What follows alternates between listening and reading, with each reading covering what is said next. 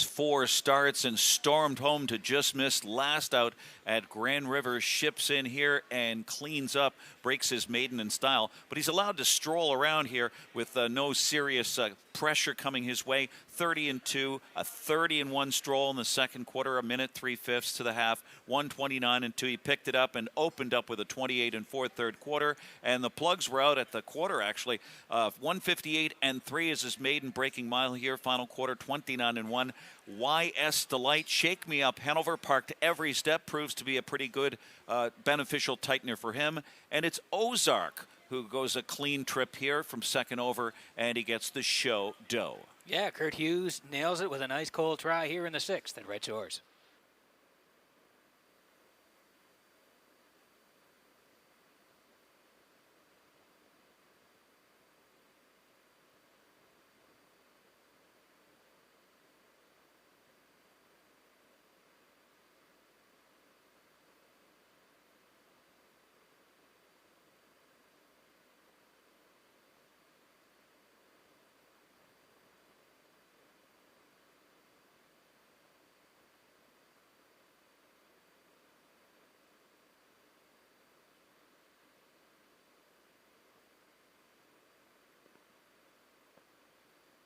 Well, it just wouldn't be Old Home Week or / Gold Cup Week racing without Gary McDonald. He was a fixture here for many, many years and win thousands of races here on the East Coast, and he's back for the 2021 edition of Gold Cup Week. He's the king of the one-liners too, folks. Here's YS Delight, Bay Pacing Stallion 4 by Bettor's Delight from the Western Ideal Dam. Kiss, Baby Kiss.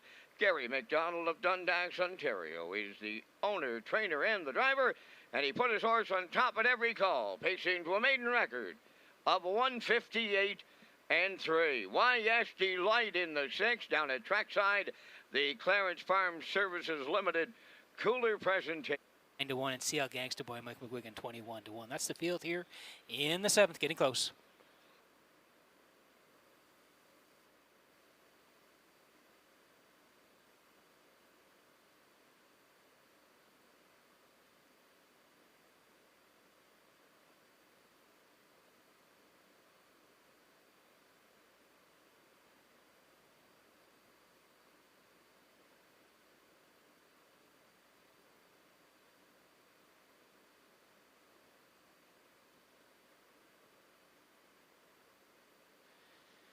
Getting set for race number 7 from Red Shores in Charlottetown as the horse is swinging behind the Metro Home Building Center starting gate. One more time to Vance Cameron for the call.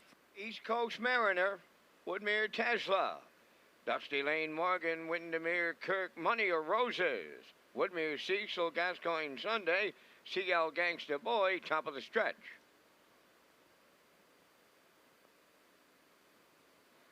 They're approaching a start. The rough and pacing, Dusty Lane Morgan leaving out. East Coast Mariner between horses. Into the turn is Woodmere Tesla third. Money or Roses gets away fourth. Gascoigne Sunday in fifth. Windermere Kirk has sixth. Then racing seventh, Woodmere Cecil, and trailing the field, CL Gangsta Boy. So they're on the backstretch, led by Dusty Lane Morgan. In line to Claire McDonald. Second is East Coast Mariner. Racing from third is Woodmere Tesla. Fourth at the rail, that's Money or Roses. Gascoigne Sunday races from fifth. Into the turn six is Windermere Kirk. There goes Woodmere Cecil outside of seventh. And trailing the field, CL Gangsta Boy. 28-3 was the quarter. They move off the turn and they have the half mile in their sights now. Dusty Lane Morgan is the leader. In the two-hole East Coast Mariner. Up on the outside, there goes Money or Roses, rushing up now third. Pacing fourth on the outside is Gascoigne Sunday. Woodmere Tesla fifth. Then in sixth, Woodmere Cecil, Windermere Kirk, and the trailer, CL Gangsta Boy. 58-1 was the half mile. They're at the 5/8, led by Dusty Lane Morgan. Now the challenger, Money or Roses. Third at the rail is East Coast Mariner. Fourth on the outside, Gascoigne Sunday. Woodmere Tesla on the inside fifth. Then it's Windermere Kirk, Woodmere Cecil, CL Gangsta Boy. By the 3/4 they go. Dusty Lane Morgan is still there. 3/4 up in 1. 27 and 3. 1/8 of a mile out. Dusty Lane Morgan the leader. Money or Roses grinding away on the outside. Coming up third, Woodmere Tesla. They're in deep. Stretch now. Here's Woodmere, Tesla, and Berrio in the Sire Stakes. Money or Roses second. Dusty Lane Morgan third. Time for the mile in 1:57 and 1.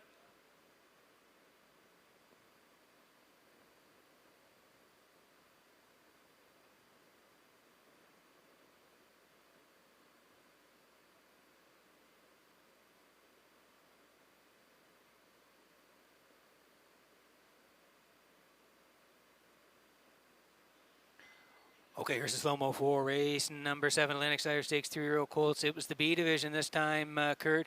And you thought Dusty Lane Morgan will be up handy. The front, Money or Roses came first, but very patient was Berrio in the end, but he tipped out and got it done. Yeah, he gobbled up track down the lane and got the job done. The 3, Dusty Lane Morgan, a little steppy down the lane for Claire, lost momentum and gave up the lead. But Money or Roses, dead game. First up here for Shepherd, 58 1, 127 and 3. And Berrio pops right off his back at the top of the lane and drives right on by, closing 29 and change for the mile of 1:57 and 1. Great effort from Woodmere Tesla and a great effort from the 5, Money or Roses in here. But it's Berrio and Tesla to win the 7th here at Red Shores.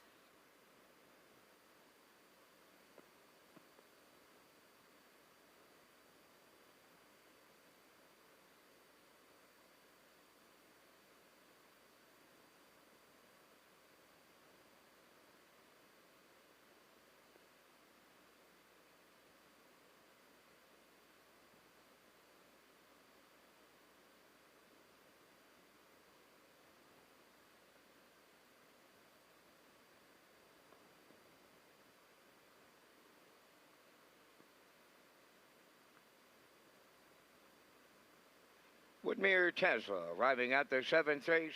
Winner's Circle, Bay Pacing, gelding he's 3 by Steelhead Hanover. From the Western Ideal Dam, Wild Ride Hanover.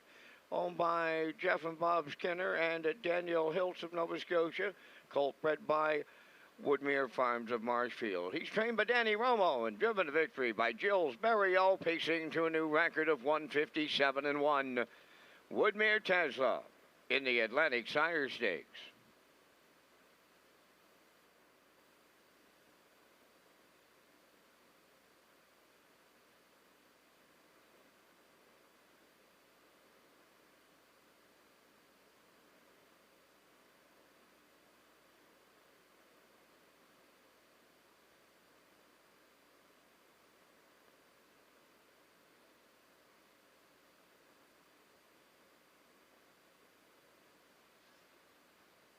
Metro Home Building Center starting gate rolling here for race number 8 from Red Shores in Charlottetown tonight.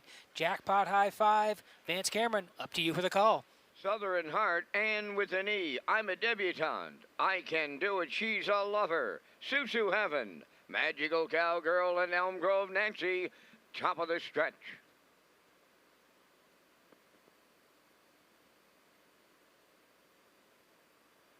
Here they come. Rough and pacing, I can do it, and with an E, Magical Cowgirl way outside towards the rail, Southern Heart as they move into the turn. Driving up on the outside now for 4th, that is Susu Heaven, away 5th at the rail, and with an E on the outside 6 is racing to the back stretch to the opening quarter mile, and on the lead, that is Magical Cowgirl with the claim entered, in line to Corey McPherson. I Can Do It is 2nd, Southern Heart 3rd, caught on the outside and racing from 4th, that is She's a Lover. 5th up the rail is Ann with an E, racing from 6th is Susu Heaven. I'm a Debutante 7th, and on the outside the trailer, Elm Grove Nancy 29 and 1 the opening quarter. Down the stretch they come towards the half mile, the leader Magical Cowgirl. She's a Lover is going to be out all the way second. Racing third is I Can Do It. Southern Heart fourth. There goes Ann with an E. To the outside fifth. Elmgrove Nancy picks up sixth. Seventh is Susu Heaven. And the trailer, that is I'm a Debutante, 59. And 1 was the half. They roll around the turn, arriving at the 5/8. The leader, Magical Cowgirl. I Can Do It, getting the 2-hole ride. And with an E swinging out 3 wide now to take over third. Southern Heart fourth. Between horses, that is She's a Lover. Coming up on the outside 6, Elmgrove Nancy. Way wide 7th. That's I'm a Debutante. Now the trailer, Susu Heaven. 3/4 in the books. They were there in 1:29 and 2. And Magical Cowgirl still there with an 8th left to go. I Can Do It is second. Third is Ann with an E. Southern Heart fourth. I'm a Debutante fifth. Deep in the stretch now. I Can Do It. Does it for Campbell. Second is Magical Cowgirl. Southern Heart will finish third. The mile 1:58 and 1.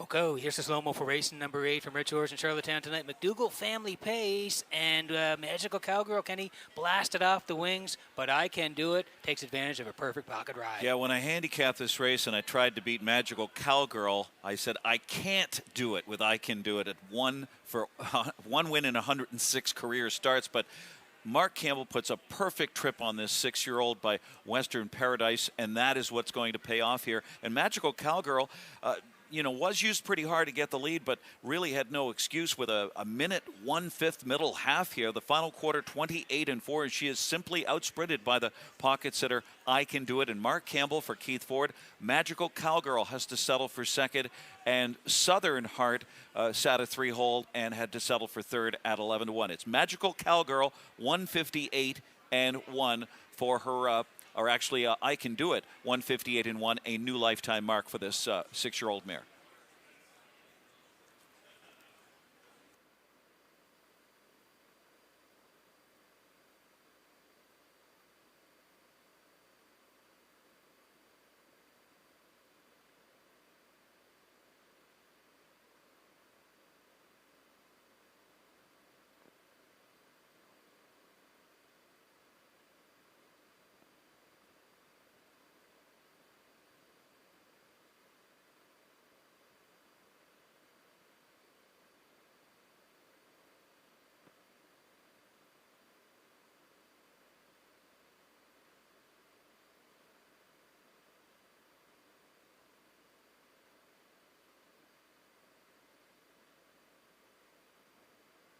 I Can Do It, arriving at the 8th race winner's circle. Bay Pacing Mare 6 by Western Paradise off the Albert Dam Crossbridge Income.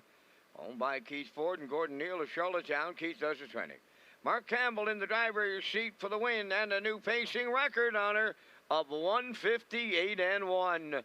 I Can Do It.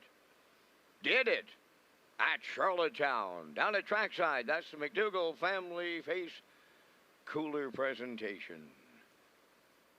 Well, tracking along there with Just Call Me Doc. Got the rail service here tonight. David Dowling driving for Keith Ford. Atlantic Sire Stakes, 3-year-old colts, A division. They're going for a purse of $16,200. As we're getting set to go here in just a few minutes. Somewhere, Red Shores and Nimbus Publishing have a special promotion with a new best-selling book about that harness racing superstar, Thursday and Friday night here in the main lobby in Charlottetown. You can also meet the author, Marjorie Simmons, who will be on site with the books starting at 6 both evenings. So a couple of promos still to go. Scotty McKendrick with the Metro Home Building Center starting gate. Jeff McDonald, the starter, ready to call them in.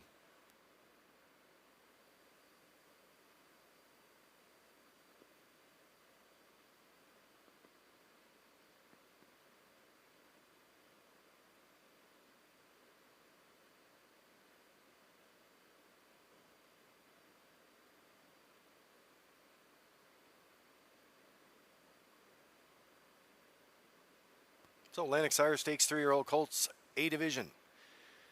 In behind the Metro Home Building Center starting gate. Back upstairs for the race call. Here's Vance Cameron. Just Call Me Doc. Woodmere Steel Deal, Rotten Ronnie, Jaden's Magic, Steel Reaper, starting gate, swings round the turn.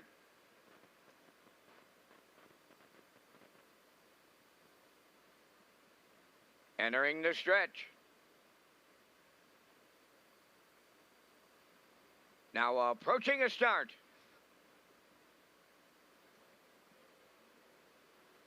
The rough and pacing Woodmere Steel Deal firing to the front along the rail. Just Call Me Doc second. Rotten Ronnie third around the turn. Jaden's Magic steals away fourth, and then the trailer. That'll be Steel Reefer in fifth. The compact field of five. Straighten up the back stretch and go to the opening quarter. That's Woodmere Steel Deal in line to Mark Campbell. In command. Second is Just Call Me Doc. Racing from third, that is Rotten Ronnie. Fourth is Jaden's Magic Steel. Trailing the field fifth is Steel Reaper. 28 and 2 was the opening quarter. They race round the turn, arriving at 3/8, and it's Woodmere Steel Deal, the fraction setter, on his back in the 2-hole. Just Call Me Doc. Rotten Ronnie continues third. Then in fourth, Jaden's Magic Steel. Steel Reaper is the trailer. Positions are unchanged at the midway point. The leader, Woodmere Steel Deal, halfway home in 57 seconds flat. They're in straight alignment still. In the 2-hole, that's Just Call Me Doc. Rotten Ronnie has tipped out in third. Jaden's Magic Steel fourth. And Steel Reaper, the trailer, they're on the back stretch. Going to 3/4 now. Woodmere Steel Deal, the leader. And they're rolling here. Racing second is Just Call Me Doc. Rotten Ronnie on the outside third. Jaden's Magic Steel fourth. And the trailer, Steel Reaper, 3/4 in one. 25 and 2. They went 28 and 2 in the third. And they're homeward bound. Woodmere Steel Deal clear by 3. Second, Just Call Me Doc. Rotten Ronnie. It's Woodmere Steel Deal for Mark Campbell in the Atlantic Sire Stakes. Just Call Me Doc second. Look like Rotten Ronnie third. Time for the mile. 1:53 and 1.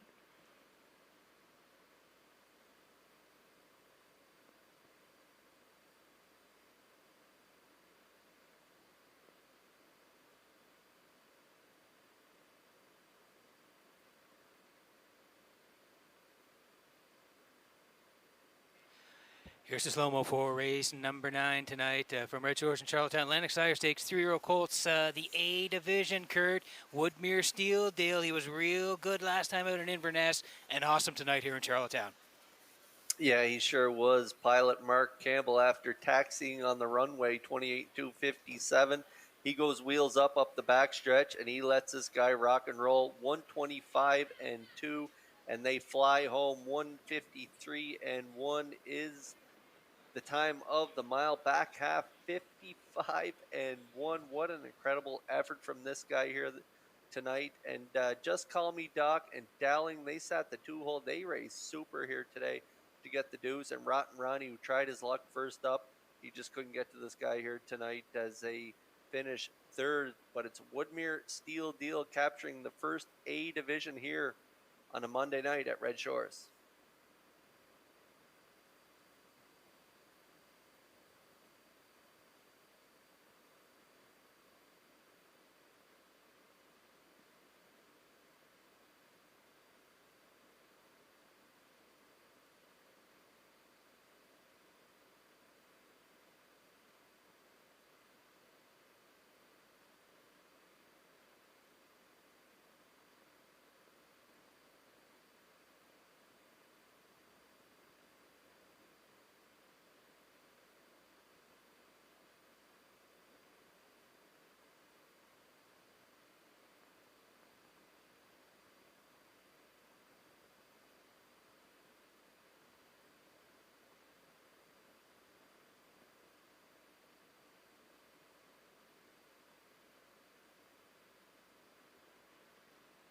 I can tell you one thing, folks. That Danny Romo, he's a hugger, and he's getting all kinds of them down there tonight in the winner's circle here at the driving park in Charlottetown, and why not? He's got a very nice equine athlete by the name of Woodmere Steel Deal. He's in the winner's circle.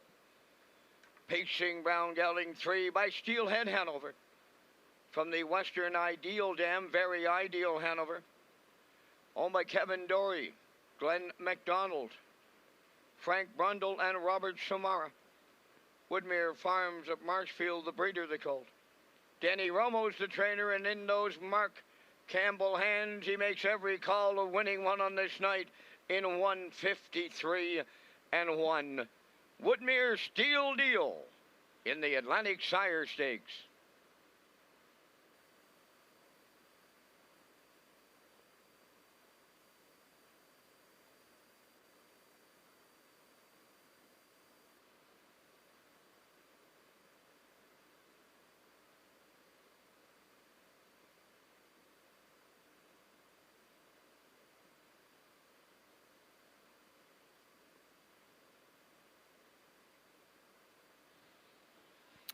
Getting set for race number 10 from Redshores in Charlottetown tonight. A&S Scrap Metal will have a presentation after the 10th. Horses swing in behind the Metro Home Building Center starting gate. Vance Cameron, up to you for the call. Hunger Pangs, Pillage and Burn, Power of a Cruiser, Rusty Riley, Silver Hill Buddy, Daddy Let Me Drive, Shadow of a Doubt, No Great Mischief, top of the stretch.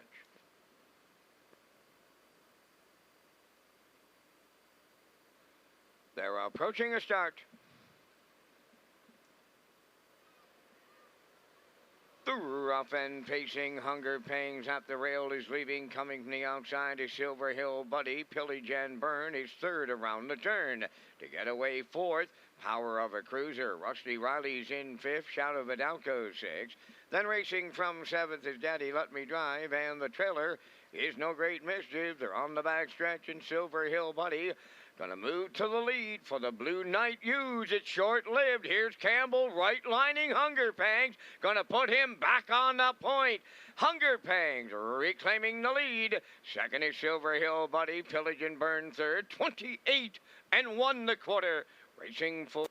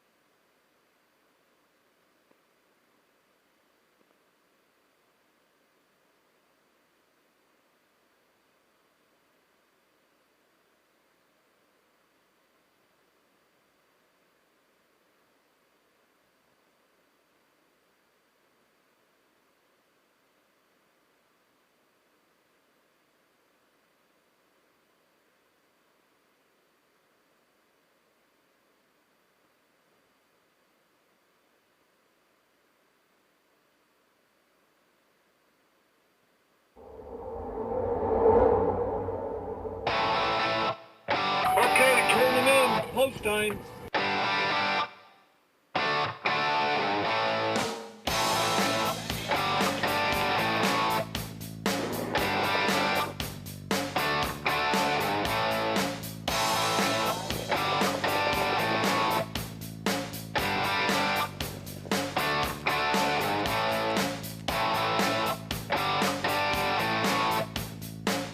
Broadcasting live from Prince Edward Island, this is Race Day.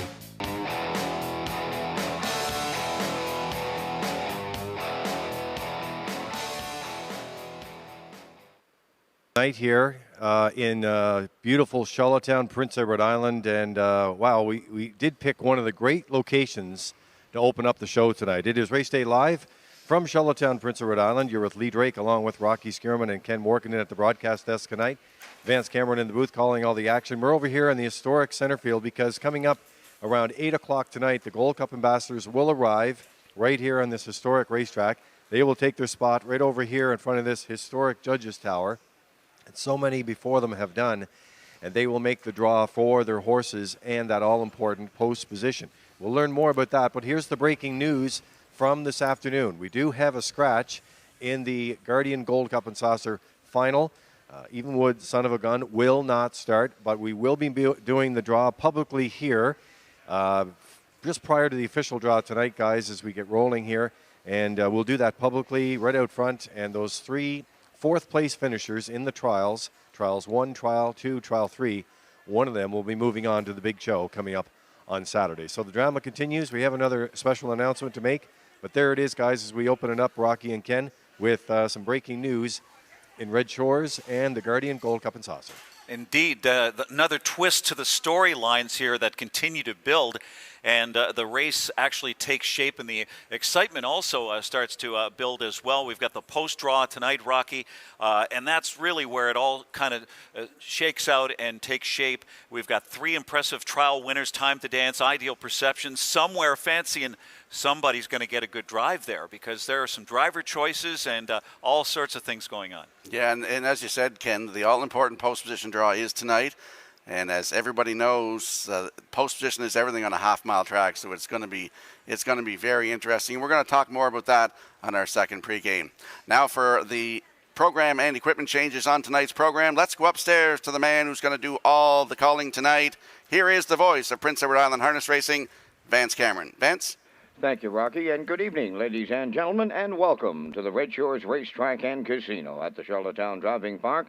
For tonight's racing program, this is event number 28 of the meeting. Fast track conditions, 26 degrees Celsius, the temperature at this time in Charlottetown. The track condition is rated by the officiating members from the Atlantic Provinces Harness Racing Commission. Tonight, the senior judge is Mr. Kent Butler. The associate judges are Mr. Kevin Kroll and Mr. Dylan Allain. Now here tonight's program and equipment changes. In tonight's first race, scratch number 2, Stormy Beach Girl, she will not go. Race 1, scratch the 2 entry, Stormy Beach Girl. Next change, go all the way to race number 6, a division of the Atlantic Sire Stakes for 3-year-old trotters.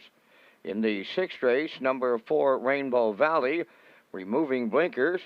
The burr head pole will go to a plain head pole.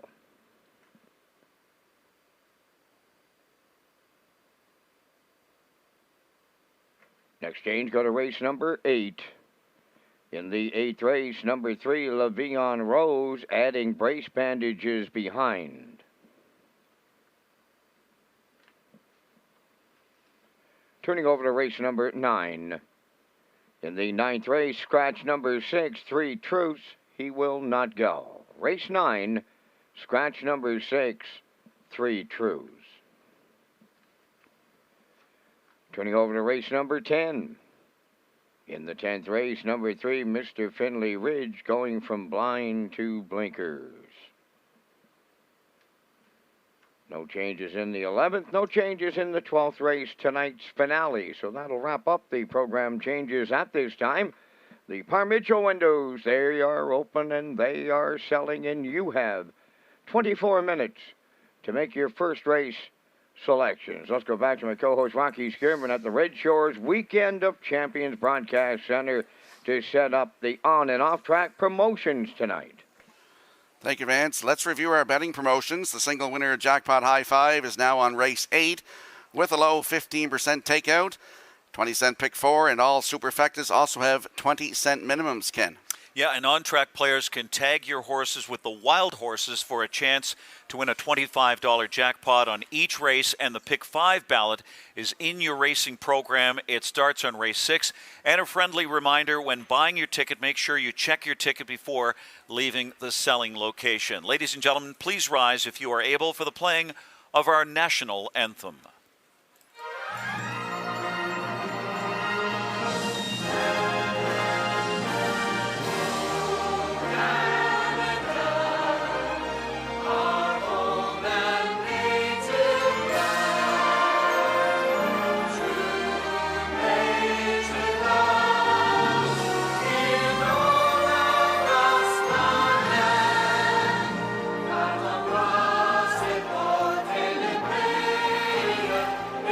Say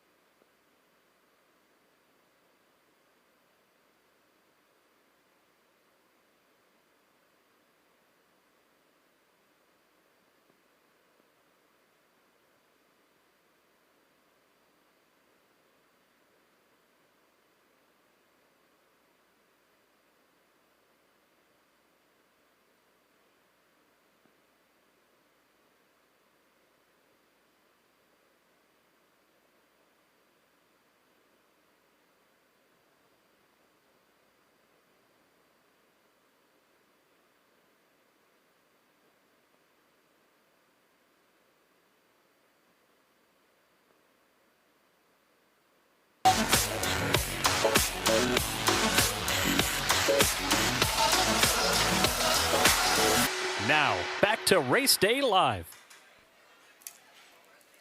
We're back here at Red Shores at the Charlottetown Driving Park. I'm your host, Rocky Skierman, along with Ken Workington and Vance Cameron and Lee Drake. They'll be along for the action here this evening. Ken, we got 12 dashes on tap tonight. We have Atlantic Sire Stakes for 2- and 3-year-old trotters, brought to you by the Prince Edward Island Harness Racing Industry Association.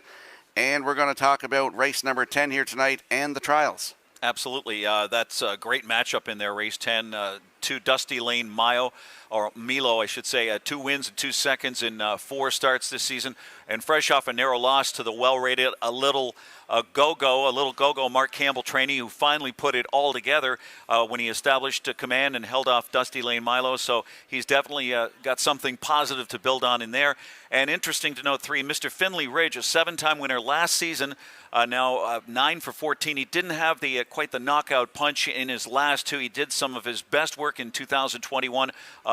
Doing well for Claire McDonald, who makes a bridle change, a blind to blinkers tonight. We'll see if that can affect his speed or his performance tonight. So it's 2, 3, and 4 there. Dusty Lane Milo and Mr. Finley Ridge, and a little go with Mark Campbell. A good matchup there in the 10th race. Absolutely, and we're tracking right along. I'm 2, 3, 4 as well. Dusty Lane Milo moves into the Jeff Holmes stable, and Gilles Barrio gets the call to drive tonight, and a great spot to work from for Dusty Lane Milo in race number 10. Let's talk about the trials. Sure. All right. Well, we had 3 trials, and that was quite unique. You know, in past years we've had just the 2. So a lot of horses in the mix here. We'll have 9 starters, as Lee mentioned earlier on. We had right off the top we had a scratch, and we are going to have a draw for the 4th place finishers, the 3 4th place finishers. But we had 3 very impressive elimination winners or trial winners. Time to Dance, last year's winner, the defending champion, I should say. He went a very, very good tune-up. He needed the race before that, and he does what he wants him to do, said Mark Campbell after the race. So he looked like his old self, sitting a 2-hole trip and winning in 152 and 3/5. And then it was all the way for Ideal Perception, who duplicated his Grand River 151 and 1 mile, right back in 51 and 1 with Gilles Barrio. Said he's a sweet horse to drive. He gets around a half-mile track and the turns. He thought he fit here. He felt good right behind the gate. So Ideal Perception, Gilles Barrio going for his 5th Gold Cup and Saucer. And in trial 3 last night, it was the grand old Somewhere Fancy, the 10-year-old who has won this and finished 2nd as well. So a win in a 2nd, and he's going for a 2nd Gold Cup and Saucer. Mark Campbell said he's a versatile, classy individual. It was his 57th career victory, over 800,000 in the bank. Likes to control the pace, but he is versatile. And he said last night he had a little bit left more with a 26-4 final quarter, 150 and 4/5. So we'll see how it all shakes out in the post-position draw. But either way, we had 3 very impressive trial winners, Rocky. And if you look at trial 3 last night, Ken, all 3 of those horses come their last quarter in 26 and 4. That was very impressive to me. That was a very impressive mile. I was here last night.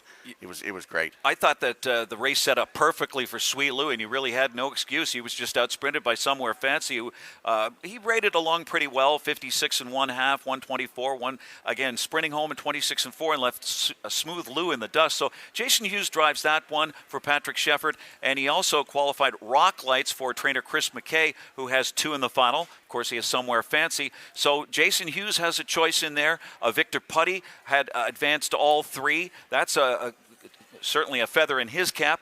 We mentioned that Jason Hughes has a choice. Richard Simard will have a choice as well. He drove Legion Sealster and the pair for Victor Putty, race him up, and also make that. He had two in the final, advanced to the final. So again, some driver choices to make, and it's all going to come down to the post position, and we'll see how it all shakes out tonight. Yeah, it's going to be great. Don't miss all the action. If you can't join us live here at Red Shores Charlottetown, tune in to Redshores.ca.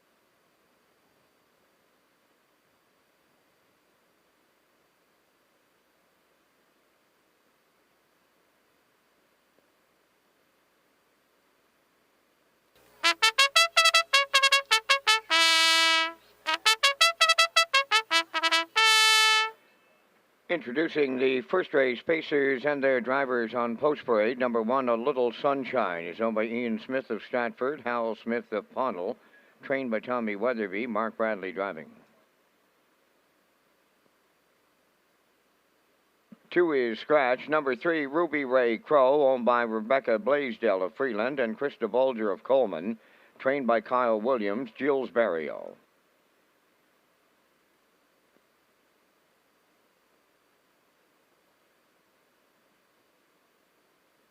4, Pleasing Pink, owned by Tyra Perry of Tignish, Brady Sweet training and driving.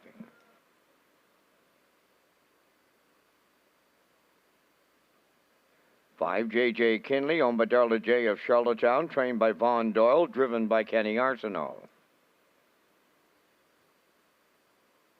Number 6 is Scarlet Dragon, owned by Brody Ellis, Susan Thompson, Jacob and Allison Sweet, Jacob Sweet the trainer, tonight Dale Spence. 4 minutes wagering time on tonight's opener. This is Race Day Live, presented by the birthplace of Confederation, City of Charlottetown, and broadcasting live from Prince Edward Island. The Race Day broadcast team is up next.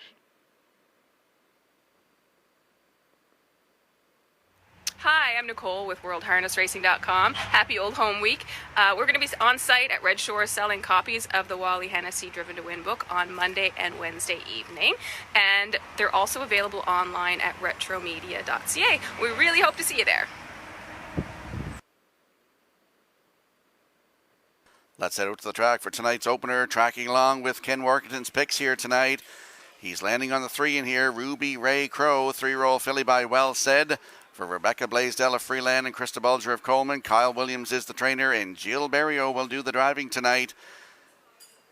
You look 3 down, was an impressive winner at Summerside July 18th, Ken. Yeah, very steady filly on the board, 7 of 10 this season, and off a solid runner-up finish, a sharp 159-4 maiden breaking effort there. 3 back, as you point out. Rocky reunited with Barrio tonight, certainly capable of taking charge in this scenario right now at 6-5.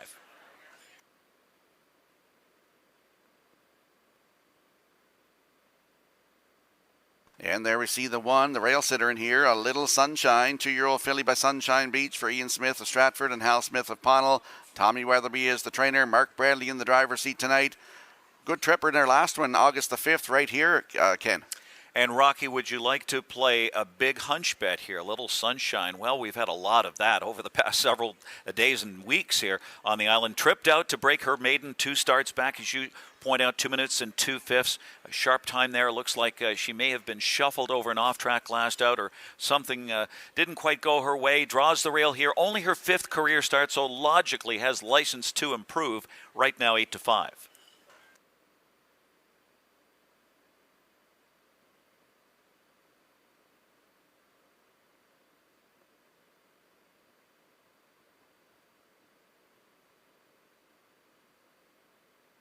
And there we see the 4, Pleasing Pink, 4-year-old black mare by Ponder for Tyra Perry of Tignish. Brady Sweet is the trainer and the driver. This mare could get it all in here, Ken. Well, 1 for 23 is my concern, 0 for 9 on the season. We see some lines at Scioto Downs in Ohio, then shipped to Ontario. I see a couple of miles at Dresden, and then at Kawartha Downs, but then ships over to Summerside, and that's where she seems to have gotten her act together. I see a narrow loss after being parked the mile through a pretty demanding pace in 158-3. That's a good effort. Then I see speed. That was another good effort 2 starts back. And then some interference last out and closed in 29 seconds. So if things set up right here, Pleasing Pink could get it all at a very square 4-1. She's a 4-1 option here.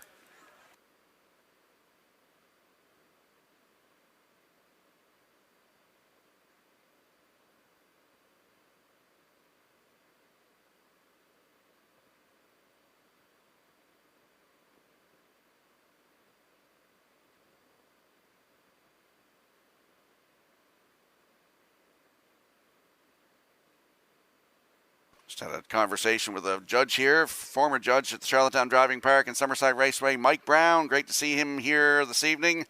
Returns to Prince Edward Island. after a long stint away. So it's good to see Mike Brown here at Red Shores tonight. Let's have a quick look at the odds board. A Little Sunshine on the rail at 2-1. The 2 is scratched. Ruby Ray Crow is 3 at even money. Pleasing Pink from post 4 at 9-2. JJ Kinley at 5 at 9-2. And Scarlet Dragon post 6 at 4-1. Please wager early. We want you in some tickets here tonight. It's the first half of the Daily Double. Exactor, Superfecta, Triactor, win, place, and show wagering. Don't get shut out. Please wager early.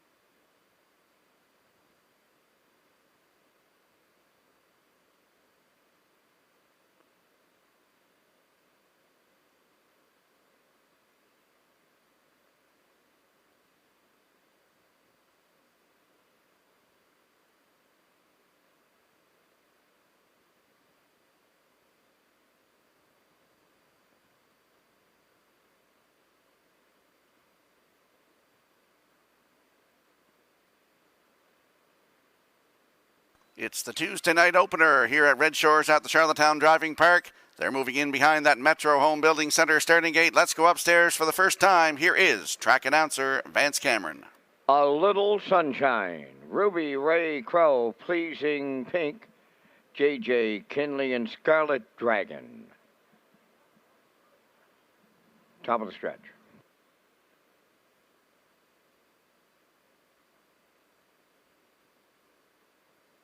Here they come.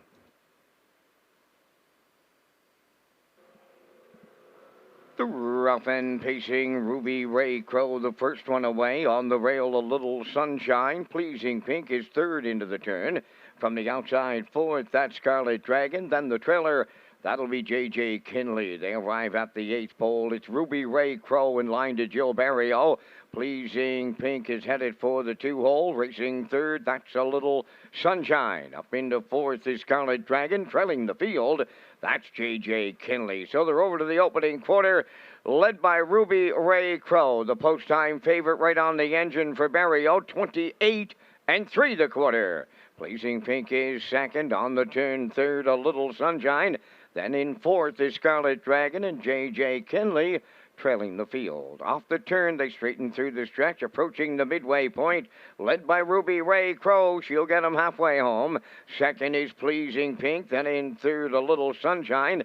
There goes J.J. Kinley underway in the outside to take over fourth. Now the trailer at the rail is Scarlet Dragon. Halfway home, 58 and 4. Into the turn they go, led by Ruby Ray Crow. Pleasing Pink, the 2-hole ride. First up is J.J. Kinley, third. Moving up fourth on the outside is Scarlet Dragon. And now the trailer, A Little Sunshine. The three-quarters coming next. Ruby Ray Crow extending her lead going to that station. From the outside is J.J. Kinley, second. Pleasing Pink, third. Fourth on the outside is Scarlet Scarlet Dragon, trailing the field. A Little Sunshine, the 3/4 up in 1:29 flat. Going to the 7/8, Ruby Ray Crow, clear by 3. Racing second on the outside is Scarlet Dragon. J.J. Kinley now in third. Deep in the stretch in tonight's opener, Ruby Ray Crow takes Gilberto all the way. Up for second on the outside is Scarlet Dragon. J.J. Kinley third. Time for the mile in 1:58 flat.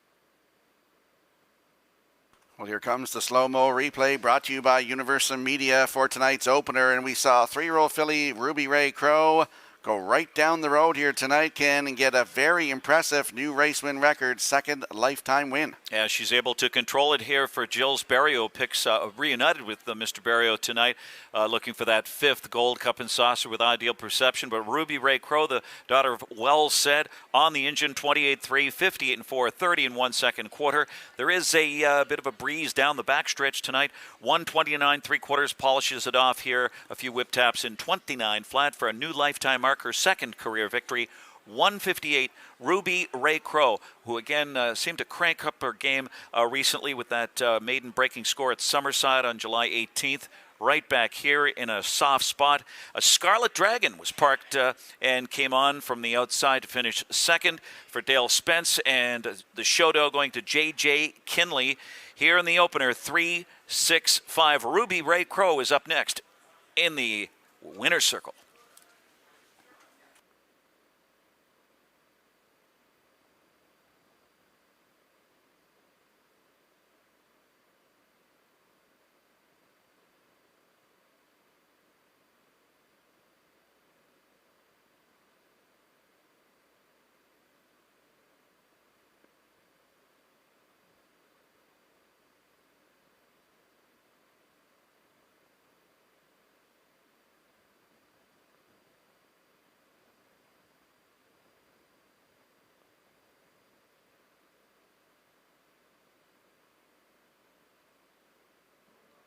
Going into the first race winner's circle, number 3, Ruby Ray Crow, facing filly 3 by Well Said off the Real Desire Dam.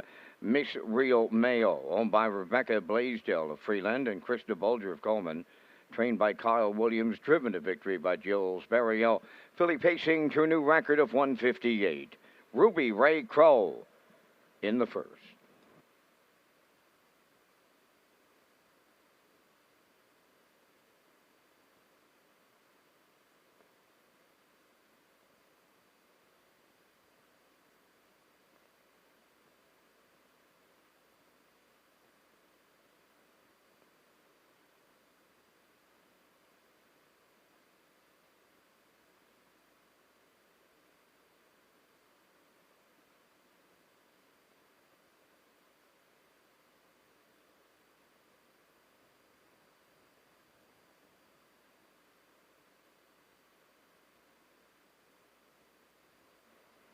Now the official results from the first race: A Little Sunshine 4th.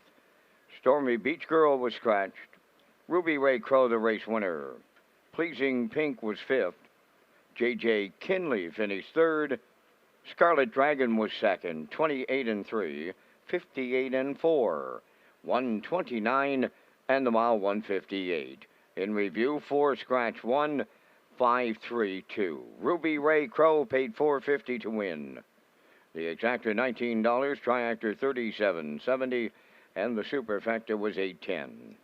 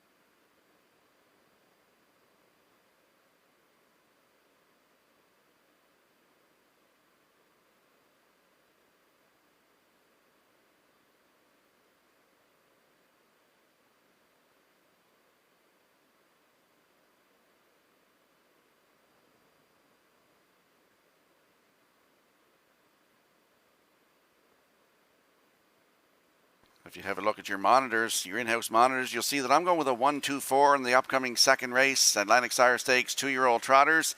Ken, you like the 1-4-2. Post-time picks with Nick Oakes tonight, likes a 1-4-2. And Gerard Smith, the classifier, goes with a 1-4-2.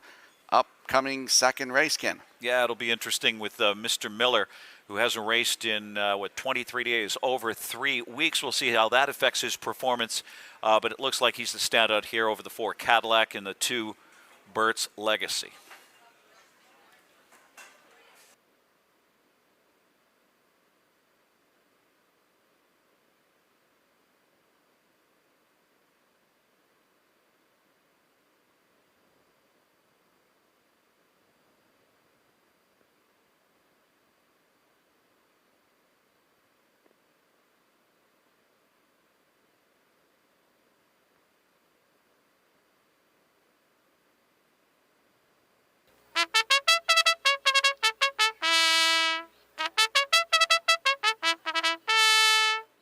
Two-year-old trotters for the second race, Atlantic Sire Stakes, sponsored by the PEI Harness Racing Industry Association. 1 Mr. Miller, owned by Kerry Taylor of Stratford. Corey McPherson trains and drives. Burt's Legacy number 2, owned by Robert Honcoop of Alliston, trained by Bill Lanigan. Paul Lanigan driving. I Look Like Bumps number 3 is owned by Daryl Neal of Winslow. Daryl is the trainer-driver.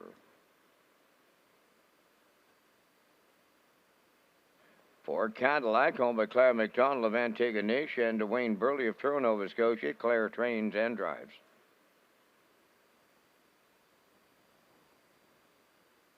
Five is Magian Raptor.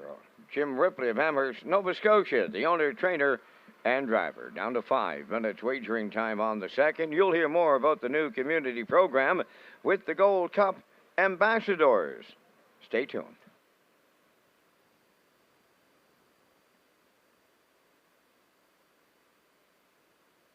I'm Gold Cup Ambassador Savannah Oakes, and I will be representing the Learning Disabilities Association of Prince Edward Island at this year's Gold Cup and Saucer.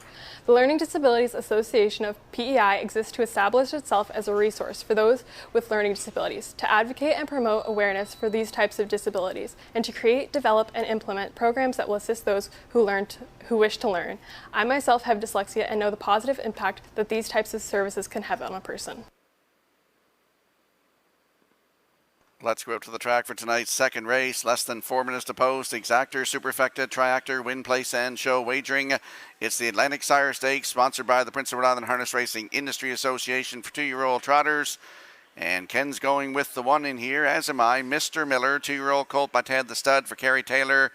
And trainer-driver Corey McPherson, Ken. Yeah, as we mentioned when we teed the race up here, hasn't raced in over 3 weeks, has done very little wrong in 3 starts so far. A close second to, I guess it's Up Helly AA, timed in 2:5 and 3, and then romped at Summerside in 2:08. So brimming with confidence here. Appears tons the best in here. Coming off the 6th scratch, though, a bit of a question mark. 6-5 on Mr. Miller.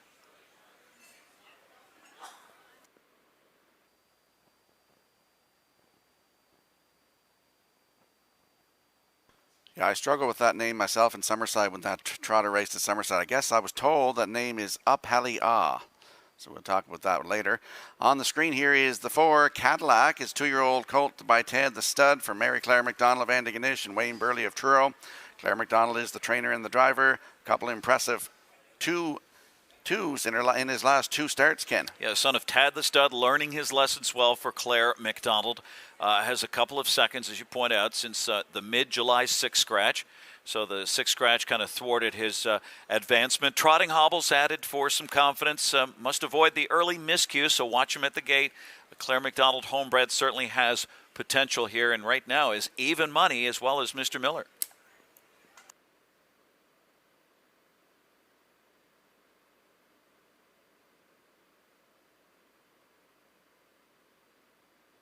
And there we see the 2 Burt's Legacy, 2-year-old filly by Ted the Stud for Robert Honcoop of Alliston, Prince Edward Island.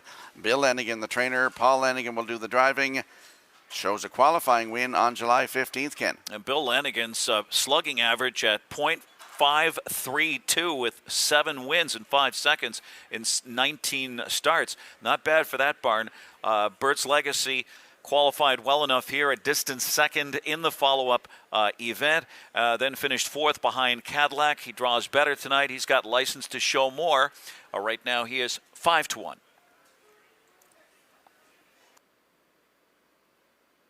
And with 2 minutes to go here for race number 2, we'll have a quick look at the odds board. Mr. Miller on the rail at 4-5. Bert's Legacy 2 at 5-1. I Look Like Bumps from post 3 is 12-1. Cadillac number 4 is now 6-5. And Magian Raptor from post 5 is 7-1. We want you in on some tickets. Don't get shut out. Please wager early.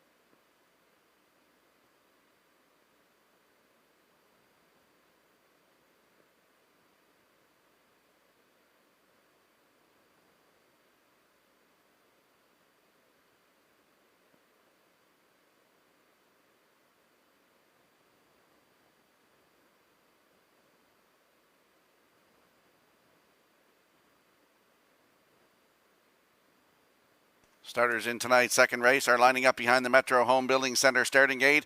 It's the Atlantic Sire Stakes presented by the Prince Edward Island Harness Racing Industry Association. 2-year-old trotters upstairs to Vance Cameron. Mr. Miller, Birch Legacy, I Look Like Bumps, Cadillac, Giant Raptor, top of the stretch.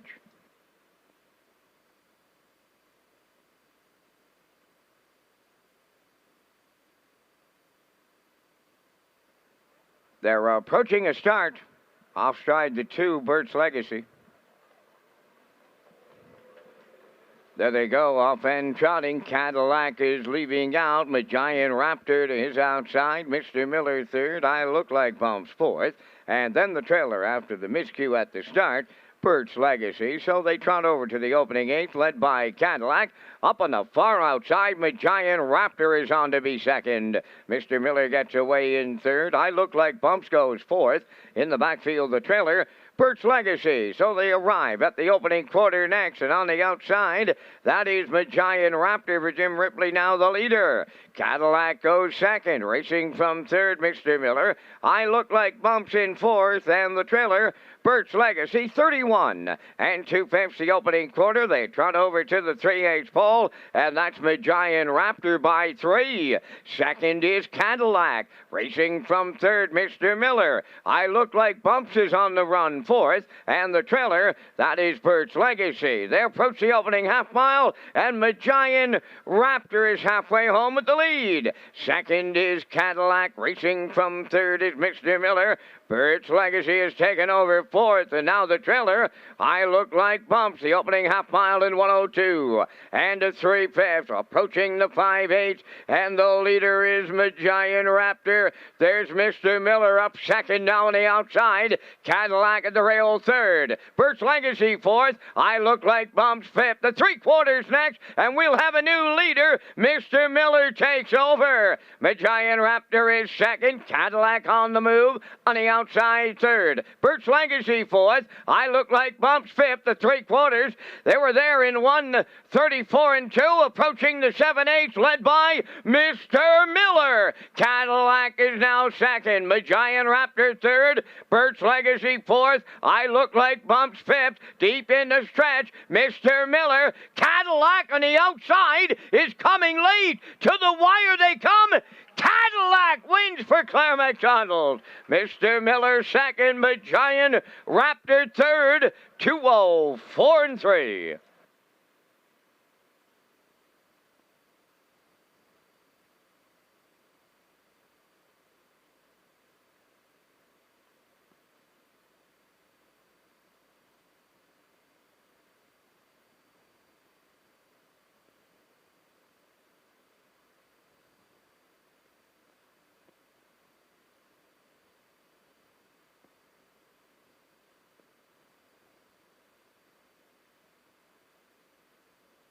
Here comes the slow-mo replay brought to you by Universal Media for tonight's second race, Atlantic Sire Stakes 2-year-old trotters.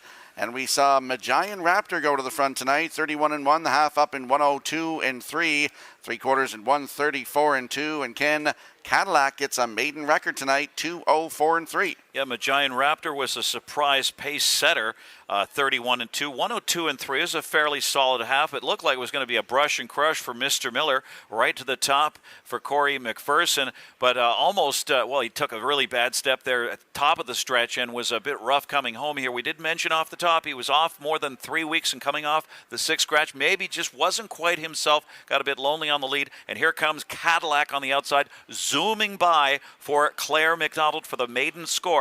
The son of Tad the Stud was activated late and responded in a very positive manner. In 2:04 and 3 last quarter of 30 and 1, it's Cadillac.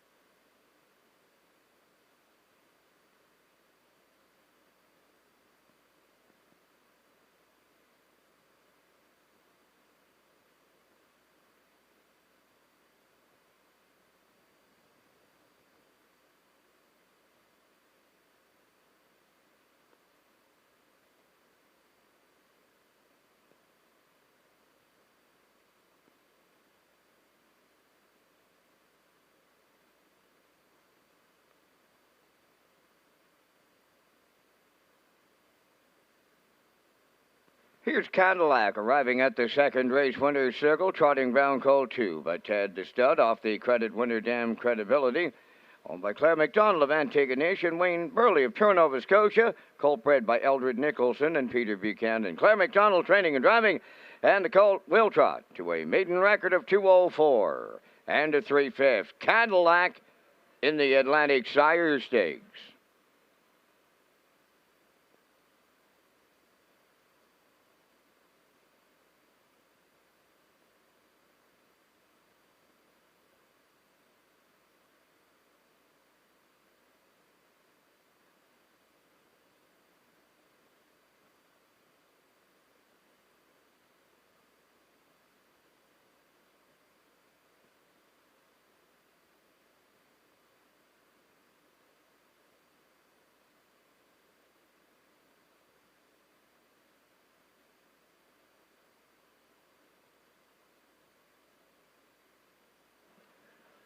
Now the official results in the second. Mr. Miller was second. Bert's Legacy fourth. I Look Like Bumps fifth. Cadillac the winner. Magian Raptor third. 31-2, 102-3. 134-2, and the mile 2:04-3. From the top, 2:45-1-3.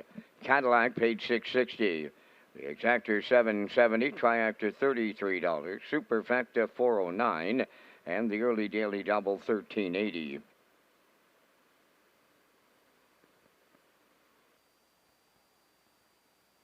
Just a reminder of the Premier's Breakfast. The province of Prince Edward Island would like to show appreciation for those individuals who work tirelessly throughout the year in support of the island's vibrant harness racing industry.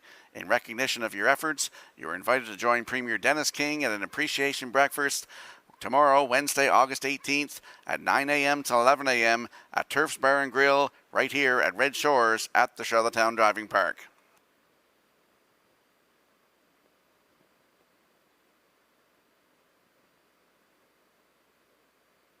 I want to add a note that this event will follow the current public health guidelines.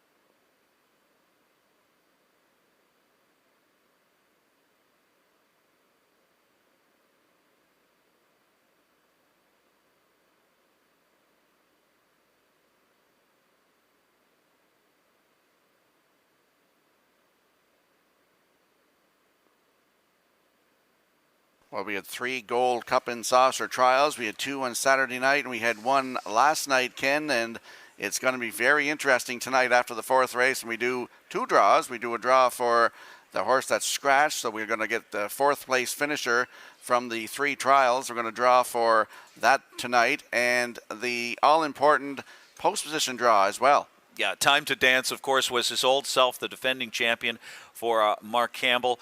He had a perfect 2-hole trip, so it was a perfect prep for him. Time to Dance in 152 and 3/5. So Time to Dance was a winner in trial number 1. In trial 2, Ideal Perception ships in fresh off that wire-to-wire blowout at Grand River, 151 and 1, and he duplicated that right down the road for Gilles Barrio. Thought he fit well here. He was a sweet horse to drive, said Gilles Barrio. So he's going to go for his 5th Gold Cup and Saucer with Ideal Perception. We'll see where he draws, but the fastest of all was the 10-year-old son of Some Beach Somewhere. That's Somewhere Fancy, who has a win and a second in the Gold Cup. Somewhere Fancy, Mark Campbell for Chris McKay, who's got 2 in. And Somewhere Fancy, who's going to get that plum drive? 150 and 4.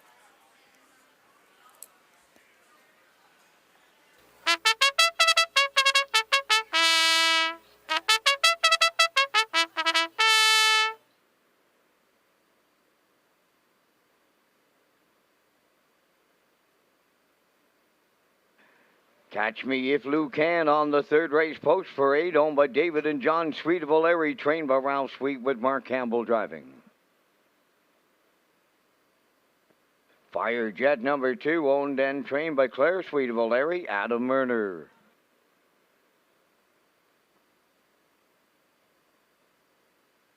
Three is Bout to Get Lucky, owned by the Ultimate Stable of Greater Lakeburn, New Brunswick, trained by Sifwa and Melanson, Todd Trites.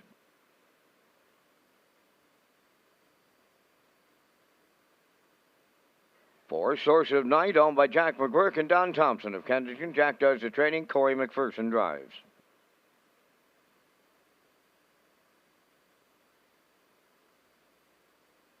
5 is Initial Concept, owned by David and Matt Burke of Stratford, Don McNeil Jr. of Stanhope, trained and driven by David Dowling.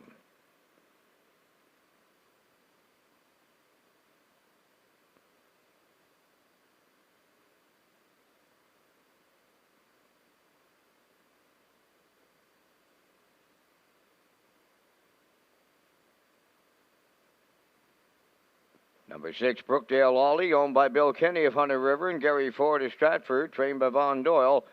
That's Kenny Arsenault. 3 minutes wagering time on the third. Race day live continues with HPI Nationwide. Pick 4 with the low 15% takeout and the jackpot high 5. The CDP trainer standings are coming up next.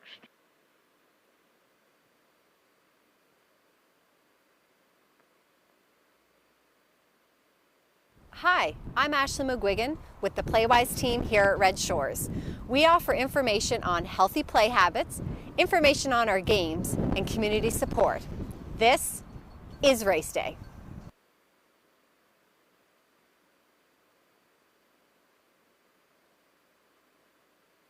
Let's go up to the track for tonight's third race. Exactor, Superfecta, Triactor, Win Place, and Show Wagering. Don't forget you can tag your ticket for a chance at that Wild Horses jackpot of $25. Landing on the rail sitter in here. Catch Me If Lou Can. Sweet Lou, 4-year-old for David and John Sweet of O'Leary. Ralph Sweet, the trainer. It'll be Mark Campbell to do the driving tonight, Ken. Yeah, and he won a pair of trials, and he's going to look for another, actually his 4th Gold Cup and Saucer, and he drives Catch Me If Lou Can here. Just 1 for 31 lifetime, but pretty consistent check earner. Disqualified last out at a Summerside from 3rd to 6th. Right there in his previous 2. I see a close second, 57-4. Picks up Campbell in the spot here, and has the rail. A smooth trip is imminent at 6-5. Need the owner of a black Ford F-250. Nova Scotia plates, FPJ 123. Contact the race office, please. It's a black Ford F-250. Nova Scotia plates, FPJ 123. Contact the race office. Here we get a look at the 3, Bout to Get Lucky, 4-year-old by Ultimate Luck for the Ultimate Stable of Greater Lakeburn, New Brunswick. Sifwa Melanson, the trainer. It'll be Todd Trites in the bike tonight. Impressive qualifier, 2 back at St. John, Ken. A late blooming New Brunswick invader here, a 4-year-old by Ultimate Luck. In very good form, shipping in. Tripped out in a career best of 159 and 3 in that qualifier, as you mentioned. And a recent qualifier. Draws well here for his 2nd start off the bench. That's always a pretty good angle here at 7-2.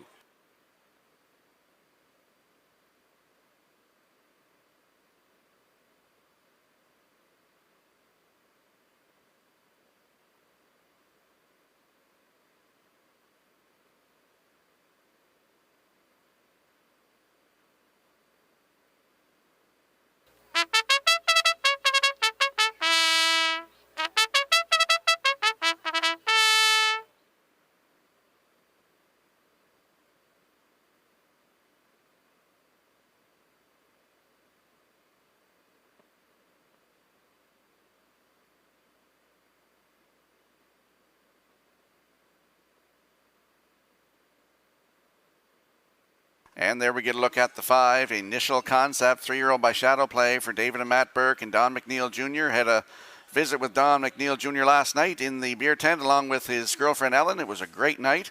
David Dowling is the trainer and the driver. Comes in here off an impressive 156 and 3 mile last start. Ken. Yep, 5-2 morning line favorite here. Had a case of second-itis this season. Did take a mark of 157 and 2 on July 24th. Bumped into a sizzling 151 and 4 winner. Batter up Hanover last out. I don't think you're going to see that kind of mile in here. This should be much more to his liking. And right now he is 6-5.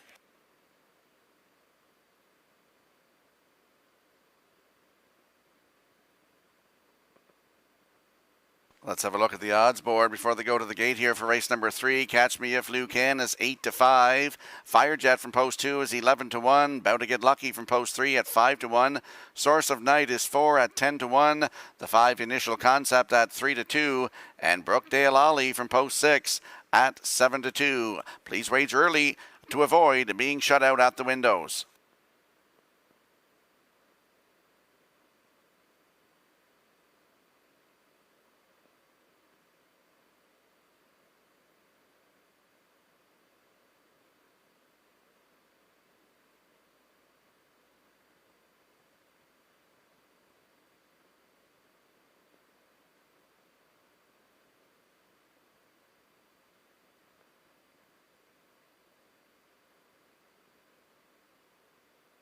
Third race is lining up behind that Metro Home Building Center starting gate. Let's go back upstairs to Vance Cameron.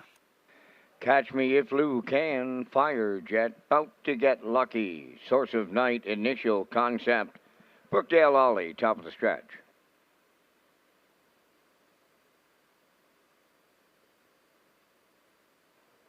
They're approaching a start.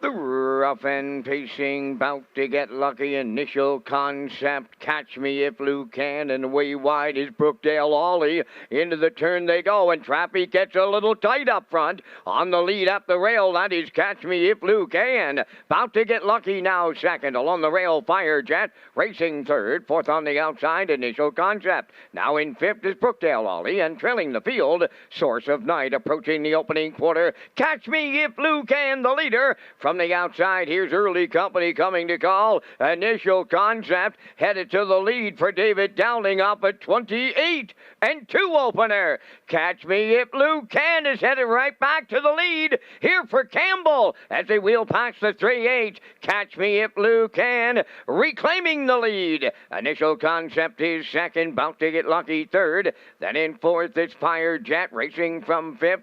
Brookdale Ollie is edging to the outside. Trailing the field, that is Source of Night at the midway point in the third. Catch Me If Lou Can, the leader, 57 and 3 was the half. Tracking along in second, Initial Concept.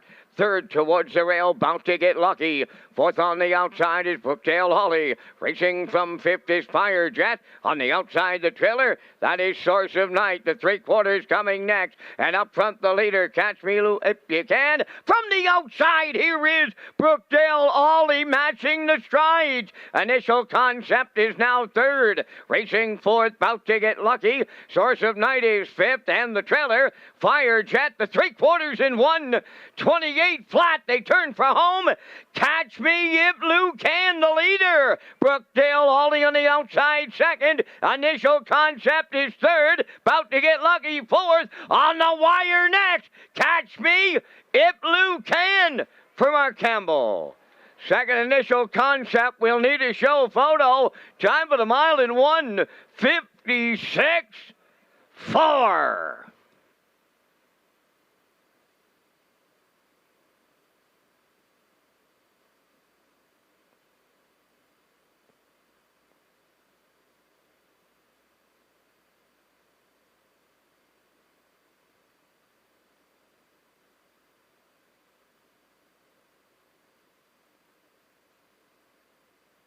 Here comes the slow-mo replay brought to you by Universal Media for tonight's third race, and we saw Catch Me If Lou Can get a new race win record in here tonight. Yeah, they were jostling. They were trading paint there in that first turn. It was a wild first turn, but it was Catch Me If Lou Can, and Mark Campbell assuming command. He stepped on the gas, and he did a give-and-go move here with the out to get lucky, and the initial concept was right there second at the wire. But Catch Me If Lou Can, a son of Sweet Lou here, just 1 for 31 and 1 for 14 this season, takes matters into his own hands here as he picks up Mark Campbell tonight, 28-2, and he rates a 29 in 1 second quarter, 128 under some rated pressure through the third quarter, and then polishes it off in 28 and 4. 156 and 4. It's a new lifetime mark for the son of Sweet Lou here, a 4-year-old. Catch Me If Lou Can, initial concept second, about to get lucky, was flying late.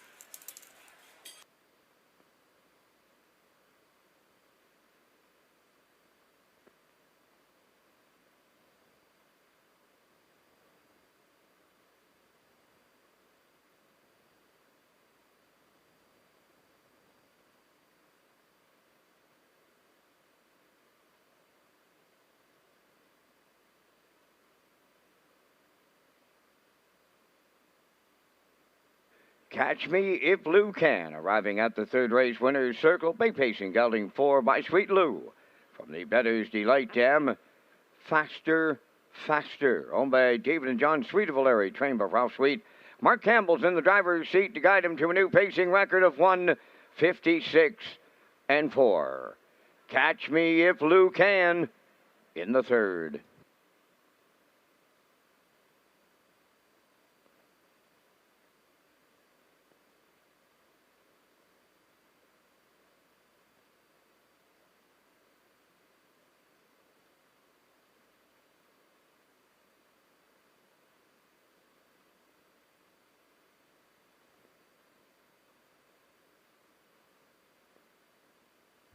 The management and staff at Red Shores want your experience to be fun and entertaining. That is why we offer information on how our games work, tips to keep your gambling fun, and available community resources. For more information, please speak to one of our PlayWise advisors or stop by the PlayWise Information Center.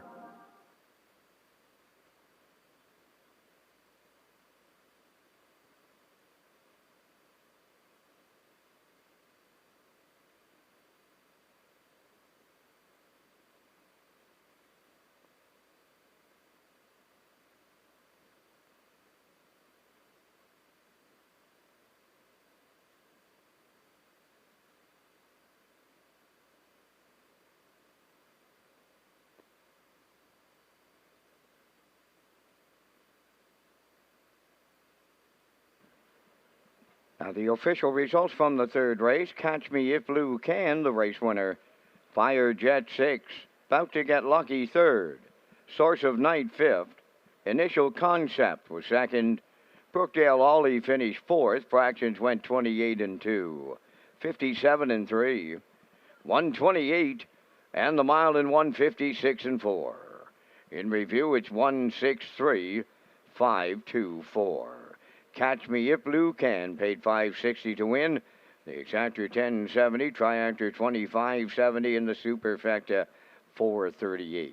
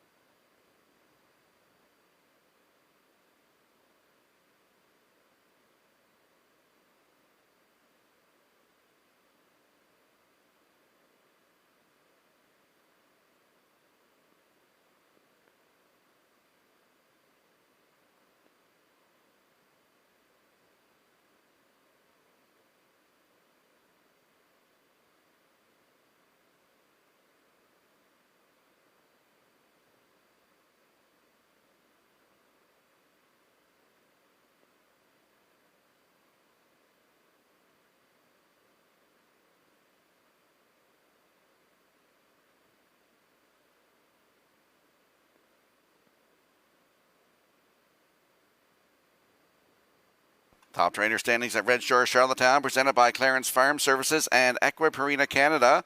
For all your equine feeds and needs, please visit Clarence Farm Services or your local Purina dealer. Proudly serving Atlantic Canada for over 50 years. See their full lineup of equine feeds today at clarencefarmservices.ca. The top trainer here at Charlottetown is Mark Campbell with 26 wins. Ronnie Gass in second with 24. Ronnie Matheson is third with 23 wins. Gilles Barrio fourth with 22. And Jason Hughes with 15 wins rounds out the top five.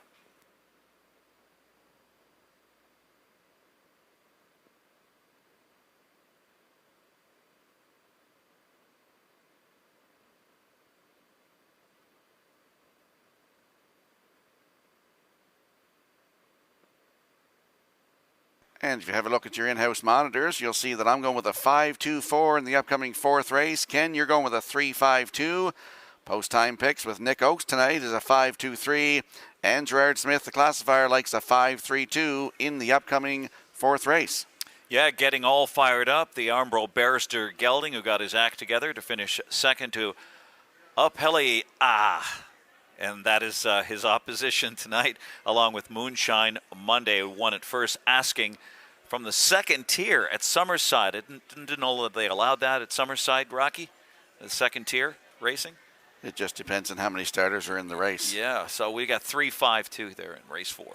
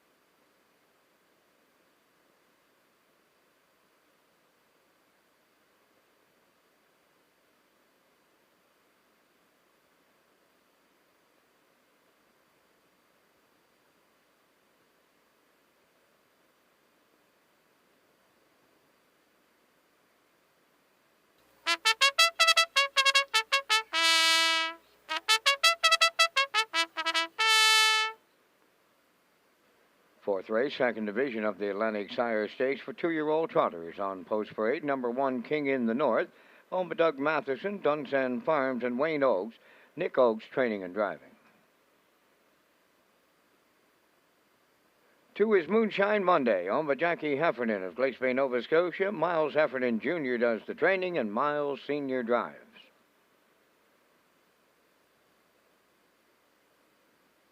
3 is Getting All Fired Up, owned and trained by Blaine White at Bell River, Mark Campbell.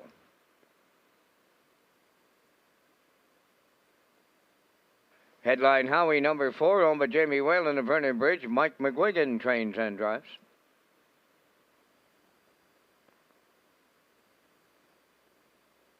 5 is Up Heliyah, owned by Raleigh Farms Limited of Summerside, trained by Claire McDonald, Kenny McDonald driving.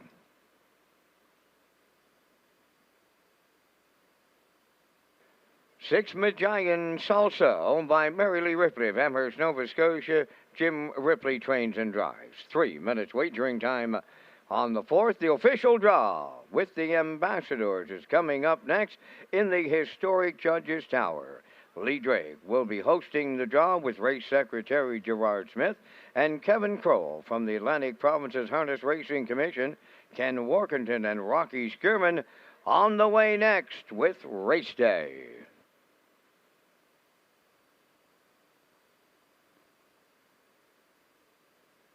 Yeah, and Ken, this is the start of the pick 4, and if you look on your monitor, you'll see that I'm going with a 5-4-7-5 post-time picks. That's Nick Oakes tonight, likes a 5-4-7-3. Tell us about your pick 4, Ken. Yeah, we've got to be different here in race 4 with the 3 getting all fired up. Race 5, the 1 Lincoln Sealster, the red hot invader, shipping in from north side. Race 6, the 6 Dusty Lane Apollo, son of Tad the Stud. And in race 7, the 5 Sailor Blue, racing as high as the open level this summer.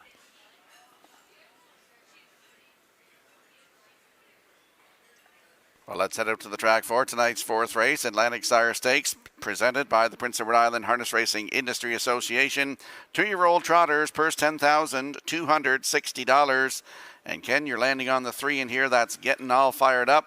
It's a 2-year-old Baron Barrister for Blaine White of Bell River. It's Mark Campbell in the driver's seat tonight. That's right, Mr. Campbell, Mark Campbell, back-to-back here. Armbo Barrister gelding got his act together to finish second to Apelia at...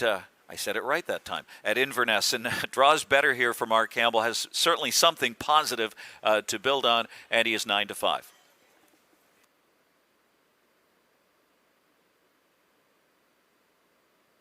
And there is a look at the 5. Apelia is a 2-year-old Colt Baron Barrister for Riley Farms Limited of Summerside. It's Claire McDonald, the trainer. Her husband, Kenny McDonald, is in the driver's seat here tonight.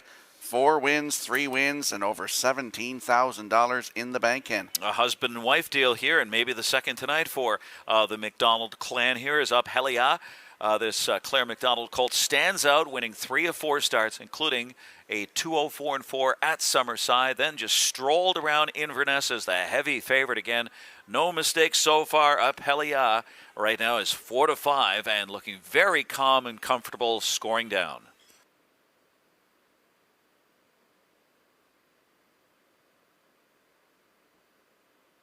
Really good to see Kenny McDonald in the bike here, too. Ken's a really good guy. And if you look at his stats here, Ken, 13 starts, 9 wins.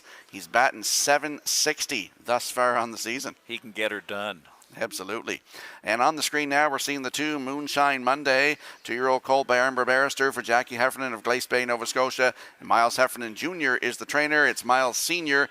in the driver's seat. Comes in here off an impressive win at Inverness, Ken. And he won at first asking from the second tier, as we pointed out at Summerside. Post 9 there, got away pretty well and established command and held on. He did bounce back with a nice win at Inverness last outing. And that was first time trotting hobble. So that added some confidence to his game. That was the first time there for the trotting hobbles, in line for a smooth trip here, but certainly no mistakes allowed.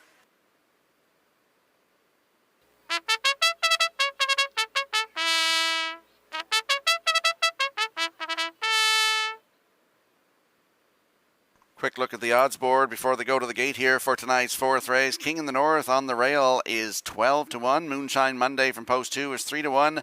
Getting all fired up. Number 3 is 9-5. The 4 Headline Howie at 10-1. Apelia from post 5 is 3-4.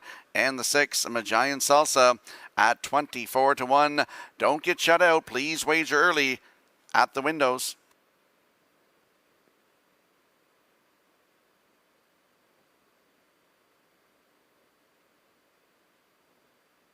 And I got a birthday greeting here tonight. Happy birthday to Trish Hardy. From your horses, Roll with Hottie Toddy and Stone Beach Lily. And all of us here at Red Shores, Trish Hardy, have a very happy birthday.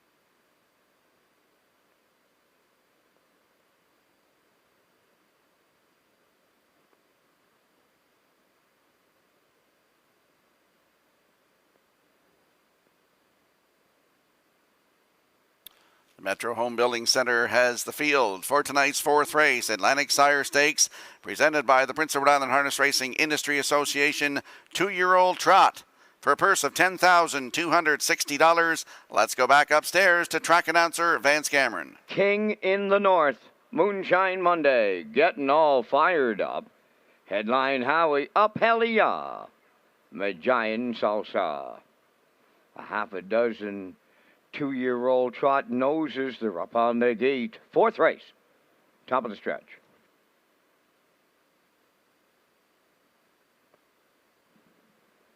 They're approaching a start. Off stride at the rail, King in the North. There they go, off and trotting. Up Helia, coming from the outside. Moonshine Monday towards the rail. Third one, as they make their way round the turn, is getting all fired up. Racing from fourth, that is along the inside. Headline Howie, Magian Salsa goes fifth. The trailer at the back. King in the North, and off stride on the turn, getting all fired up. All alone on the lead is Up Helia, in line to Kenny McDonald. Clear by 5 open. Second is Moonshine Monday, trotting from third is Headline Howie. Then in fourth is Magian Salsa. Back down trotting fifth is getting all fired up, and trailing the field, King in the North. They are strung out, and I mean strung out here. 31-3 was the opening quarter, and we are under a judge's inquiry. Fourth race, judge's inquiry. Down the stretch they come, led by Up Helia. Racing from second is Moonshine Monday, Headline Howie third. That is Magian Salsa fourth. Fifth is getting all fired up, and the trailer, that is King in the North. They're halfway home, led by Up Helia. He was at the half in 103-1. Racing from second is Moonshine Monday. On the turn is Headline Howie third. Magian Salsa fourth. Getting all fired up is fifth, and the trailer, that's King in the North. To the backstretch they go for the final time, led by Up Helia, the lead down to 2. Moonshine Monday is second on the outside. Headline Howie trots in third, but Giant Salsa goes fourth. Getting all fired up is fifth, and the trailer, King in the North, 3/4 up in 1. 35-2, they're on the turn for the second and final time. They're down to 1/8 of a mile to trot. Up Helia, clear on the lead. Moonshine Monday is second. Headline Howie third. Magian Salsa fourth. Deep in the stretch, coming to the wire. Up Helia in line to Kenny McDonald in the Atlantic Sire Stakes. Way wide for the Deuce. Moonshine Monday. Headline Howie third. 2-0, 4-4.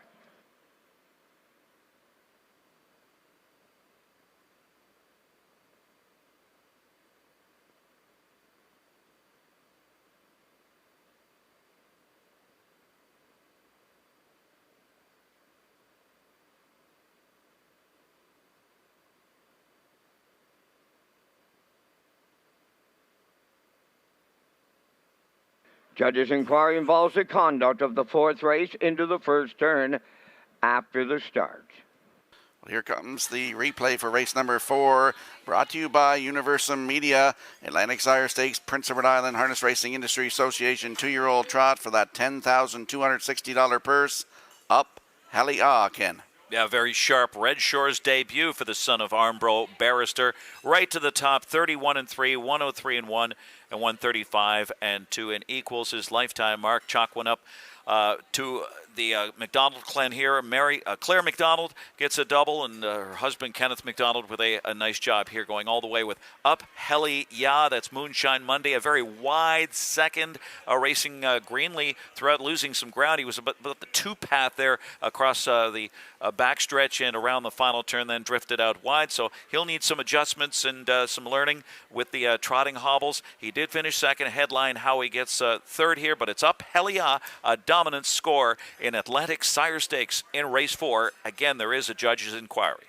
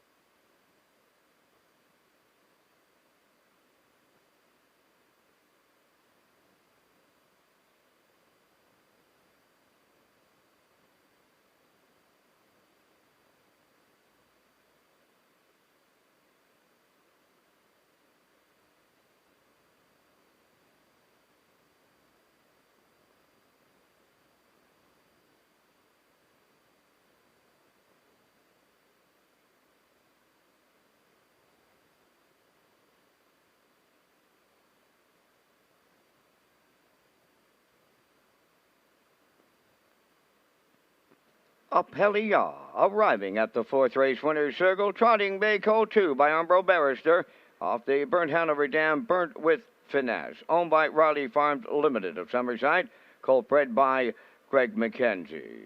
Claire McDonald does the training. Kenny McDonald in the driver's seat for the win, right to his record of 2:04-4. Apelia in the Atlantic Sire Stakes with the trackside presentation.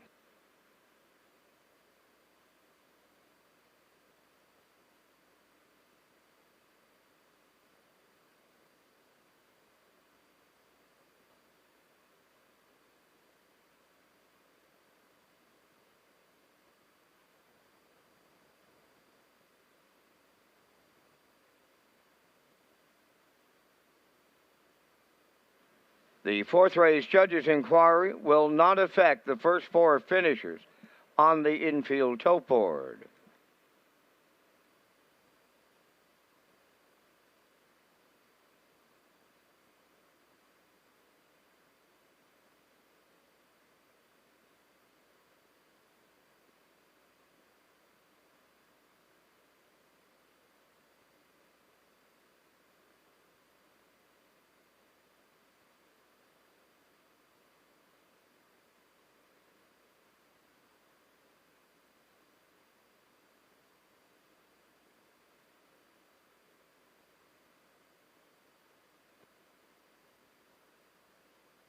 Live from the historic Judges Tower.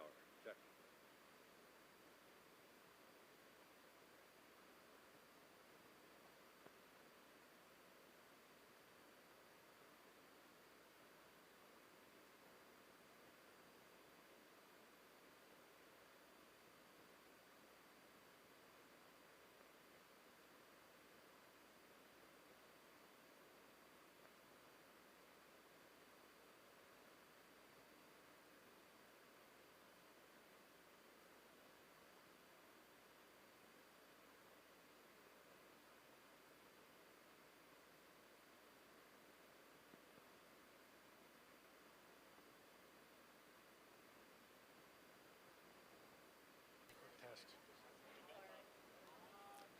Check 1 2 1 2. Now the official results in the fourth race. King in the North was sixth. Moonshine Monday second. Getting all fired up fifth. Headline Howie third. Apelia, the race winner. Magian Salsa was fourth. 31-3, 103-1, 135-2 in the mile 2:04-4. In review, it's 6:25-314. Apelia returning 290. The exactor 540, tractor 1810, and the superfecta was 1073.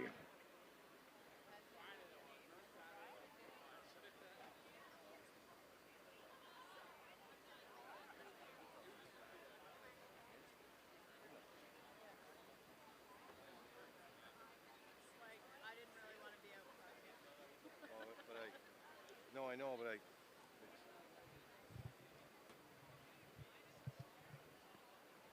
won't be doing that until after they get introduced anyway. What? What? Yeah.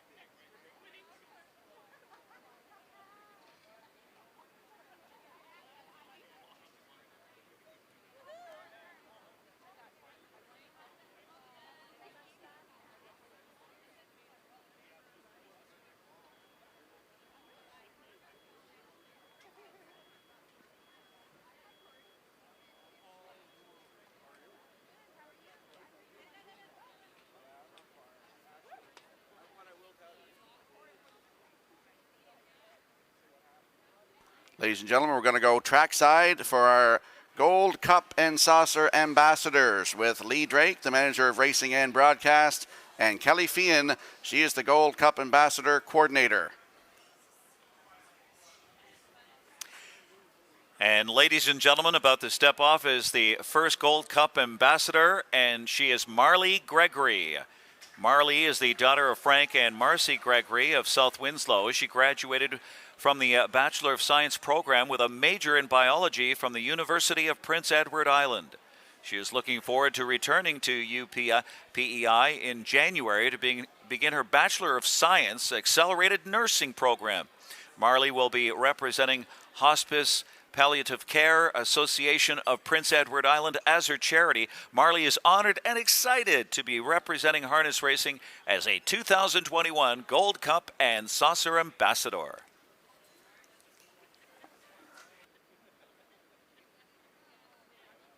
The second ambassador is Olivia Drake. Olivia is the daughter of Lindsay and Kathy Drake from Cornwall. The oldest of two daughters, Olivia is currently working at Rainbow Beginnings at Early Childhood Center as a special needs assistant after completing her 2 years of study at Holland College in the Human Services program. Olivia is very active in her community as a member of the North River 4-H Club. She has shown cattle at a number of different levels, including at the Royal Winter Fair in Toronto. Olivia will be representing the Cancer Society as her charity. Olivia's family has been involved in harness racing for many years. Olivia is very honored and excited to be representing harness racing as a 2021 Gold Cup and Saucer Ambassador. And stepping off, our third ambassador is Savannah Oakes. Savannah is the daughter of Darlene Oakes of Summerside and Bruce Ferguson of Charlottetown. She works as a service worker at O'Leary Community Hospital and long-term care. Savannah will be representing the Learning Disability Association of Prince Edward Island. Savannah is honored and excited to be representing harness racing as a 2021 Gold Cup and Saucer Ambassador. Next up is Jack McKenzie. Jack is the son of Aaron and Heather McKenzie of Winslow. He is currently enrolled at the University of Prince Edward Island, majoring in mathematics. Jack will be representing the Stars for Life Foundation as his charity. Jack's family roots and involvement in Prince Edward Island harness racing is ongoing and can be traced back at least 4 generations. Jack is honored to represent harness racing as a 2021 Gold Cup and Saucer Ambassador.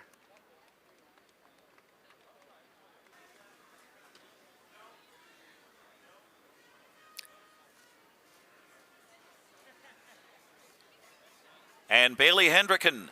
Bailey is the daughter of Robbie and, this is Tanner Smith, and Tanner is the son of Alan and Jackie Smith of St. Teresa, currently employed at Morel Credit Union Limited as a member service representative and as a server at Peaks Tea.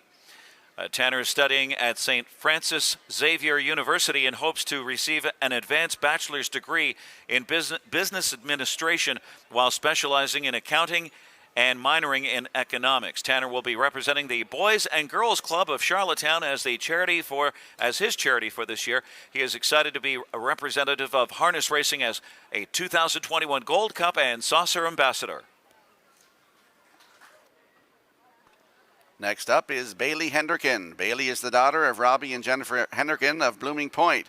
She is entering her first year of nursing school at Holland College in September. Bailey is representing the Joy Riders Therapeutic Riding Association of Prince Edward Island. Bailey is honored and ecstatic to be representing harness racing as a 2021 Gold Cup and Saucer Ambassador. And here is our 7th Gold Cup ambassador. It's Alyssa Cooper. Alyssa is the daughter of Brett and Chrissy Cooper of Charlottetown. Alyssa is currently studying kinesiology at Acadia University in Wolfville, Nova Scotia. And the Gold Cup and Saucer, Alyssa will be representing Kid Sport PEI as her charity. While growing up around harness racing, Alyssa has always aspired to be a Gold Cup ambassador and is excited and honored to be representing harness racing as a 2021 Gold Cup and Saucer ambassador. Next up is Brittany Peters. Brittany is the daughter of Darren and Brenda Peters of Kincora. She recently graduated from Dalhousie Agriculture College with a Bachelor of Science, majoring in agriculture business. She is currently working at Canada Revenue Agency. She enjoys tractor pulling, reffing hockey, and public speaking. Brittany will be representing the IWK Foundation as her charity. Brittany is honored and excited to be representing harness racing as a 2021 Gold Cup and Saucer Ambassador. And here is Lauren D.L. Lauren is the daughter of Susan Northcott and Lloyd D.L. Lauren is currently employed with Chances Family Center as an early childhood educator and a part-time student at UPEI, majoring in psychology. Lauren will be representing the Alzheimer's Society as her charity. Lauren is honored to be representing harness racing for the third time as a 2021 Gold Cup ambassador. And ladies and gentlemen, those are your 2021 Gold Cup ambassadors. Let's send it down now to Lee Drake.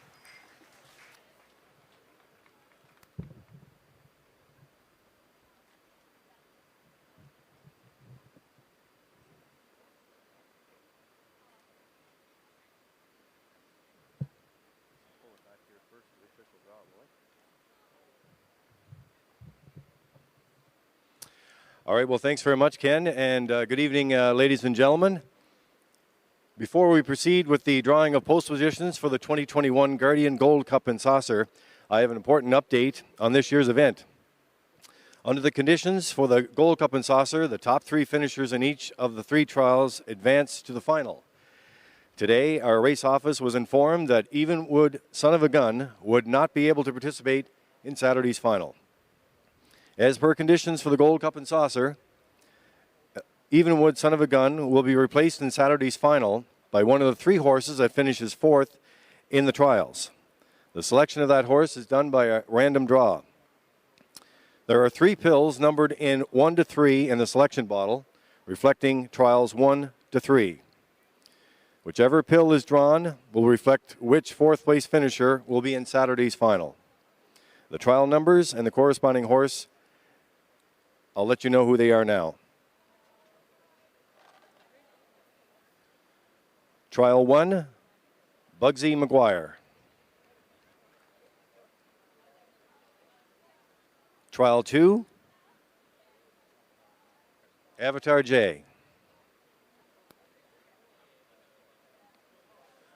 Trial 3, National Debt. I will now ask the Atlantic Provinces Harness Racing Commission Judge, Kevin Kroll, to make the draw, along with Race Secretary Gerard Smith. Advancing to Saturday's final is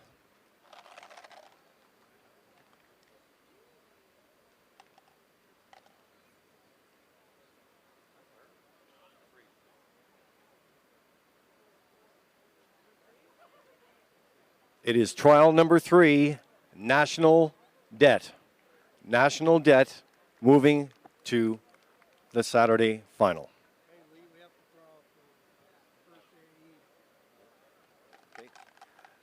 And now they're going to draw for the first also eligible.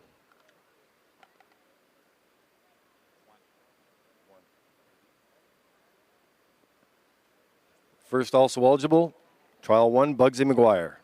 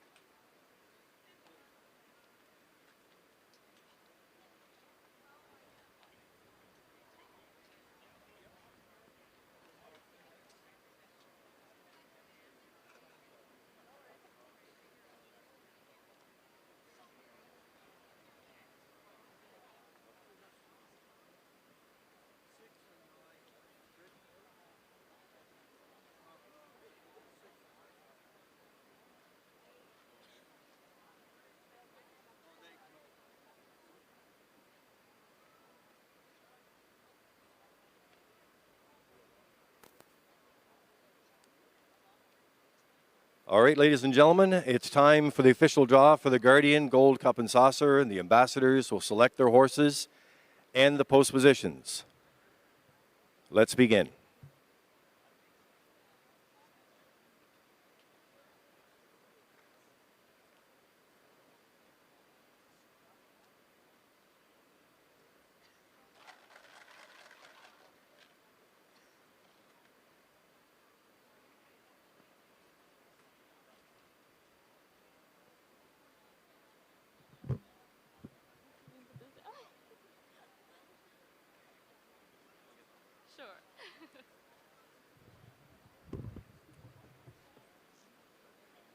Hi, I'm Marley Gregory, and I'm proud to represent Legion Sealster leaving from post position 2.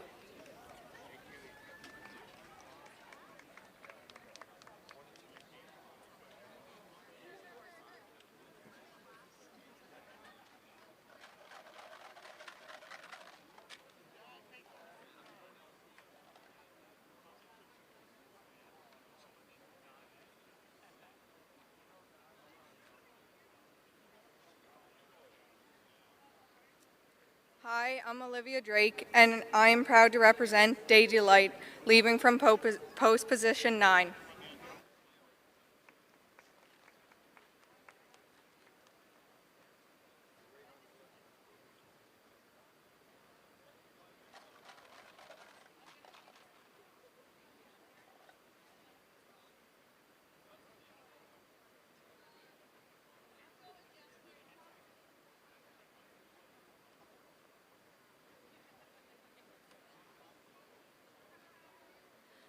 I'm Savannah Oakes, and I'm proud to represent National Debt, leaving from post position 6.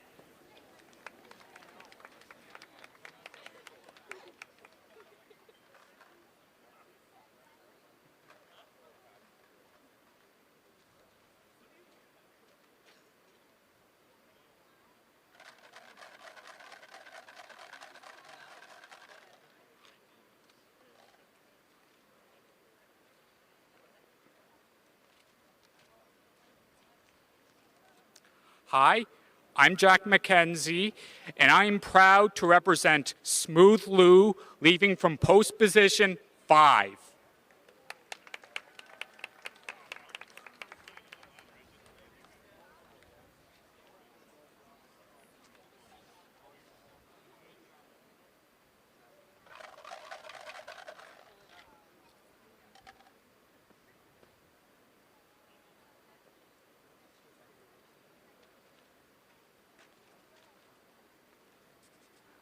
Hi, I'm Tanner Smith, and I'm proud to be representing Rock Lights, leaving from post position 4.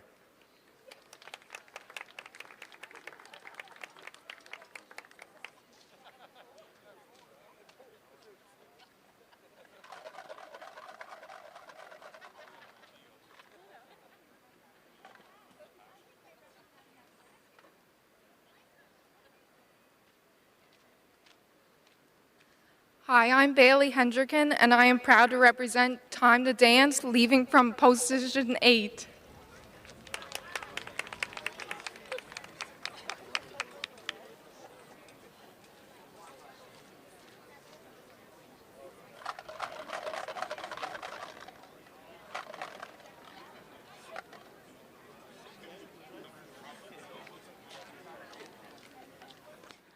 Hi, I'm Melissa Cooper, and I'm proud to represent Ideal Perception, leaving from post position 7.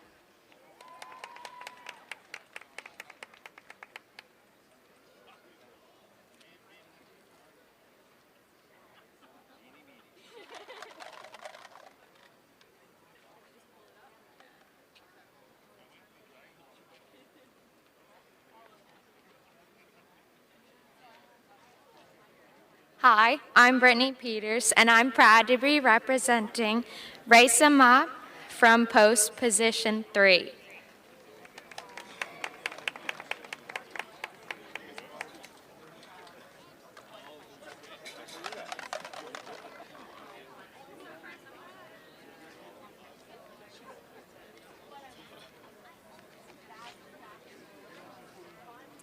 Hi, I'm Lauren DL, and I'm proud to be representing Somewhere Fancy, leaving from post position 1. All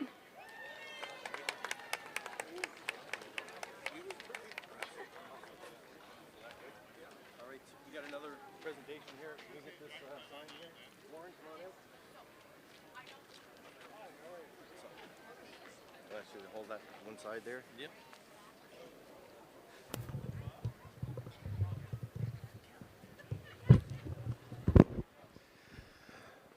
All right, ladies and gentlemen, well, the official draw has been completed for the Guardian Gold Cup and Saucer. We have a special announcement to make for the starters of the 62nd running of the Guardian Gold Cup and Saucer from Warren Ellison family of Summerside Chrysler Dodge. If a starter in the Gold Cup and Saucer smashes the track record of 150-1, the owner or owners of that horse will receive $5,000 in total, smashing the record.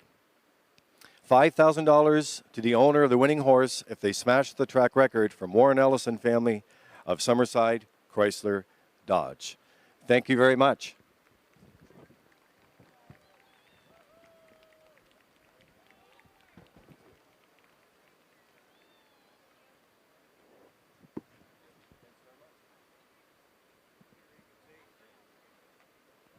So, Ken, there you've heard it. The all-important draw for the 2021 Gold Cup and Saucer from the rail out, Somewhere Fancy.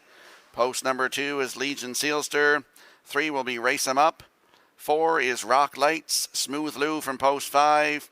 6 will be National Debt, Ideal Perception 7, Time to Dance from post 8, and Day Delight in the back tier from post 9. Those are the starters and their post positions for the 2021 Guardian Gold Cup and Saucer.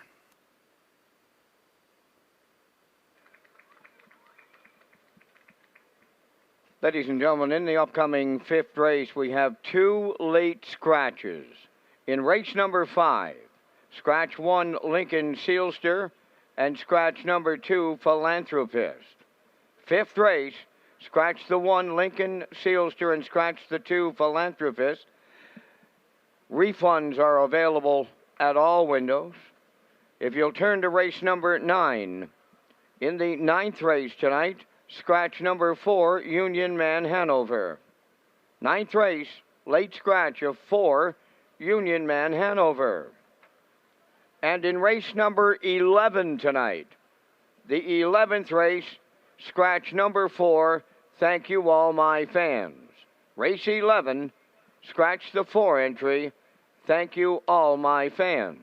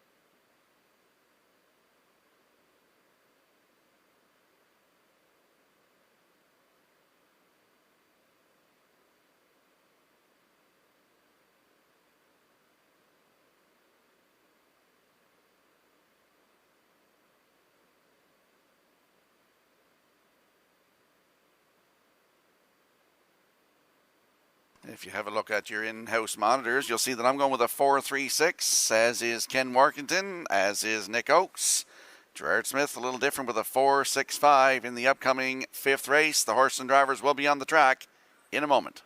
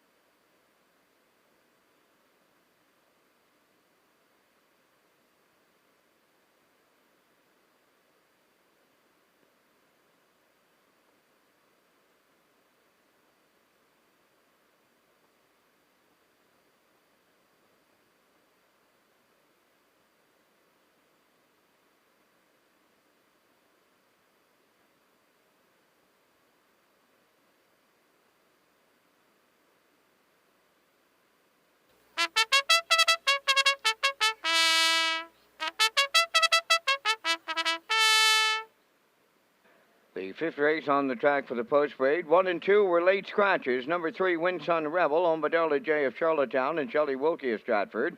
Trained by Vaughn Doyle, Mark Bradley driving.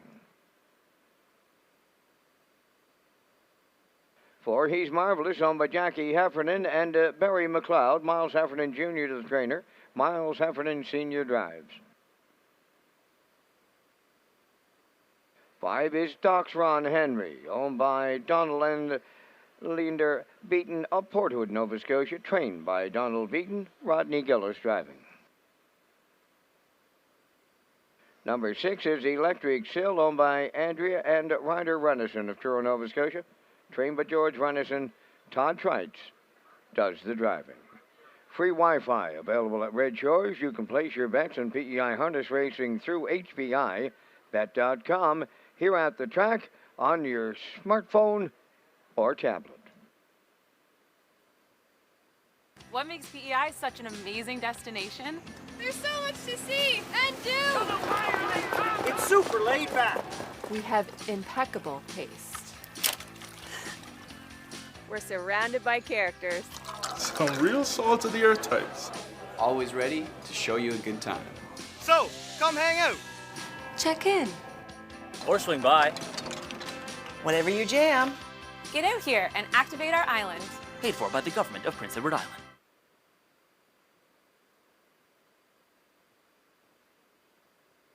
Let's go out to the track for tonight's 5th race. Exactor, Superfecta, Triactor, Win, Place, and Show wagering. Don't forget you can tag your ticket for a chance at that jackpot of $25 with the wild horses. And Ken, we're both landing on the same numbers in here, 4, 3, 6. And here's the 4. He's Marvelous, an 8-year-old by Del Marvelous. For Jackie Heffernan and Barry McLeod, Miles Heffernan Jr. is the trainer. It'll be Miles Heffernan Sr. in the bike. Good trip here on the 14th at Charlottetown.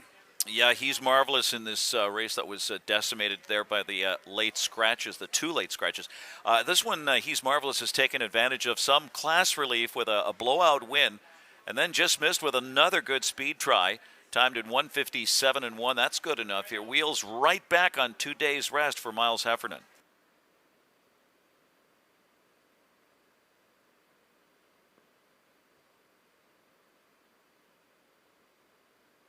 And there's a look at the 3, Winsun Rebels, a 10-year-old by Mach 3 for Darla J. and Shelley Wilkie. Vaughn Doyle is the trainer. It'll be Mark Bradley in the driver's seat here tonight. Got 1 win on the season. Could get it all in here too, Ken. Yeah, the program value play gets another shot at this reduced level. 1 for 17, the major knock here in 2021. Hasn't finished up well in his last 3 and does remain a question mark here at 5-1.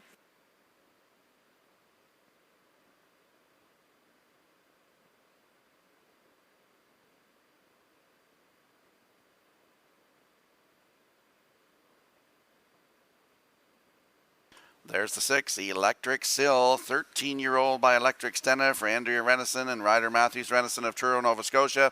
George Renison, the trainer. It'll be Todd Treitz in the driver's seat tonight. Impressive trip at Truro, finishing 4th. 3 back, Ken. Yeah, 45 career wins, 337 career starts. A real war horse here.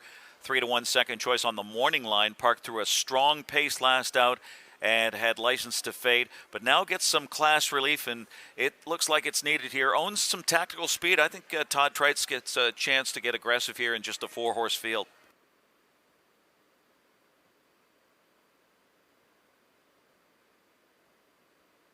Quick look at the odds board for tonight's 5th race. The 1 and 2 are scratch. If you're just joining us, they are scratch. The 1 and 2 late scratches. The 3 Win Sun Rebel at 5-1. He's Marvelous from post 4 at 2-5. Doc's Ron Henry, number 5 at 5-2. And the 6 Electric Sill at 7-2. Please wager early to avoid that disappointment of being shut out at the windows.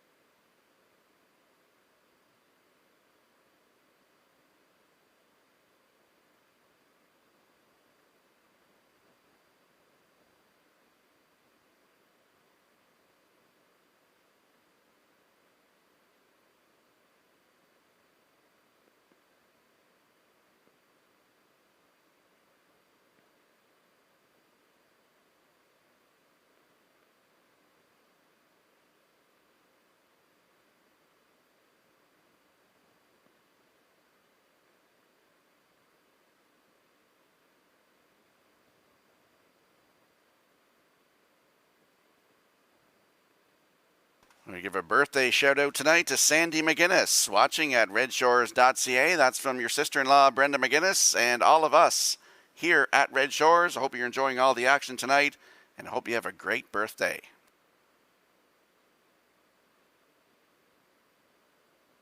As the 5th race moves in behind that Metro Home Building Center starting gate, Vance, this is a very happy field of 4. Up to you for the call. Oh, everybody in the race rock gets a little money and the track gets to save a little. It doesn't get any better than that. They're lining up in the 5th. Win Sun Rebel, he's Marvelous. Doc's Ron Henry, Electric Sill, top of the stretch.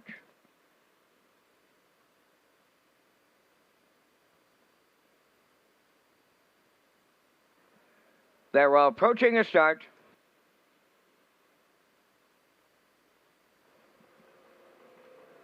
The rough and pacing Electric Sill leaving out towards the rail. He's Marvelous. Wins on a Rebel 3rd.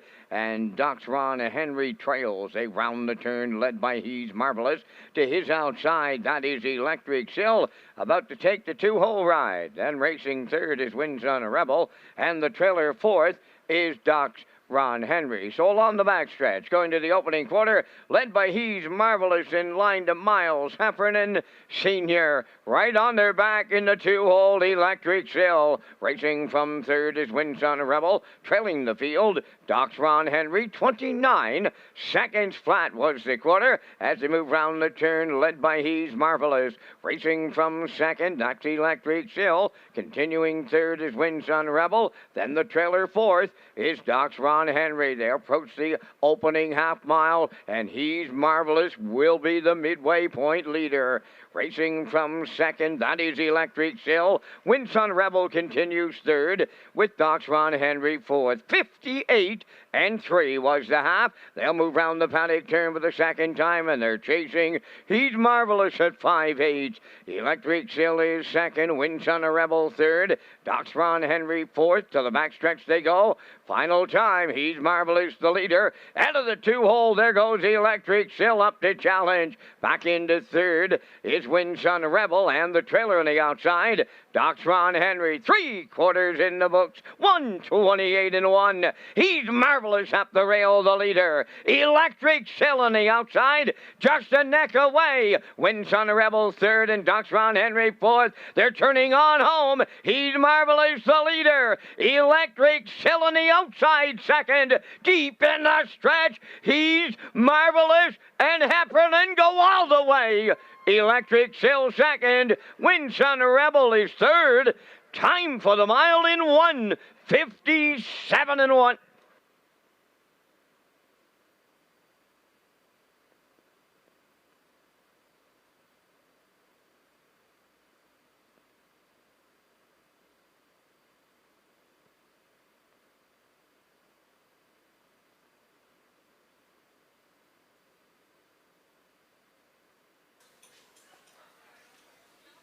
Here comes the slow-mo replay from tonight's fifth race, brought to you by Universum Media, and it was basically over as soon as they left the gate in this one, Ken. Yeah, 29 opening quarter, 58-3, so just 29-3.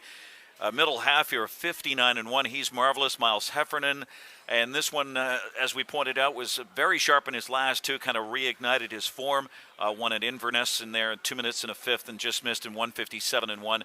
And the third quarter, 1:28-1, as Electric Sill. Todd Trites was pretty aggressive to grab the pocket. Deuce pops and applies some late pressure, but he's just not good enough. He's Marvelous dispenses of him with a 29 final quarter, 1:57-1 for his second victory of the season. The 8-year-old by Del Marvelous for Miles Heffernan. He's Marvelous is simply marvelous in race 5.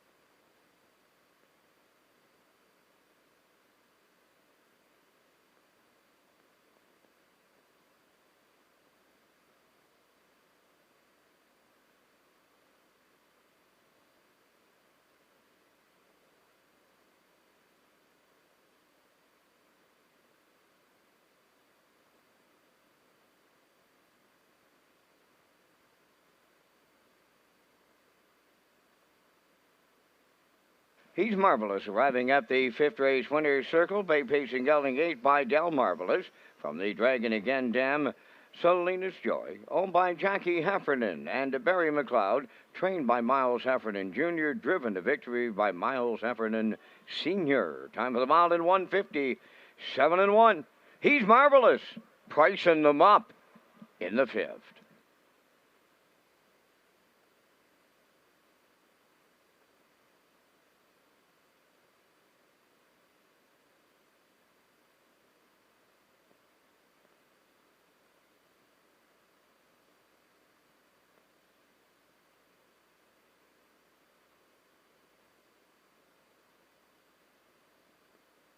This race replay is brought to you by Clarence Farm Services and Equa Purina Canada. For all your equine feeds and needs, please visit Clarence Farm Services or your local Purina dealer. Proudly serving Atlantic Canada for over 50 years. See their full lineup of equine feeds today at clarencefarmservices.ca. Now the official results in race number 5, 1 and 2 were scratched. Wins on Rebel third. He's Marvelous the winner. Dr. Von Henry fourth. Electric Sill second. 29, 58 and 3. 128 and 1. And the mile 157 and 1. In review, it's scratched 3, 1, 4, 2. He's Marvelous 240.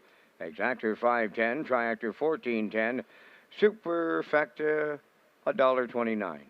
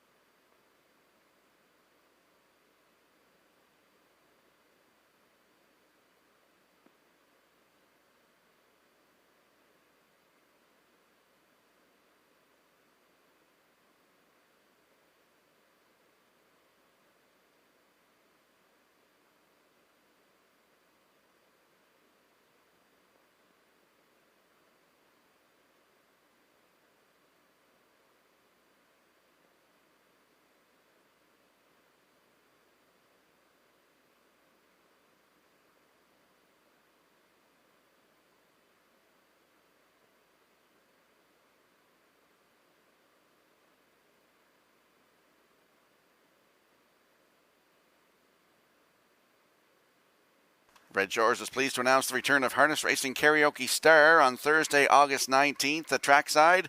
It's open to owners, trainers, drivers, and grooms. You must sign up at Redshores.ca. Space is limited. Doors open at 10:30 p.m. Competition begins at 11 p.m. with cash prizes. Go to Redshores.ca for more information.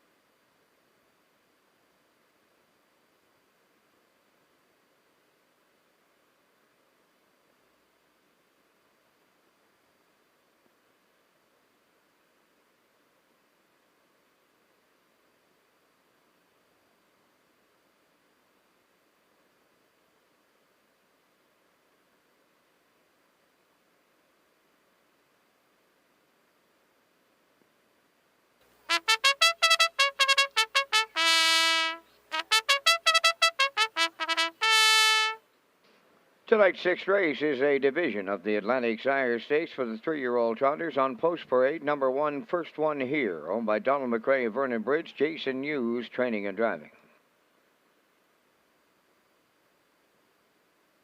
Camco Lexi, number 2, owned by Sandstone Stables of Charlottetown, trained by Doug McGregor, Brody McPhee.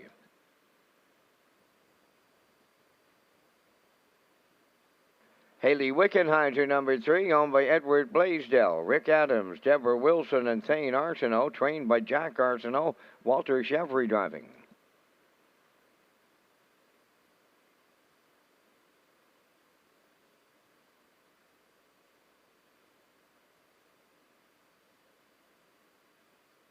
For Rainbow Valley, owned by Bill and Scott Rollison, Kelly and Joey Elward, trained by Bill Rollison, Jill's Barrio driving.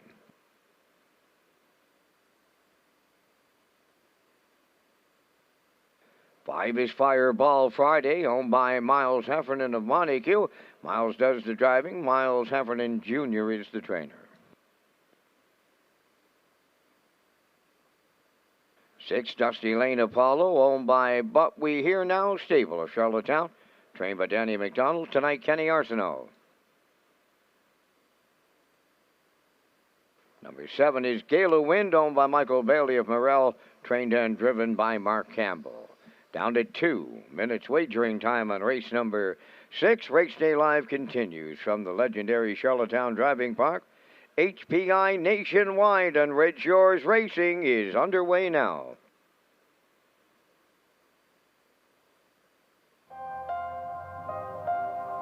Once upon a time, the ferry was the only way to visit Prince Edward Island.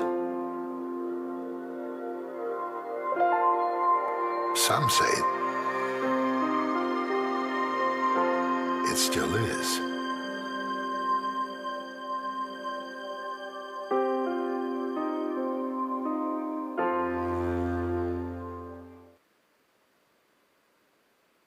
Let's go to the track for tonight's sixth race, Atlantic Sire Stakes, presented by the Prince Edward Island Harness Racing Industry Association. 3-year-old trotters for that purse of $10,520. And Ken, you're landing on the 6 in here. Dusty Lane Apollo, 3-year-old Batad the stud for But We Hear Now Stable of Charlottetown. Danny McDonald the trainer. It'll be Kenny Arsenault in the driver's seat tonight. Broke his maiden in his last start. Yeah, this Tad the stud colt suddenly came to life, and he waltzed wire to wire to break his maiden in style as the heavy favorite with Jason Hughes in the bike that night. Any semblance of that effort makes him a threat to repeat here as I tried to beat the favorite, the 7. Dusty Lane Apollo's right now 2-1. And there's a look at the 2, Camco Lexi, Chestnut Filly, 3 by Armbro Barrister for Sandstone Stables of Charlottetown. Dougie McGregor, the trainer. It'll be Brody McPhee in the driver's seat. Impressive qualifier, the last one, August the 5th. Ken. Yeah, it did stay flat in that latest qualifier. 0 for 12, sat a 2-hole, drew clear in 2:07 and 3 over a track rated good. And the inside draw here paves the way for another smooth start. Right now, 11-1 on Camco Lexi.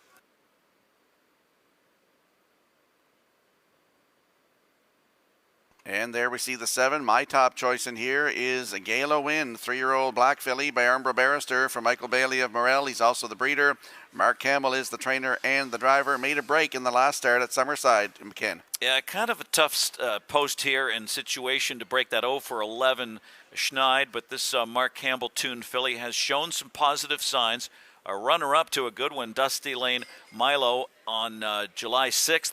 Did show sharp speed and recovered to finish second at Summerside, but that was more than 3 weeks ago, and then so the 3-week layoff and 3 to 5. That's why we took a shot against Gala Wind.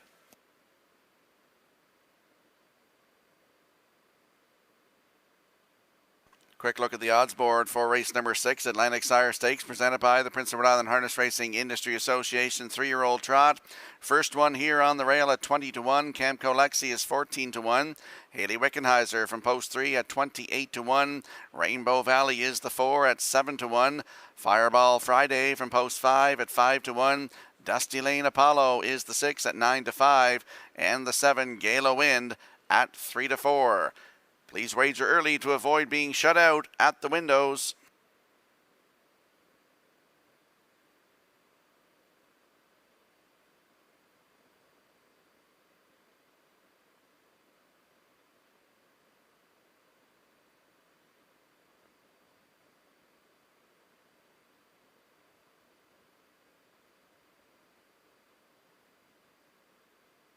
Rocky, just want to give a quick shout out to my son and daughter. My son Andrew, he's 18.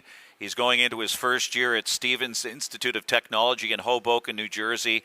And we wish him the best of luck there. And my daughter, who's 19, attending her first year at SCAD, the Savannah School of Arts and Design. And they're both watching Rocky and myself tonight on Redshores.ca.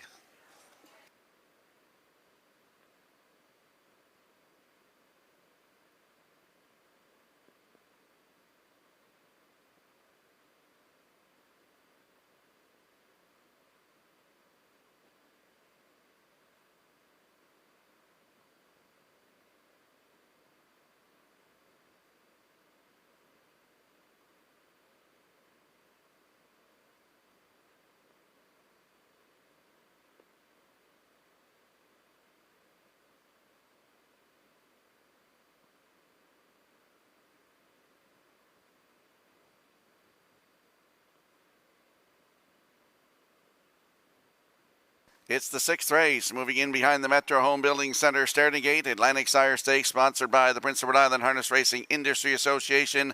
3-year-old trotters for a purse of $10,520. Let's go back upstairs to track announcer Vance Cameron. First one here, Camco Lexi, Haley Wickenheiser. Rainbow Valley, Fireball Friday, Dusty Lane Apollo, Gala Wind, top of the stretch. Here they come. Off stride, Gala Wind, and off stride, Haley Wickenheiser. Into the turn they go. Rainbow Valley, Fireball Friday. First one here at the inside will lead them around the turn. Racing from second up on the outside, that is Fireball Friday. Camco Lexi away third, racing fourth, Rainbow Valley. Fifth is Dusty Lane Apollo. Gala Wind is sixth, and the trailer is Haley Wickenheiser. Up the backstretch, approaching the opening quarter. First one here in the Blue Knight Hughes. Quarter pole leading as the long shot. Racing second, that is Fireball Friday. On the turn, Camco Lexi third. Racing from fourth is Rainbow Valley. Fifth is Dusty Lane Apollo. Gala Wind is playing catch-up in sixth, and at the back is Haley Wickenheiser. 30-3, the opening quarter. En route to the opening half mile next, led by first one here, halfway home. Second down along the inside is Fireball Friday. Racing third is Camco Lexi. On the move in the outside fourth. Dusty Lane Apollo is underway. Rainbow Valley fifth. Gala Wind to the outside. Sixth. Trailing is Haley Wickenheiser, the half in 101-4. Over to the 5/8 they go, and here comes Fireball Friday to take over the lead. First one here is now second. Dusty Lane Apollo trots up into third. Gala Wind is back into it on the outside fourth. Camco Lexi is fifth. Then it's Rainbow Valley sixth. Haley Wickenheiser is seventh. They're on by the 3/4. Fireball Friday is now the late leader. Dusty Lane Apollo races second. Gala Wind is up into third. 3/4 in 1:33-4. And they're homeward bound, led by Fireball Friday. Dusty Lane Apollo is second. Up the inside, Gala Wind third. Deep in the stretch, on the wire next, Fireball Friday. Dusty Lane Apollo in the final stride. Second Fireball Friday. Gala Wind third. 2-0-4-3.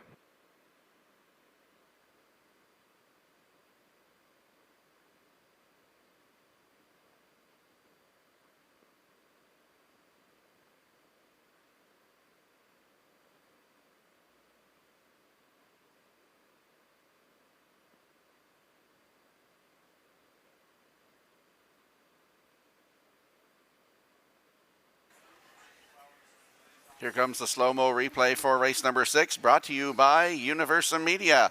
And we saw Fireball Friday take command of the field past the opening half.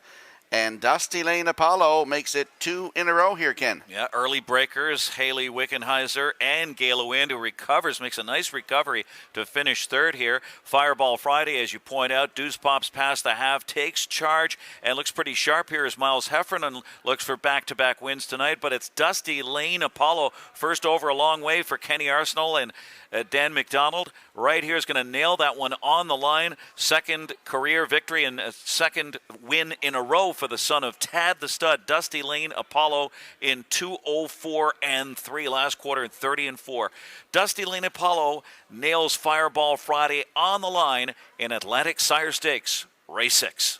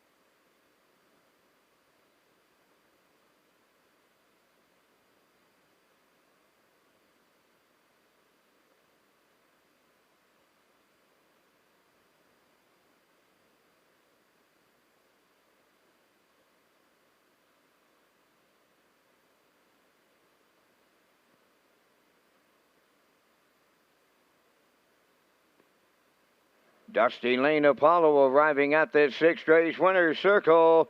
Trotting Brown Colt 3 by Ted the Stud from the Dream Vacation Dam Delta Dental. Owned by But We Hear Now Stable of Charlottetown. Colt bred by the late Shelley Gans of Cornwall. Trained by Danny McDonald in the capable hands of Kenny Arsenault. Winning in 2:04.3. Dusty Lane Apollo in the Atlantic Sire Stakes.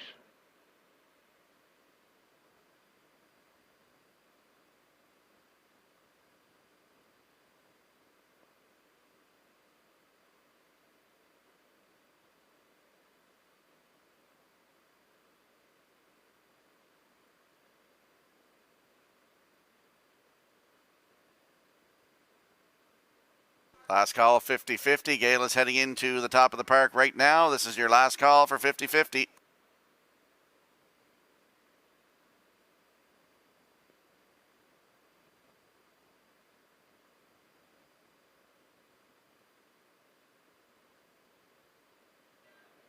Now the official results in race 6. First one here, 6. Camco Lexi, 4th.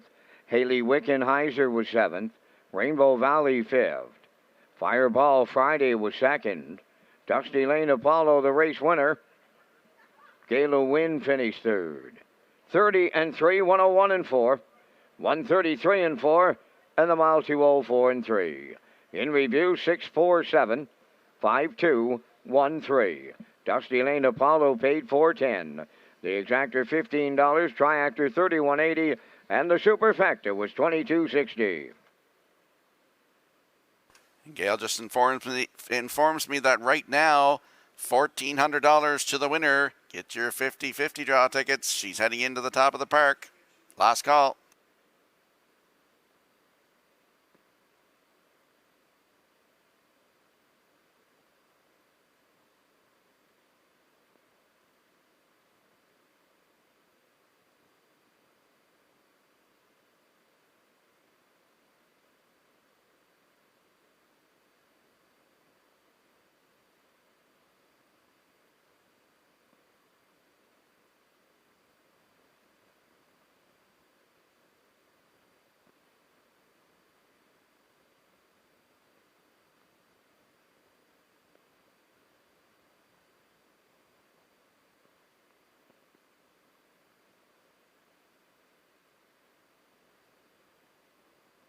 I send a special happy birthday out to Sharon Rector.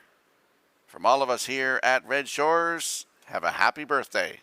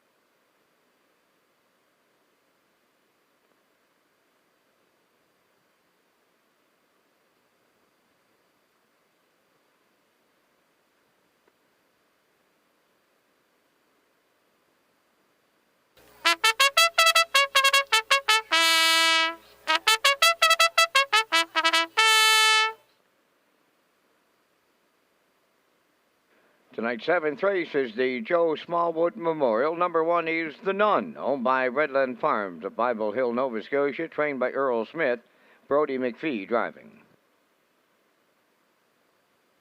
My Kind of Party, number 2, is owned by Jonathan McDonald of North Wiltshire, trained by Paul McDonald. Tonight, Donnie McNeil drives. Number 3 is Incredible 2, owned by Wade Piccone of Stanchel, Kenny Arsenault, the trainer-driver. 4, Suicide Shift, owned by Margot Fisher of Fredericton, New Brunswick, trained by Harold Shepard, Stephen Shepard driving. 5, Sailor Blue, owned by Cindy McDonald, Jonsi Martinovich, Tanya and Tessa McKinnon, trained by Cindy McDonald and driven by Kenny Murphy. Number 6, Libero, owned by Donna Van Meer from Mount Herbert, trained by Randy Van Meer, Gilles Barrio driving. 3 minutes wagering time on the 7th. The 2021 Atlantic Classic preview sheets are available at the race office or online at piharnessracing.ca. Don't miss the Premier's breakfast tomorrow morning at 9 a.m. for the Island Harness Racing community.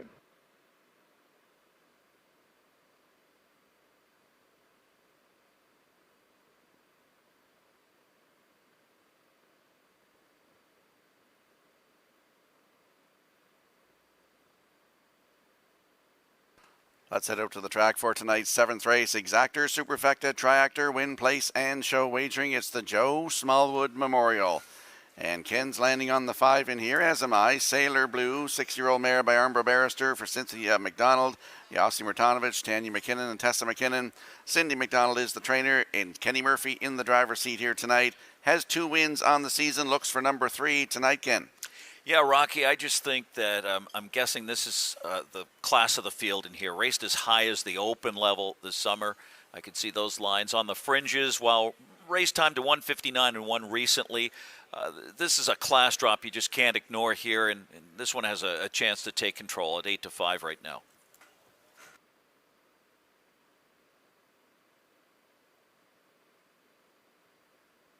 Now we get a look at the 4 Suicide Shift, 9-year-old by PJ's Nabby from Margot Fisher, Fredericton, New Brunswick. Harold Shepard, the trainer, and his son Stephen Shepard will do the driving tonight. Second place finish in the last one here, Ken. Yeah, the 9-year-old looking to end a 2-month drought, and I like the line last out. His last effort's a real strong indicator. That's a line I like to look for here. Parked and did not lose ground and actually gained a position. So parked first over, still finished second to Incredible 2, the 3 in here. The 4 Suicide Shift off that effort is certainly a strong factor at 9-2.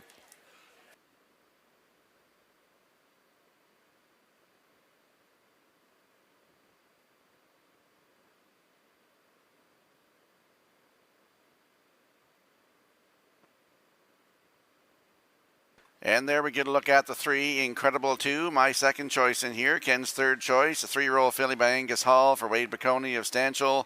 Kenny Arsenault, the trainer and the driver. Impressive win from post 6 in her last start, Ken. Indeed. Kenny Arsenault back-to-back. We'll see. Steady 3-year-old filly here.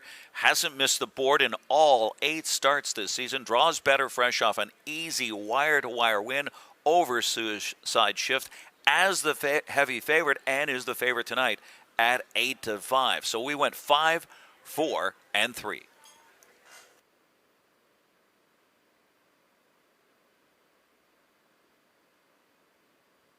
Let's review the odds board here for race number 7. It's the Joe Smallwood Memorial.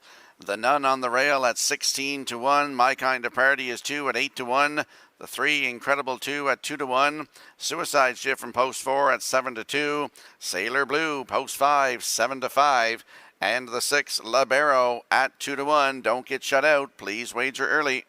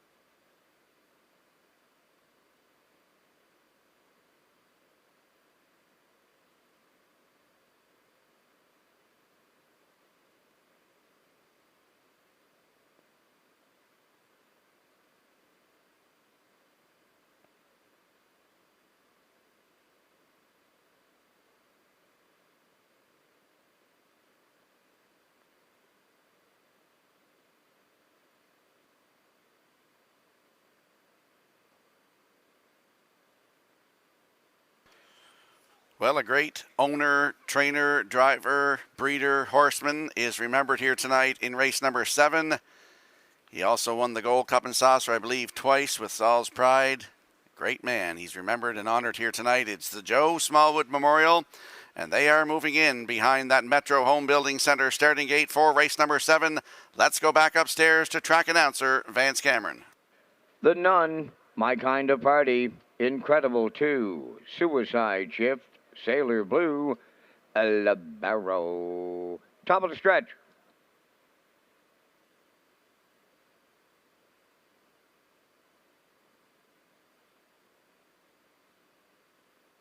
Here they come.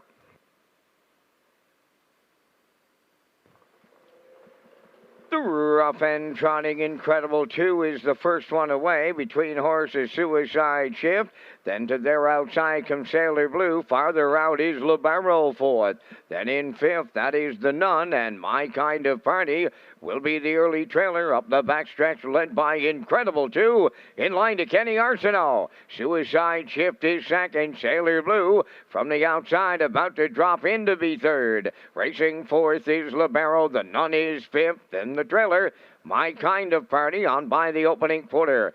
The leader up front is Incredible 2. Racing from second as they move over to the 3/8 pole. That is Suicide Shift. There's the quarter. It's up in 28 and 4. Off the turn they come, led by Incredible 2. Tracking along second, Suicide Shift. Sailor Blue races third. Libero goes fourth. The Nun in fifth. And on the outside, the trailer, My Kind of Party up the midway point, led by Incredible 2. Getting the two-hole ride is Suicide Shift. 58 and 4 was the half. There goes Libero on the move on the outside to pick up third. Sailor Blue is now fourth. The Nun at the rail fifth. And My Kind of Party on the outside sixth. Up the back stretch for time 2. And they're led by Incredible 2. Racing from second, Suicide Shift. Hanging on the outside third, Libero. Sailor Blue now with nowhere to go fourth.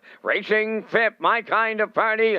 In at the rail, the Nun, 3/4 up in 1, 29 and 4, eighth of a mile left to trot, and Incredible 2 trying to go all the way. Suicide Shift, a textbook two-hole ride. Sailor Blue is coming up the inside late, deep stretch now. Suicide Shift on the outside will win in line to Stephen Shepard. Tight for the deuce. Sailor Blue up against Incredible 2. The mile 2 minutes.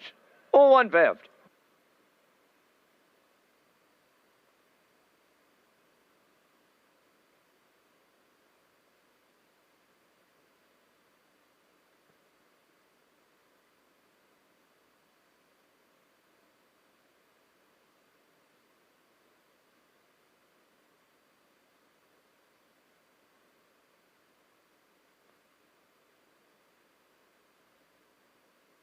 Here comes the slow-mo replay from tonight's 7th race, brought to you by Universum Media. It's the Joe Smallwood Memorial Trot, and we saw Incredible 2 go to the front in this one, Ken, but just got nipped at the line. Yeah, he really didn't have much of an excuse here. 28 and 4 to establish command. Then he got a 30-second breather, 58 and 4 to the half. 129 and 4, just 29 seconds. Suicide Shift sitting right there on the helmet.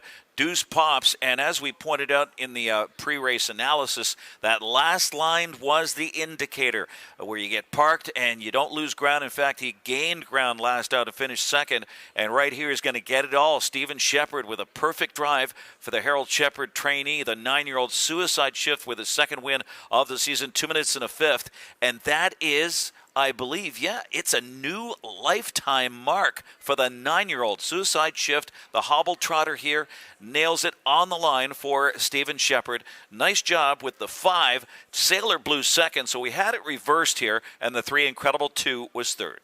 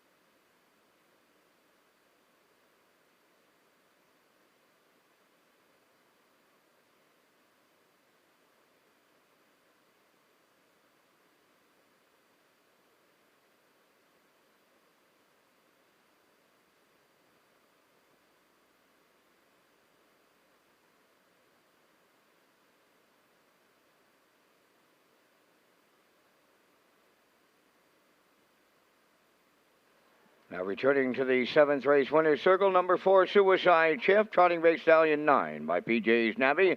Off the Malabar Mandam, Southwind Bethany, owned by Margot Fisher of Fredericton, New Brunswick. Trained by Harold Shepard, driven to victory by Stephen Shepard. And the 9-year-old will trot to a new race win record this night of 2 minutes and a 1/5. Suicide Shift in the 7th, down at trackside, the Joe Smallwood Memorial Cooler presentation.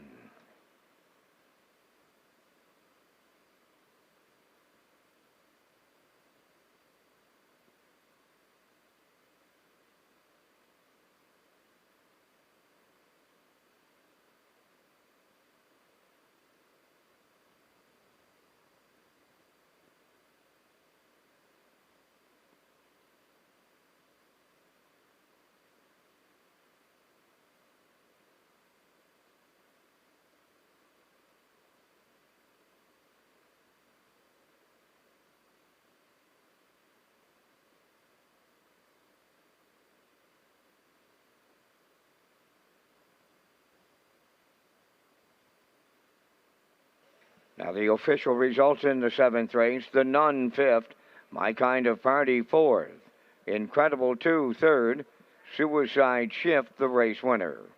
Sailor Blue was 2nd, Libero finished 6th, the fractions of 28 and 4, 58 and 4, 129 and 4, and the mile 2 minutes and a 1/5. In review, it's 5-4-3, 1-2-6.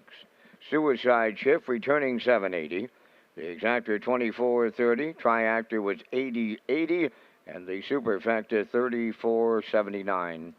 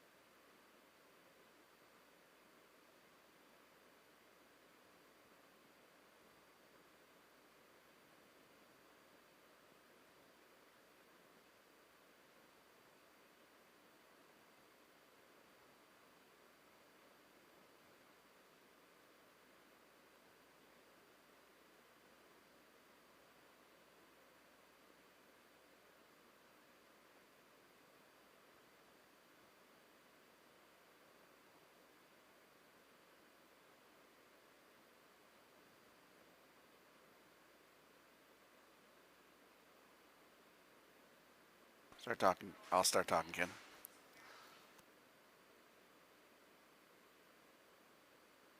Atlantic Sire Stakes, presented by the Prince of Rhode Island Harness Racing Industry Association. 3-year-old trot comes up in tonight in race number 10, Ken.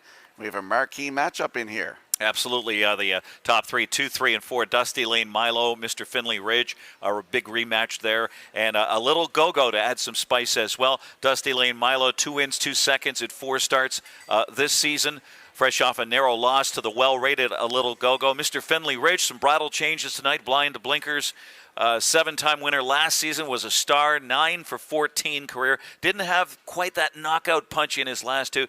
Did some of his best work here and draws well for Claire McDonald, looking for the triple tonight. Yeah, as I mentioned earlier, the Dusty Lane Milo horse has a trainer change and a driver change tonight as well.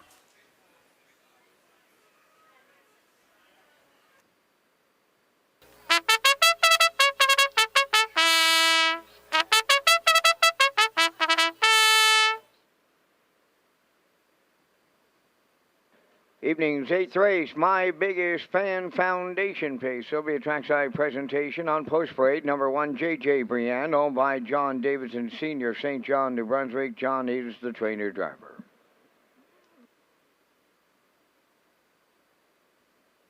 Two, Fuss Pond, owned by Don McNeil Jr., Stanhope, trained by Jeff Wallace, Dale Spence. 3, LaVion Rose, owned by the estate of Eric Johnson of Summerside, trained by Glennie McKay, Adam Murner.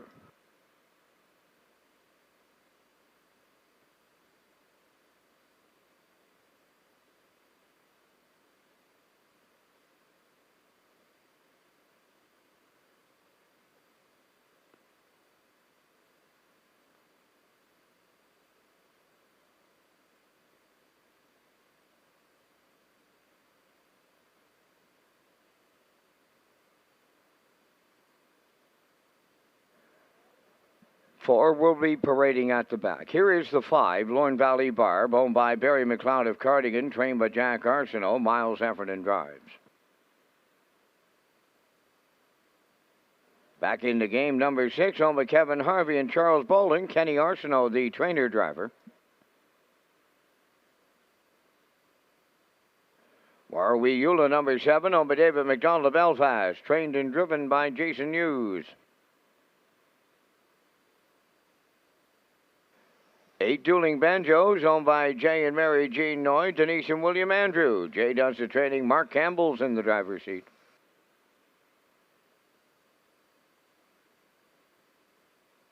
Now here's the 4, Hamac Blaze, owned by Michelle Myers and Roger McDonald of Cardigan. Michelle leaves the trainer, and the drive goes to Corey McPherson. Down to your final call for wagering on the 8th race, and we're featuring the Jackpot High Five, and we thank Results Advertising and Marketing for their presentation of the Vance Cam out of the announcer's booth here at the historic driving park in Charlottetown. And guys, I don't like to go to the outside too often. Sometimes you just have to do it. And I'm going to number 7, Warwi Eula for the Blue Knight, Jason Hughes, here in the 8th race, the Jackpot High Five. Then I'm going to go all the way to the inside and use the 1, J.J. Briand. Thought maybe get a price on this mare off of the rail today. She races large when she comes to Charlottetown. I like number 4, Hamac Blaze, to complete my tri-actors. For super effective players, I'm going to go to the Kenny Arsenault barn. I'll look for number 6 back in the game to get there. And for my Jackpot High Five, back to the grandstand side this time around, guys. I like number 8, Dueling Banjos. Not right happy with the positions, guys, but here's the numbers: 7, 1, 4, 6, 8. Over to you. Well, I went with the 7 as well, Vance, and that, of course, is Warwi Eula, who rode a 2-hole and chased Miss Sangria last out. She's a good one. The 4, Hamac Blaze, finished a shuffled 4th behind Warwi Eula last time, so maybe a better trip gets her closer. The 6 back in the game, got parked into a quickening pace last out. I like that line with Kenny Arsenault looking for another win tonight. So it's 7-4-6. I added the 8, Dueling Banjos, has been around this track and certainly knows her way around. Gets Mark Campbell, of course, and added the 2, Fuss Pot, off a really good victory at Summerside on August the 8th. There, parked first over and drew clear in 1:59.2. I like Fuss Pot to get a piece of it for Dale Spence. 7-4-6-8-2. Did you follow that, Rocky? Yes, I did, kind of. I like the 7 as well, Warwi Eula, to win this. I'm going with the 4, Hamac Blaze, for 2nd. The rail, J.J. Briand, for 3rd. The 6, back in the game, for 4th. You super effective players. And Fusspot, as Don calls her, Fusser. I'm going to put her in there for 5th. So I like 7-4-1-6-2 from the desk. You've heard all of our selections in the Jackpot High Five. Get in on some action here. Last call to wager.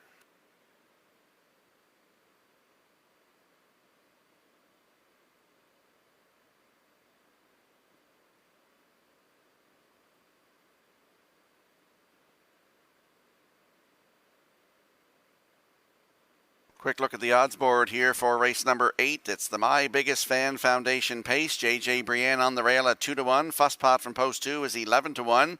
La Vie en Rose is 3 at 12-1. The 4, Halmac Blaze at 7-1. Lauren Valley Barb is number 5, 11-1. The 6, Back in the Game, is 6-1. Warwee Ula from post 7 at 9-5. The 8 is Dueling Banjos at 7-2. Wager early to avoid being shut out.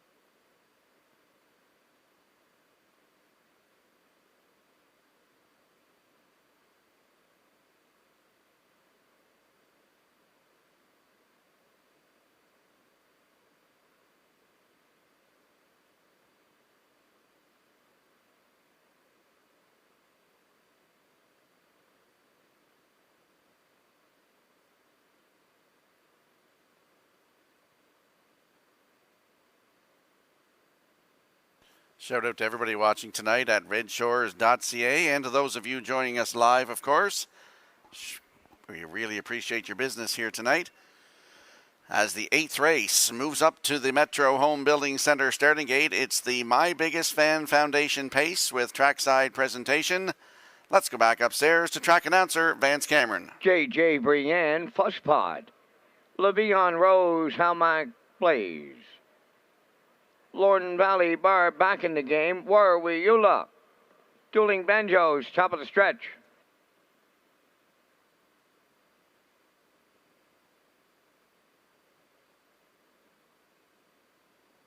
Here they come.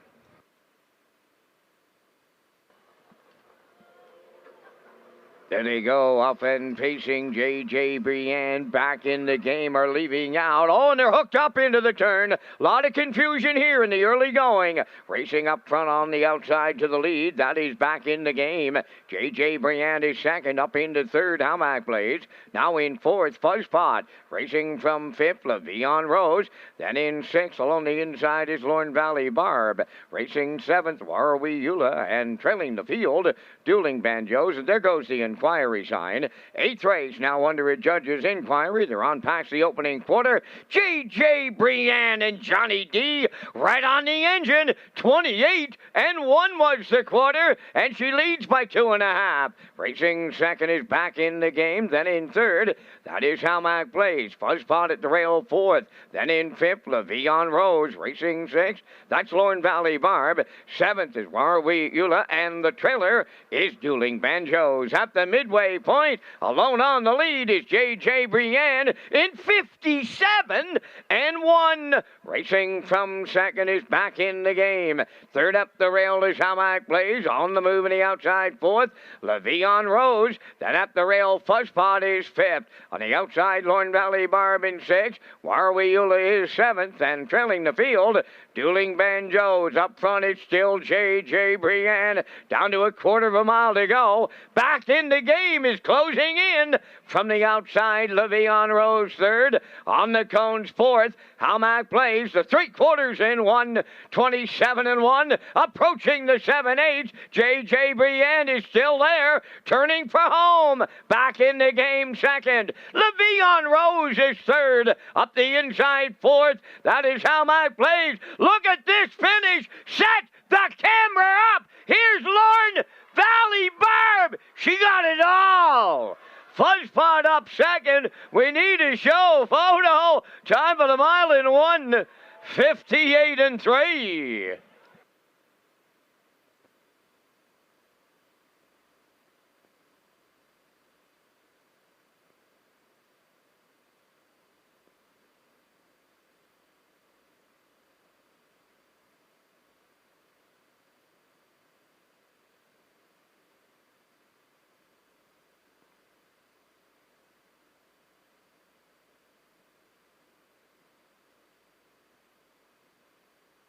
Well, here comes the slow-mo replay from tonight's 8th race, the My Biggest Fan Foundation Pace. And what a finish, Ken.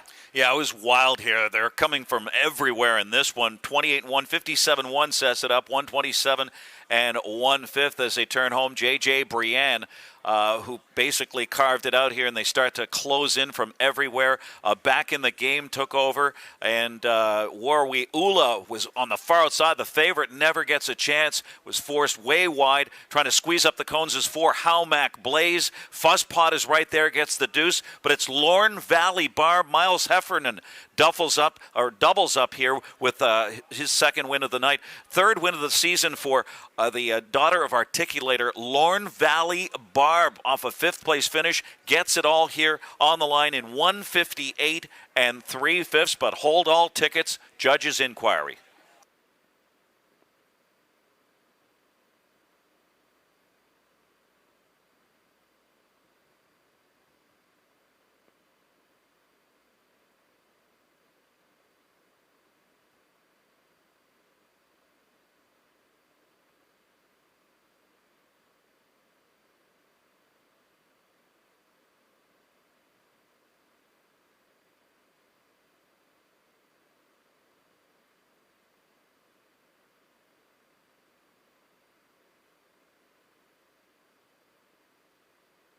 The judges inquiry in the 8th race. They're examining the race after the start into the first turn.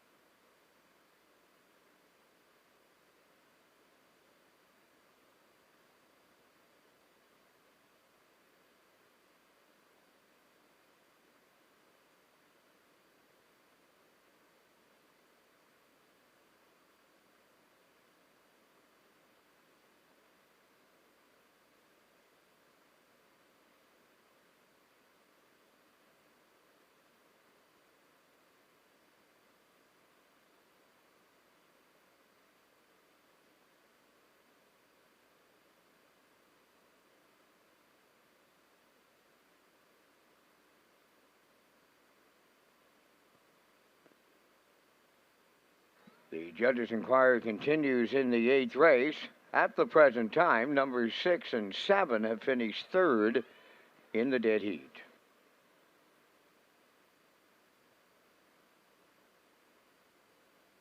There's going to be a placing out of race number 8. The racing officials are going to parade number 2, Fuzzpot, to the winner's circle.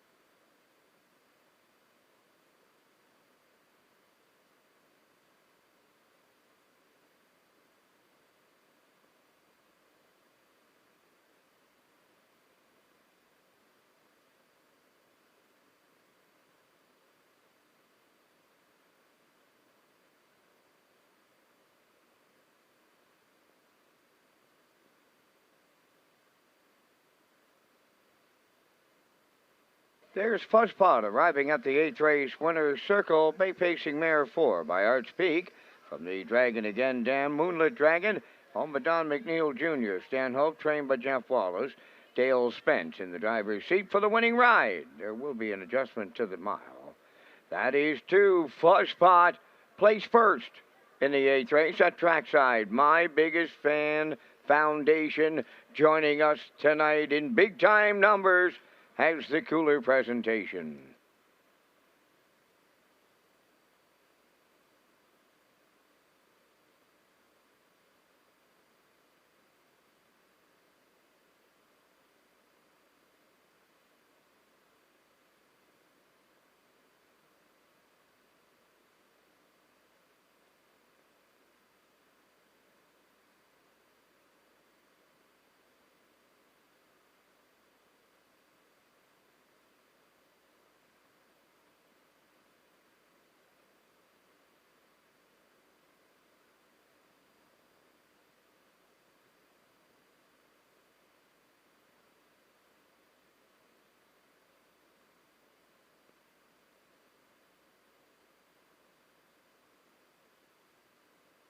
Now the results of the judges' inquiry in the 8th race.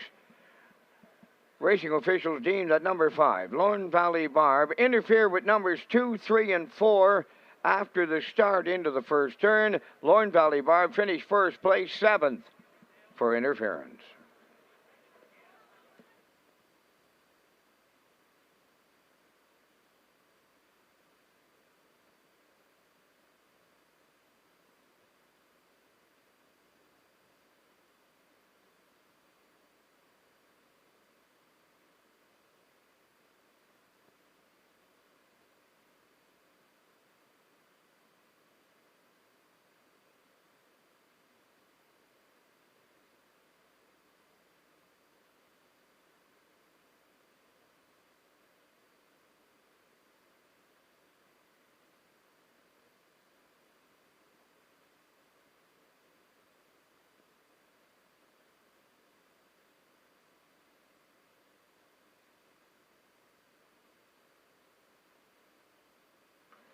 Now the official results in the 8th race. J.J. Brienne finished 6th, place 5th.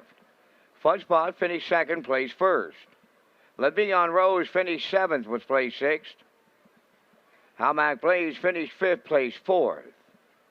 Lorne Valley Bar was the race winner and placed 7th for interference on 2, 3, and 4 after the start. Back in the game, finished 3rd in the dead heat, was placed 2nd in the dead heat. Warweula finished 3rd in the dead heat, was placed 2nd in the dead heat. Dueling Banjos was 8th, 28-1, 57-1, 127-1, 158-3. From the top after the placings, 5-1-6, 4-7, 2 dead heat, 2 dead heat, 8 at the bottom.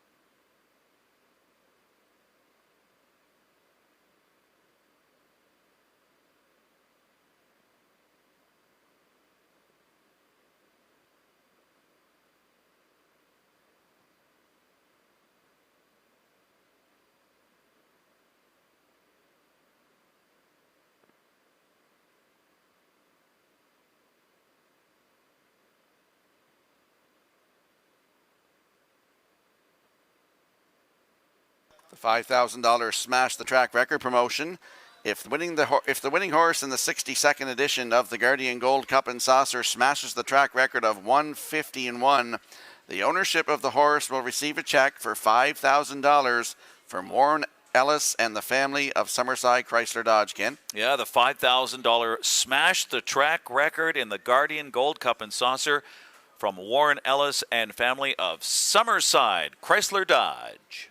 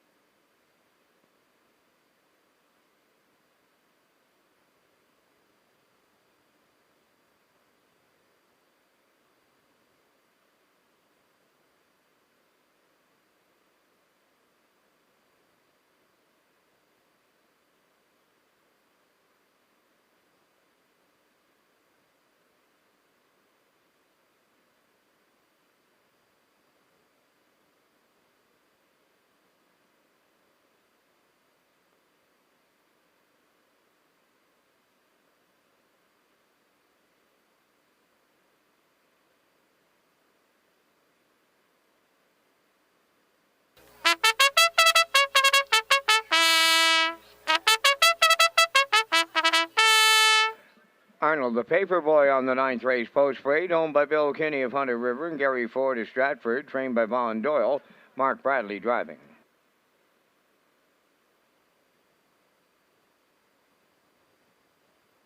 Two Distinctive Rusty is owned by Andrea and Ryder Renison of Truro, Nova Scotia, trained by George Renison, Todd Trites. 3 Bonnie's Mac, owned and trained by Stanley Harper Jr. of Inverness, Nova Scotia, Redmond Doucette.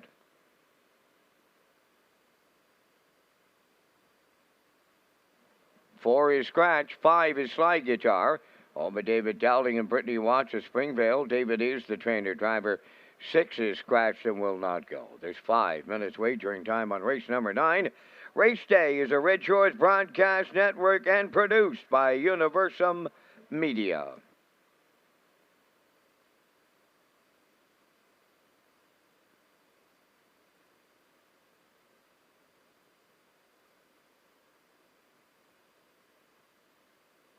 Race Day Live is brought to you by M&M Resources, Results Marketing, and Playwise.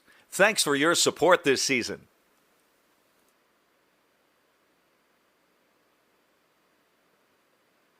Let's go out to the track for tonight's 9th race. Exactor, Superfecta, Triactor, Win Place, and Show Wagering. Don't forget you can tag your ticket in the Wild Horses for a chance at that $25 jackpot. We're landing on the 3 in here. Bonnie's Mac, 13-year-old by Western Paradise for Stanley Harper, Jr. of Inverness. Red Deuce set in the driver's seat. Nice mile in the last start, Ken. Yeah, shipped here from Inverness. Gave it a strong try first over to hit the board. Race timed in 1:56 last out. Draws inside off that strong acclimating mile. Might show some speed tonight. Bonnie's Mac and Redmond do set right now the 3-2 favorite.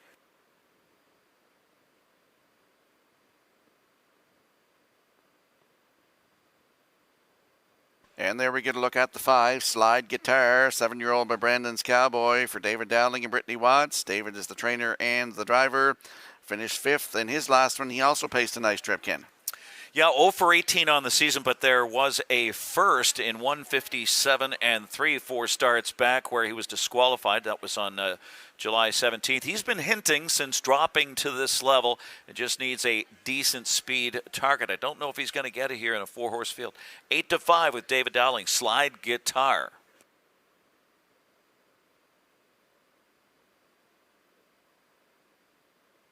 And there's the rail sitter in here, Arnold the Paper Boy. He's a 5-year-old by Mach 3 for Bill Kinney of Hunter River and Gary Ford of Stratford. Von Doyle, the trainer. It'll be Mark Bradley in the driver's seat here tonight. Second place finished in his last one, Ken. Yeah, 0 for 11 on the season, but on the board in 2 of his last 3. As you point out, the distant second last out from the rail. Back on the rail here has a big chance to take advantage. And that paves the way for a smooth stalking trip here with Mark Bradley. We'll see if Arnold the Paper Boy can deliver at 5-2.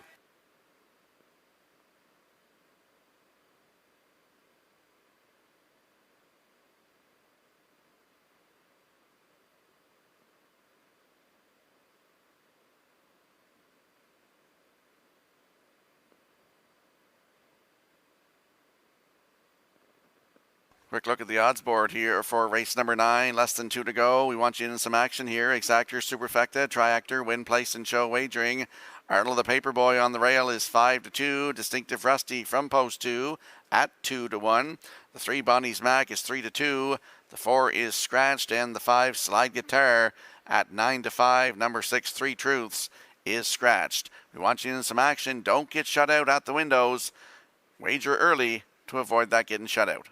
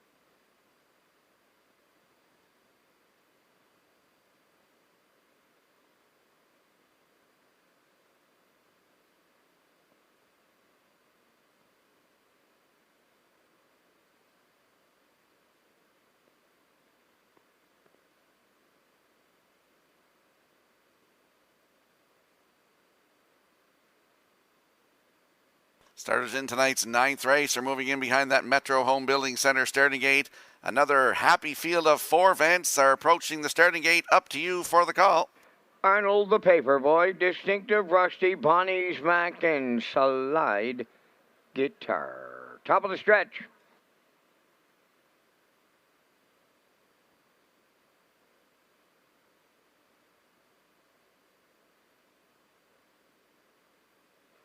Here they come. The rough and pacing Distinctive Rusty is the first one away. Arnold the Paperboy into the turn second. To get away third, Bonnie's Mac. Then the trailer. That'll be Sly Guitar. So they settle up early, led around the turn by Distinctive Rusty. In line to Todd Trites. Arnold the Paperboy set up in the 2-hole. Bonnie's Mac getting away third. Racing from fourth. That is Sly Guitar as they move to the backstretch, approaching the initial quarter. And Distinctive Rusty is quarter pole leading. 2-hole ride to Arnold the Paperboy. Racing from third, that's Bonnie's Mac. On the turn and trailing fourth is Sly Guitar. 28-3 was the quarter. They arrive at the 3/8 pole, led by Distinctive Rusty. Arnold the Paperboy coming out of the turn, racing second. Bonnie's Mac third, then the trailer. That is Sly Guitar in fourth. Positions are unchanged at the midway point. The leader, Distinctive Rusty, halfway home. Second is Arnold the Paperboy. Then in third, Bonnie's Mac. And the trailer is Sly Guitar. 58-1 was the half mile. We're down to 3/8 left to go. Distinctive Rusty is the leader. Here comes Bonnie's Mac. Up on the outside to take over second. Arnold the Paperboy now third, and Sly Guitar to the outside fourth. Over to 3/4, and Distinctive Rusty still there, the leader. Bonnie's Mac now in second. Sly Guitar takes over third. Arnold the Paperboy fourth. 3/4 in one. 27-4 off stride. Bonnie's Mac self-destructed late here, and they're turning on home. Distinctive Rusty the leader. Sly Guitar second. Arnold the Paperboy third. Coming to the wire. Sly Guitar getting up late. Sly Guitar and downing on the line. Second is Distinctive Rusty. Arnold the Paperboy will finish third. The mile 1:56.4. There goes the inquiry sign.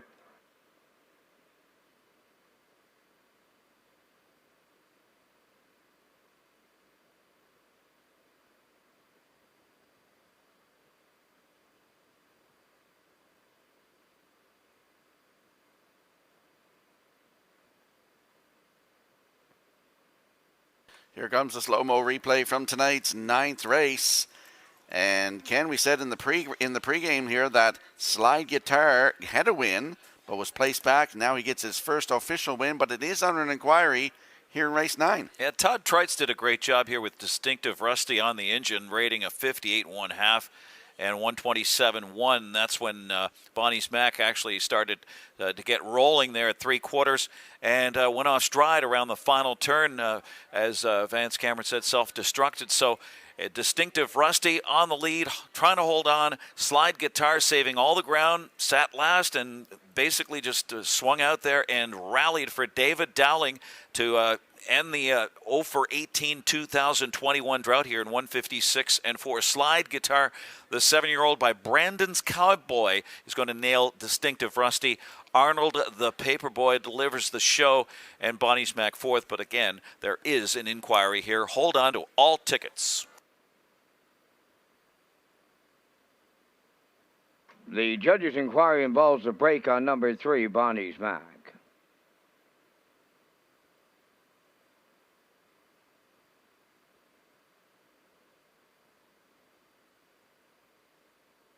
Results of the 9th race judge's inquiry, no violations.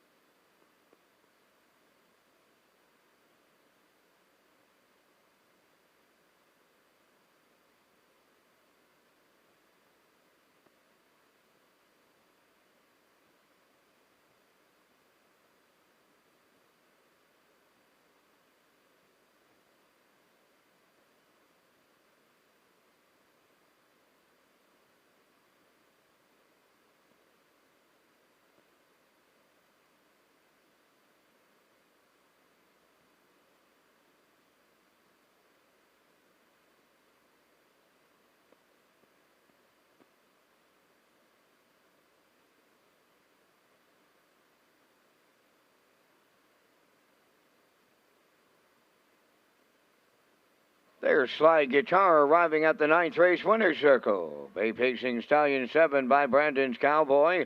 Off the Commotion, Damn Serious Commotion.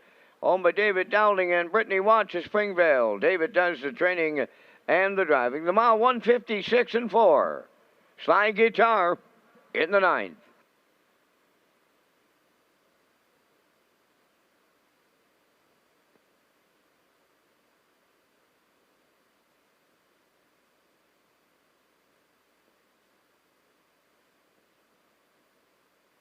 This race replay is brought to you by Syntrack Print and Graphic. Here they come, and it's Syntrack for the win with exceptional print products, exceptional graphic design services, and exceptional value. Syntrack Print and Graphics, 902-892-7719.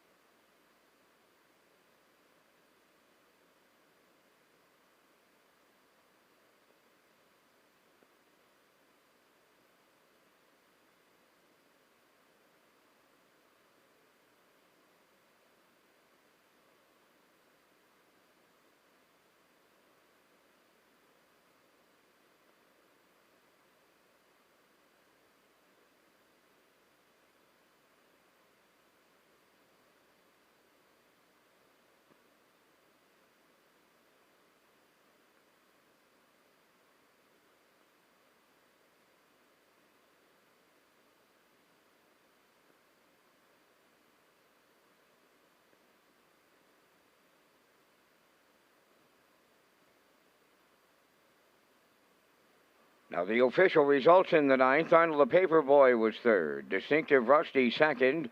Bonnie's Mac 4th. Union Man Hanover scratched. Sly Guitar, the race winner. 3 Truths was scratched. They went 28 and 3, 58 and 1, 127 and 4, and the mile 156 and 4. In review, 324, scratched 1, scratched. Sly Guitar paid $4.70. The exactor 30.10, triactor 49.90, superfecta was 5.66.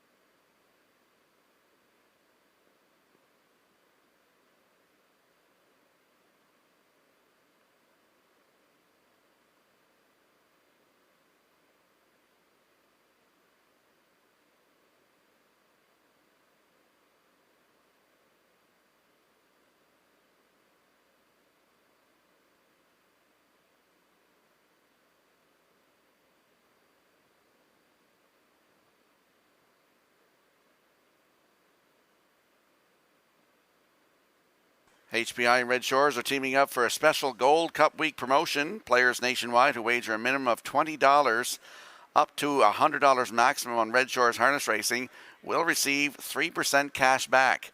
You must opt in to be part of the promotion. Complete details at hpibet.com.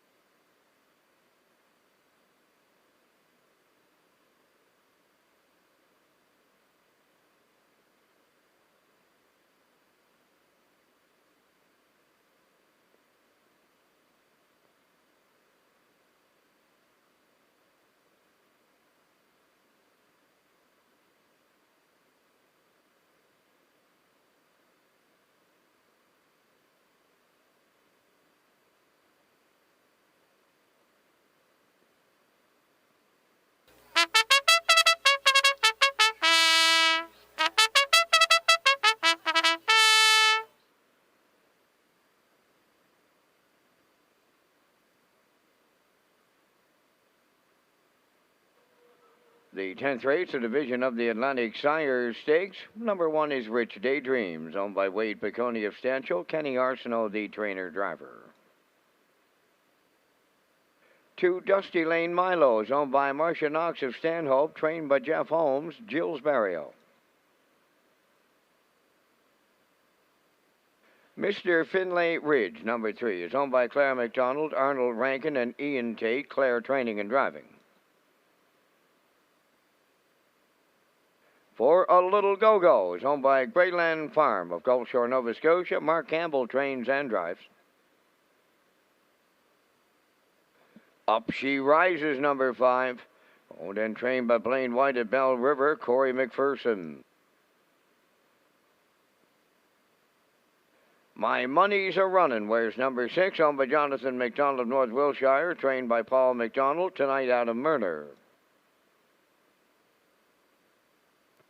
Number 7 is Peach Pie Will Do. The owners are Jordan McKay, Andrew Brown, Shirley Symes, and Allard Racing Incorporated, trained by Chris McKay. Brody McPhee's in the sulky. 4 minutes wagering time on race number 10 for race replays, free race programs, and upcoming post times. Go to Redshores.ca.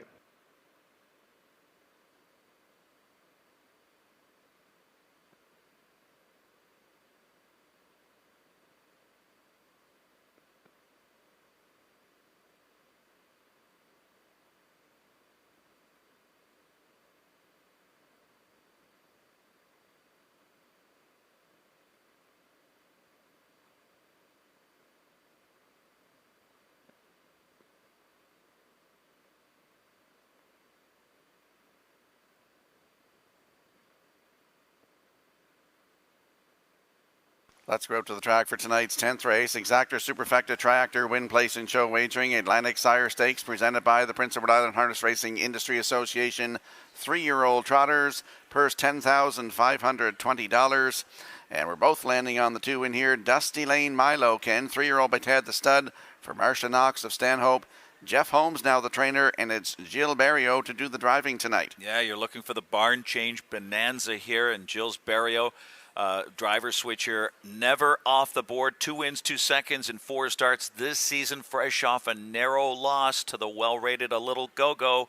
Did beat Mr. Finlay Ridge before that, wire to wire in 2-2-2 at Summerside, and gets another inside draw with Barrio to call the shots.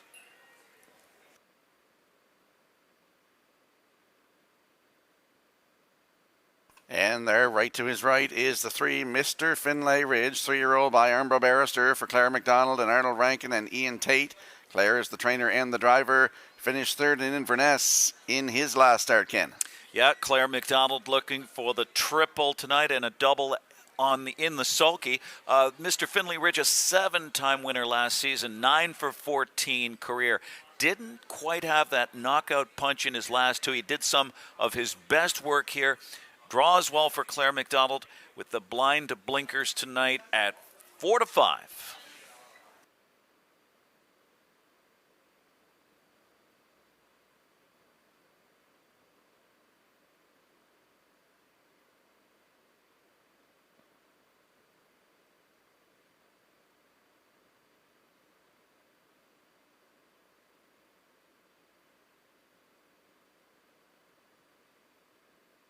And there we see the 4, A Little Go-Go.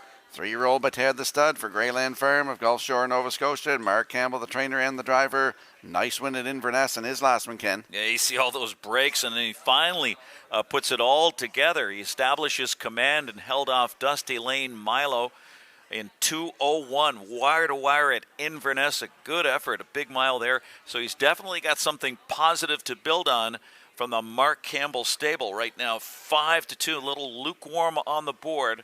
Even money on the 2 and 3.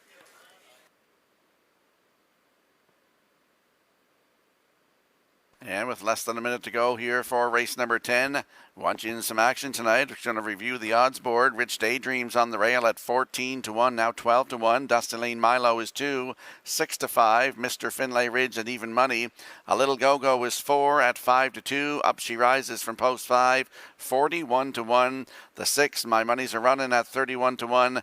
And the 7, Peach Pie Will Do at 30-1. Wager early to avoid being shut out at the mutuals.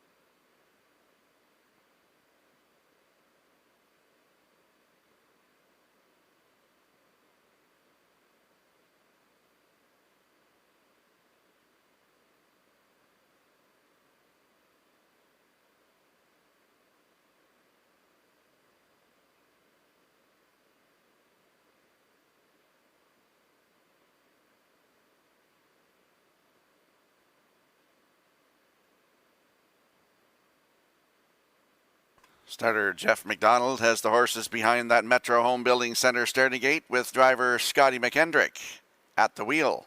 For race 10, it's Atlantic Sire Stakes presented by the Prince Edward Island Harness Racing Industry Association. 3-year-old trotters. Let's go back upstairs to track announcer Vance Cameron. Rich Daydreams, Dusty Lane Milo, Mr. Finlay Ridge, A Little Go-Go, Up She Rises, My Money's A-Runnin', Peach Pie Will Do, top of the stretch.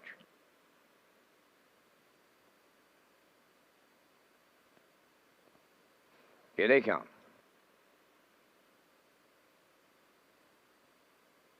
There they go, off and pacing, reaching that off and trotting in the Sire Stakes. Dusty Lane Milo, the first one out. On the rail is Rich Daydreams going right with him. Then third is Mr. Finlay Ridge.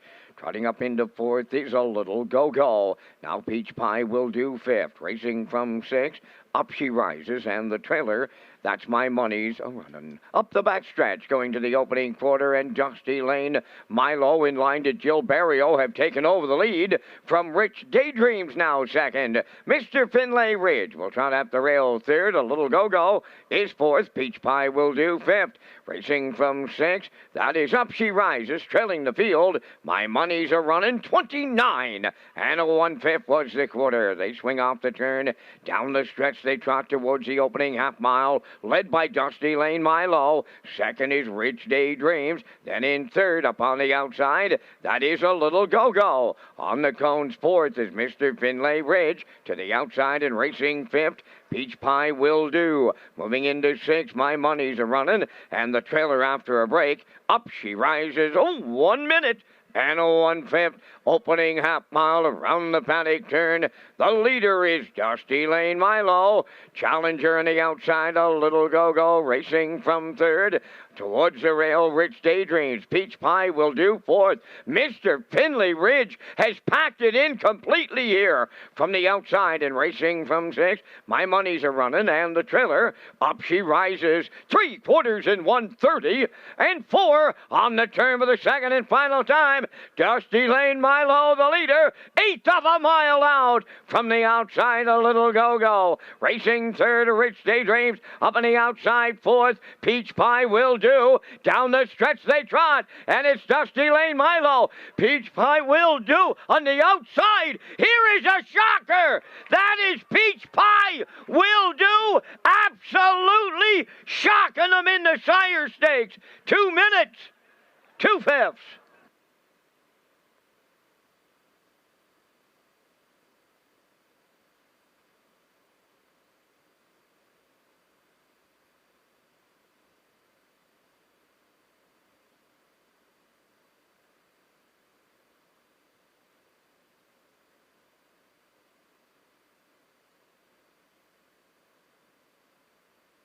Here comes the slow-mo replay from tonight's 10th race, brought to you by Universal Media. And we saw, wow, a shocker in here. But you know what, Ken? If you look at Chris McKay's training average, this guy deserves a lot of credit. He's really good. And his son, Jordan, around a horse. Get the job done here tonight. A maiden record on Peach Pie Will Do. Yeah, and they could be Gold Cup and Saucer winners with Somewhere Fancy. He's got a couple in the final along with Rock Lights, but Peach Pie Will Do sits second over. Slingshots off cover with Brody McPhee and goes right by, fresh off the bench here and off a winning qualifier here at Red Shores in 2:04. 39.70 on the board here with that final quarter, 29-3 on the board. 2 minutes and 2/5, by far a new lifetime mark. Just his third career start. Dusty Lane Milo, really no excuse. Well rated by Jills Berrio. A little go-go, needed more go-go. Gets the show dough.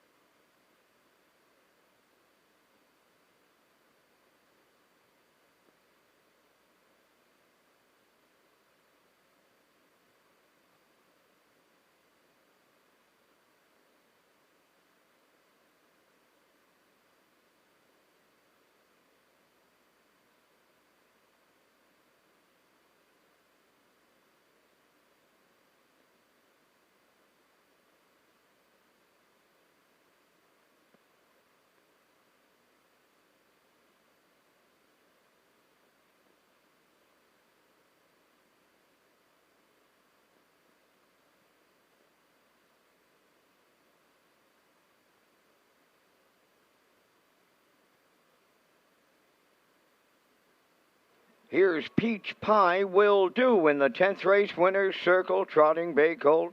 He's 3 by Ted the Stud. From the Angus Hall Dam, a Peach to Remember, owned by Jordan McKay. Andrew Brown, Shirley Symes, and Allard Racing Incorporated. Colt bred by William Andrew of Calgary, Alberta. Trained by Chris McKay, driven to victory by Brody McPhee, trotting to a maiden record of 2 minutes and 2/5. Peach Pie Will Do in an Atlantic Sire Stakes shocker.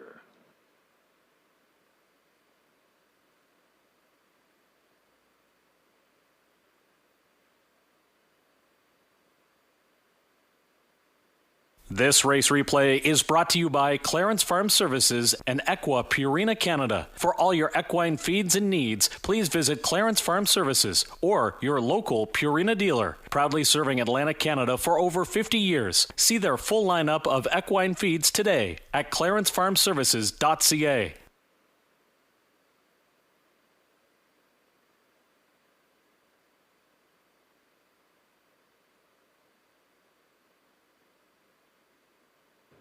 Now the official results in the 10th race. Rich Daydreams 4th, Dusty Lane Milo 2nd, Mr. Finlay Ridge 7th, A Little Go-Go 3rd.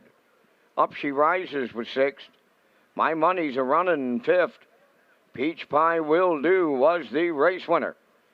29-1, 1 minute 1, 1:30-4, and the mile 2 minutes and 2/5. In review, 427, 36, 51. Peach Pie Will Do paid $39.70. The exactor 300, 750. Triactor 1500, 35, 30. Superfecta carryover.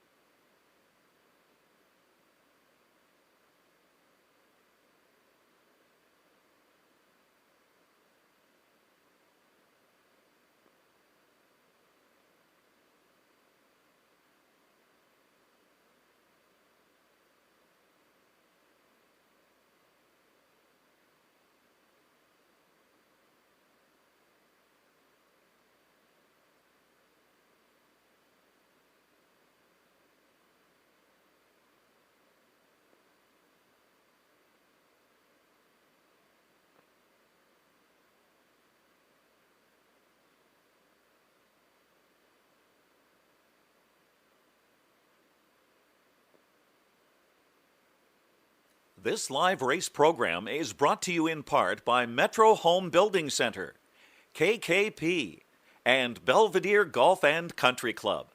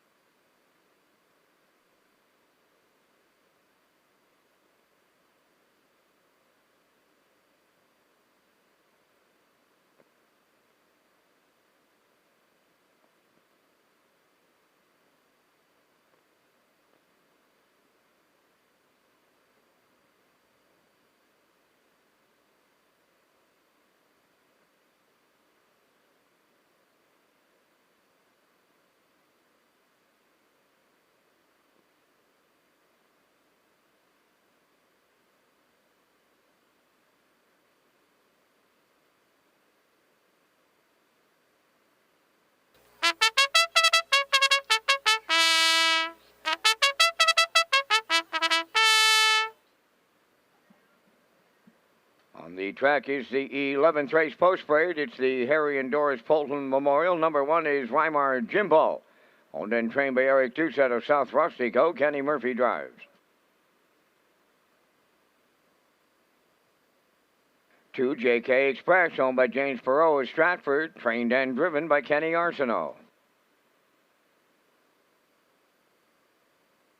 3, Euchred, owned by Kayla Habich Walker. From Inverness, Nova Scotia, trained by Walter Walker. Redmond Doucette up. 4 is Scratched. Here's the 5, Tempo Sealster, owned by Gary Polton and Dura Burho of Charlottetown. Gary is the trainer. Tonight, Jason Hughes. 6 is Usurper, owned by the Next Generation Stable of Stratford, trained by Earl Smith. Brody McPhee drives.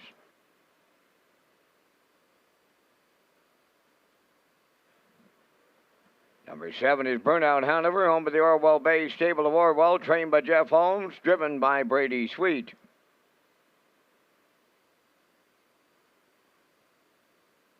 Number 8, Flowers on the Beach, owned by Jeff Wallace of Elmsdale and Cecil Flowers of Tignish. Jeff is the trainer.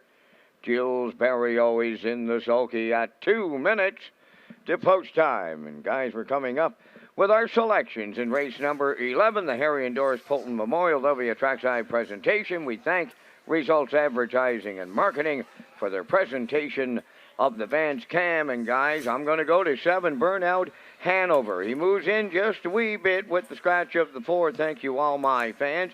If you look at 2 back, he was dominant by 5.5 in 54 and 1. Like him tonight in here. I like the 6, Usurper. He knocks on the door week in and week out. He does have 3 wins on the season, the best being 56 and 2 right here at Charlottetown. For triactor players, I'm going to like number 5, Tempo Sealster. He'll be catch-driven tonight by Jason Hughes. And if you play the Super, got to go to number 3, Euchert, and he is currently the favorite on that infield tote board. Here in the booth, guys, I like 7, 6, 5, 3, and your choices are? Well, I went with the 5 here, Tempo Sealster. I scratched into this one. I actually picked the 4. So Tempo Sealster, 1 for 15 on the season. That's kind of a knock here, but comes off a strong rally to hit the board just behind Usurper. Makes the switch to Jason Hughes, the Blue Knight in here, and that can be a pretty potent angle, as everybody knows. 6, Usurper, right now sitting there at 5-2. Here's another steady closer. He was forced wide. He did get a short lead and just missed on Saturday. With a better start, he could be on the verge of an overdue win. Went with the 3, Euchert for 3rd. He's a classy individual, comes off a tough trip, beaten favorite in his last 2 starts, 65 career wins. And we'll tack on the 1, Rymar Jimbo, for some spice here off the rail for Kenny Murphy at 10-1. So it's a 5, 6, 3, 1 call here in race 11. I'm going to go with the 5 as well. Tempo Sealster. Jason Hughes will drive tonight, and he has been hot. He's won 15 or 16 races, I believe, over 3 or 4 cards. For second, I'll go with the 8, Flowers on the Beach. Jill Berrio gets the call tonight to drive. In the non-winners of 14.51. For third, I'll go to the 6, Usurper. He's a nice horse, too. Shows 156. And for you super effective players, I'll go to the 7, Burnout Hanover. I know he's leaving 7, but you look 2 starts down. He was a winner in 154 and 1 for Brady Sweet's first pari-mutuel win. So I'm going to go 5, 8, 6, 7 from the desk. Good luck to you guys and your selections.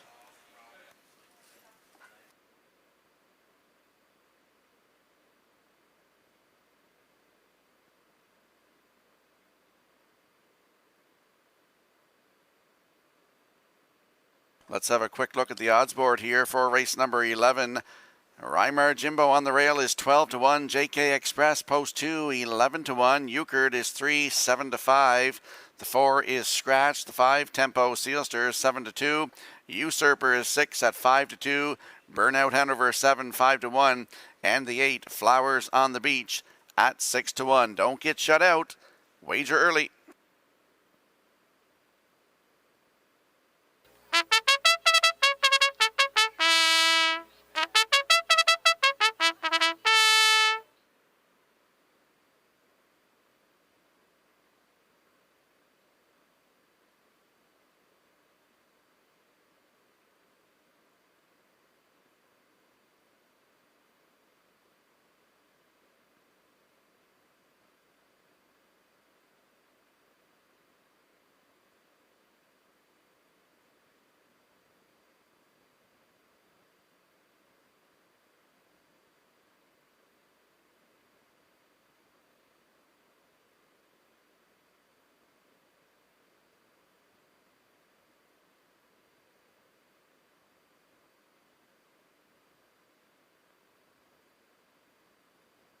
Time to check your 50-50 draw tickets tonight, valued at $1,697. Winning numbers E11528. Tonight's 50-50 winning number for $1,697, E11528. There is a secondary prize. It's a $100 gift card. Winning number is E39312. E39312 for the gift card. Good luck.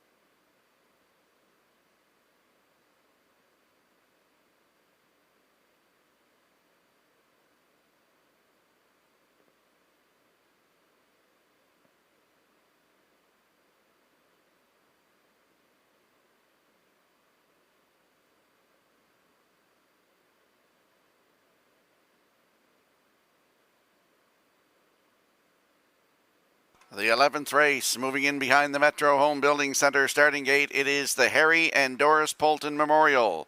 Trackside presentation.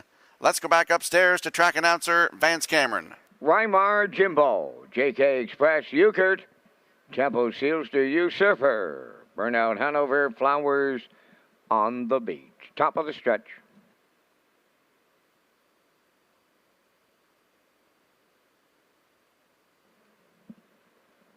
They're approaching a start. And Euchert is on the run here getting out.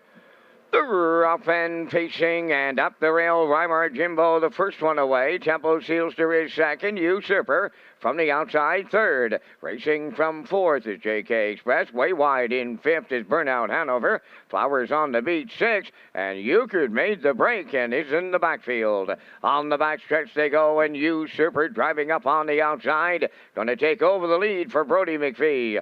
Racing from second, that is Weimar Jimbo. Tempo Sealster at the rail, third. Now Burnout Hanover, fourth. JK Express in fifth.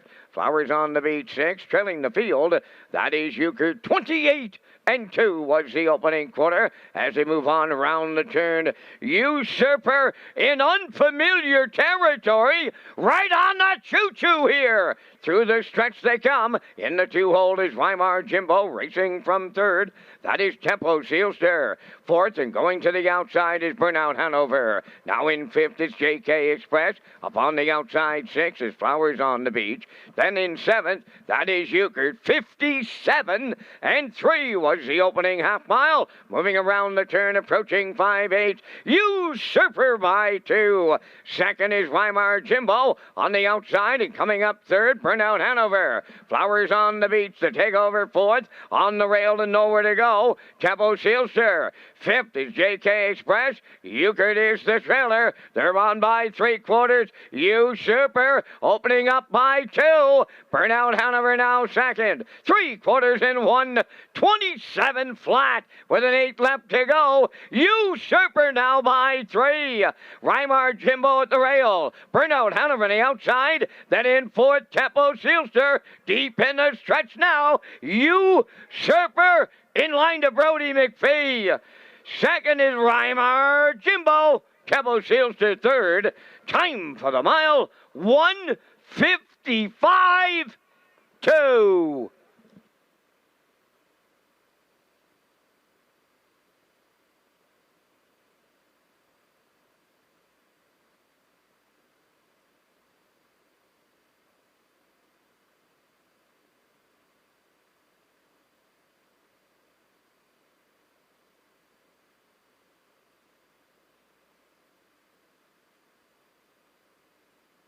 Here comes the slow-mo replay brought to you by Universal Media for race number 11. It's the Harry and Doris Polton Memorial, and Usurper right down the road tonight, Ken. And Vance Cameron astutely points out that he was in unfamiliar territory, unknown speed tonight, 28-2. 57-3 to establish that lead with Brody McPhee, who goes back-to-back tonight. Usurper, the 4-year-old son of sports writer, who stormed home from a real tough spot for a late lead last out and just missed a Phil Dorleans, gets it all tonight on the choo-choo, on the engine. 155-2, finishing off in 28 2/5. Weimar Jimbo, one of my long shots, set a 2-hole, got the deuce over Tempo Sealster, who stayed in and had no chance.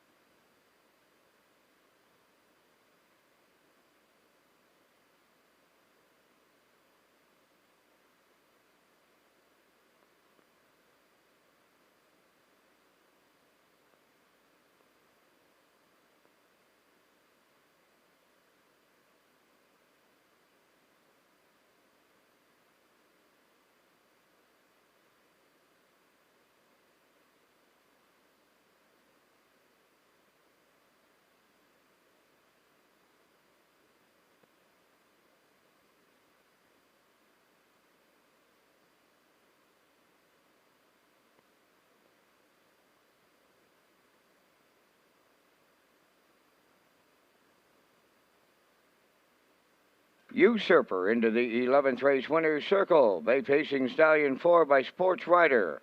Off the McCardle Dam, Lulu Q. Home of the Next Generation Stable of Stratford, trained by Earl Smith. Brody McPhee goes back-to-back for the driving double. Time of the mile in 1:55 and 2. Usurper in the 11th.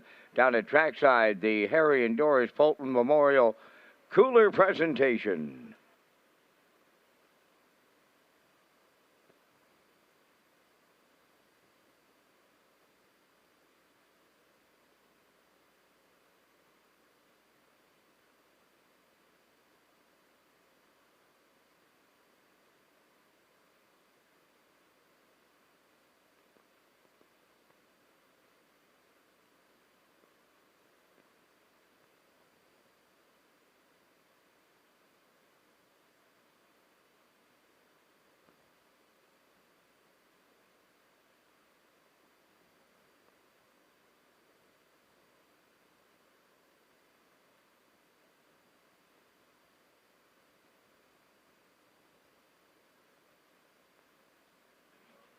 Here's the official results now in the 11th. Weimar Jimbo was second. JK Express 6th. Euchred was 7th. Thank You While My Fan scratched. Tempo Sealster 3rd. Usurper the race winner. Burnout Hanover was 4th. Flowers on the Beach finished 5th. They went 28 and 2. 57 and 3. 127 and the mile 155 and 2. From the top, it's 267. Scratch 3145. Usurper paid 710. The Exactor 75.80. Triactor 124.80, and the Superfecta at 105.83.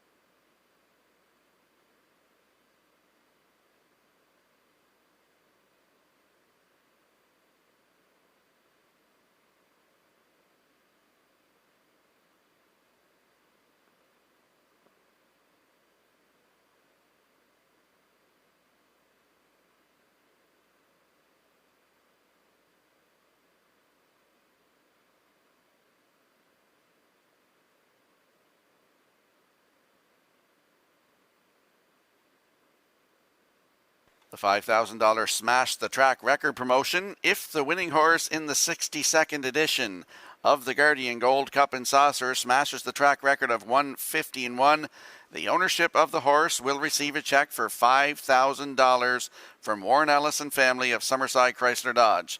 The $5,000 Smash the Track record in the Guardian Gold Cup and Saucer from Warren Ellis and family of Summerside Chrysler Dodge.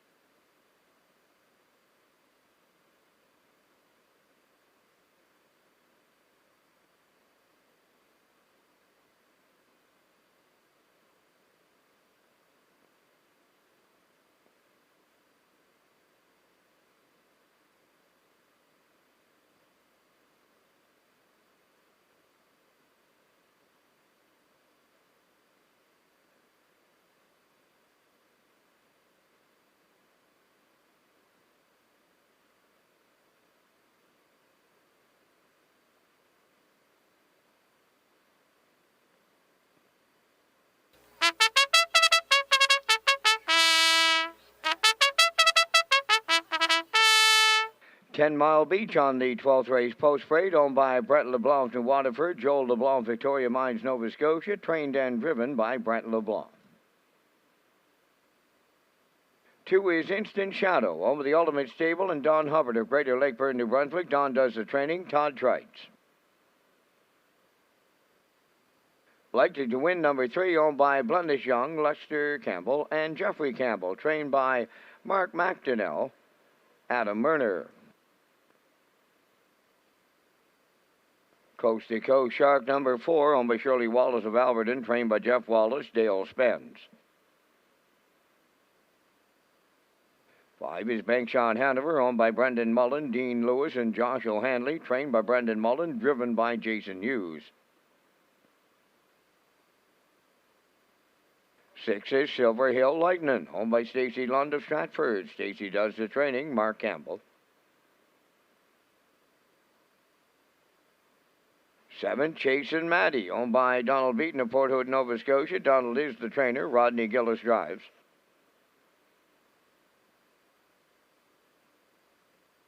8, Positive Art, Corey McPherson in the driver's seat for owner-trainer Bing Easter of O'Leary.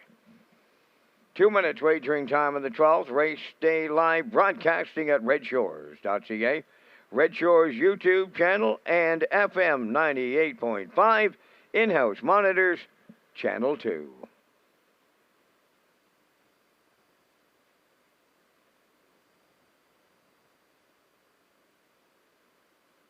This live race program is brought to you in part by Syntrack Print and Graphics, PEI Matinee Racing, Ocean 100, and Northumberland Ferries Limited.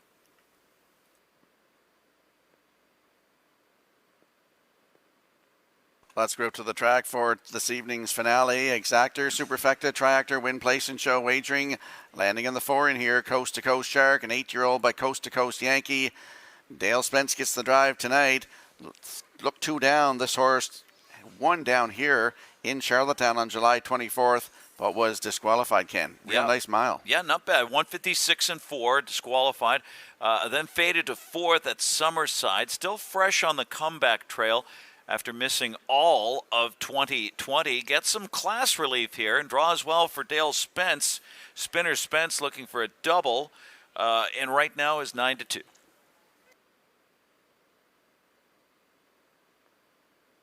There we see the 5, Bank Shot Hanover. Jason Hughes gets the drive tonight for Brendan Mullen, Dean Lewis, and Josh O'Hanley. Last 2 starts down, a real nice trip right here at Charlottetown, Ken.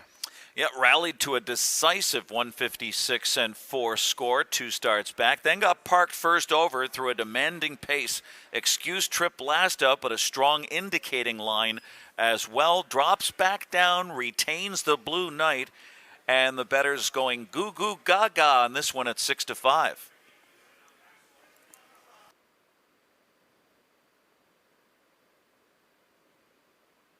And there we see the 6, Silver Hill Lightning. Mark Campbell in the driver's seat tonight. 2 back was in the bike. Shows really good last quarters.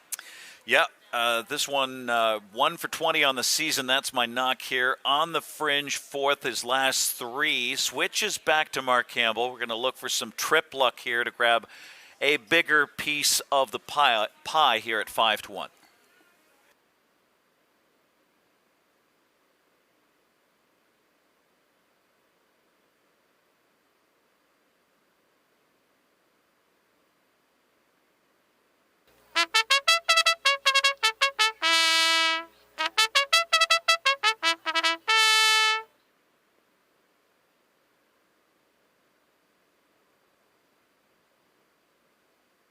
Quick look at the odds board here in this evening's finale. On the rail, 10 Mile Beach at 9-1. Instant Shadow is 2, 11-1. Likely to win 3 at 7-1. Coast to Coast Shark is 4 at 5-2. Bank Shot Hanover from post 5, 3-2. Silver Hill Lightning is 6 at 6-1. The 7 Chasin' Maddie at 42-1. And the 8 Positive Art at 7-2. Wager early. Don't get shut out.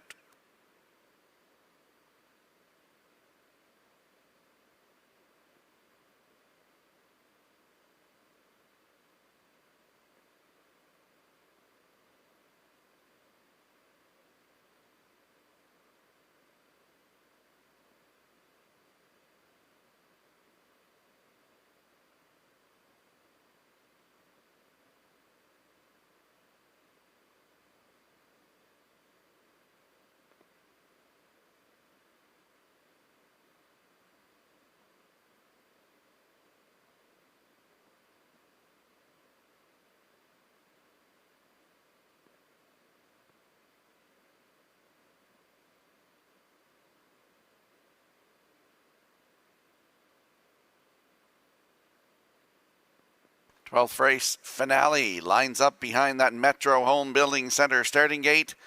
Ken, Vance, it was great working with you. We're going to do it all again tomorrow night. Let's go back upstairs to Vance Cameron for the call. Looking forward to that Wednesday night of Gold Cup week. Mr. Skirman and Mr. Workington. Here they are, lining up in the 12th. 10 Mile Beach, Instant Shadow, likely to win. Coast to Coast Shark, Bankshot Hanover, Silver Hill, Lightning, Chase and Maddie, Positive Art, top of the stretch. Approaching a start. Finale time. The rough and pacing, leaving out Coast to Coast Shark and likely to win towards the rail. That is 10 Mile Beach, stacking them up away fourth. Along the inside is Instant Shadow. To get away, fifth, Positive Art. Bankshot Hanover in sixth. Silver Hill Lightning seventh. And trailing the field, Chase and Maddie along the backstretch they go. And to the lead is likely to win. In line to Adam Murner.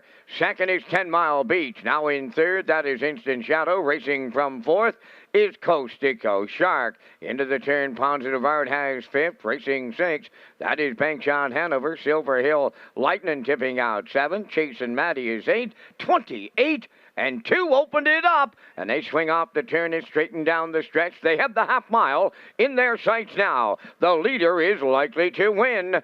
Second is 10 Mile Beach. On the outside third, Coast to Coast Shark is underway. Positive Art is tipped out to move up fourth. Then in fifth is Instant Shadow. Sixth is Bankshot Hanover. Silver Hill Lightning seventh. And Chase and Maddie is eighth. 57-4. Opening half mile or arriving at 5-8, likely to win the leader. To his outside, Coast to Coast Shark, the challenger, racing from third, 10 Mile Beach. Instant Shadow moving to the outside, fourth. Fifth is Positive Art. 3 high in sixth, Silver Hill Lightning between horses. Bankshot Hanover and the trailer, Chase and Maddie, 3/4 up in 1. 26-4 on the turn for the final time. In at the rail, likely to win. Coast to Coast Shark now gets his head in front. Instant Shadow third. Silver Hill Lightning coming late fourth. Down the stretch they come. Coast to Coast Shark now the leader. Way wide. Silver Hill Lightning coming late. Coast to Coast Shark to double up Spence. Silver Hill Lightning second. Likely to win third. The mile 1. 56-4.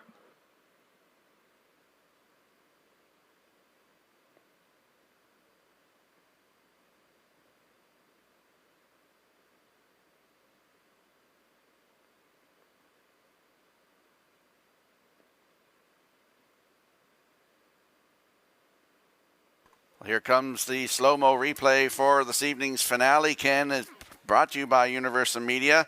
And this horse was used really hard. He come a really good last half here to get up and get a new record tonight. Yeah, it was a real good ding-dong battle, late-night hardball here. Likely to win, Adam Murner on the engine. 28-2, 57-4, rated good. 126-4 under that heavy pressure from Coast to Coast Shark. Adam Murner, Dale Spence going at it, tooth and nail, driving like men possessed here. Coast to Coast Shark wears him down gamely, and the 8-year-old by Coast to Coast Yankee takes a new lifetime mark here, doing it the hard way in 156-4. Flying late as 6, Silver Hill Lightning with Mark Campbell to get the deuce, likely to win. Holds on to third. So in the finale, we've got a 4-6-3 Coast to Coast Shark and Spinner Spence.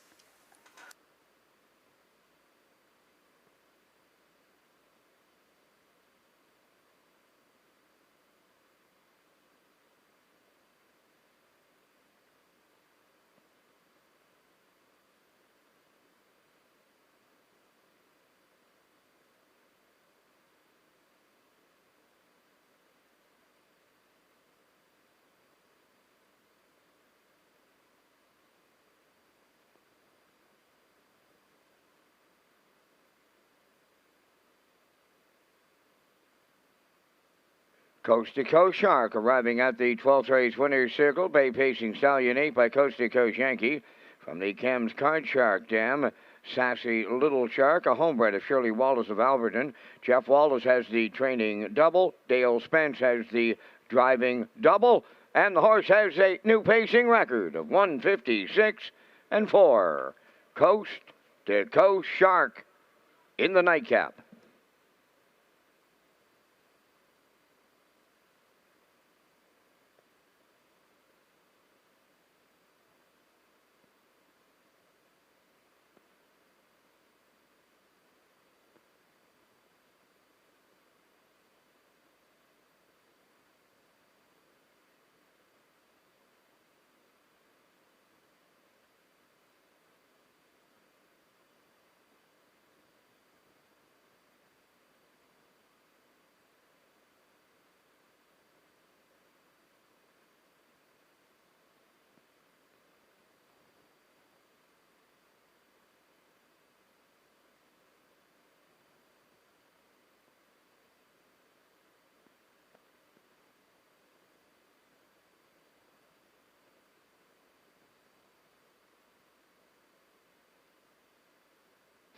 Now the official results in the 12th, 10-Mile Beat 7th, Instant Shadow 4th.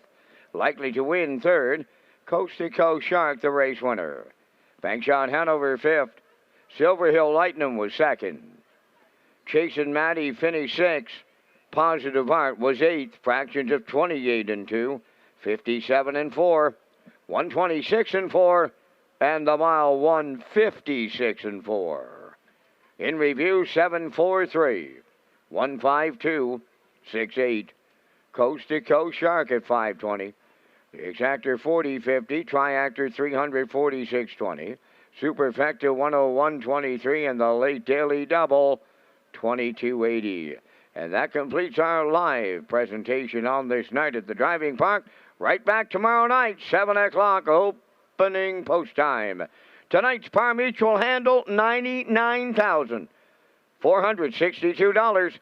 Ladies and gentlemen, from up top of the Charlottetown Driving Park, thanking you for joining us. This is Vance Cameron bidding you a safe journey home.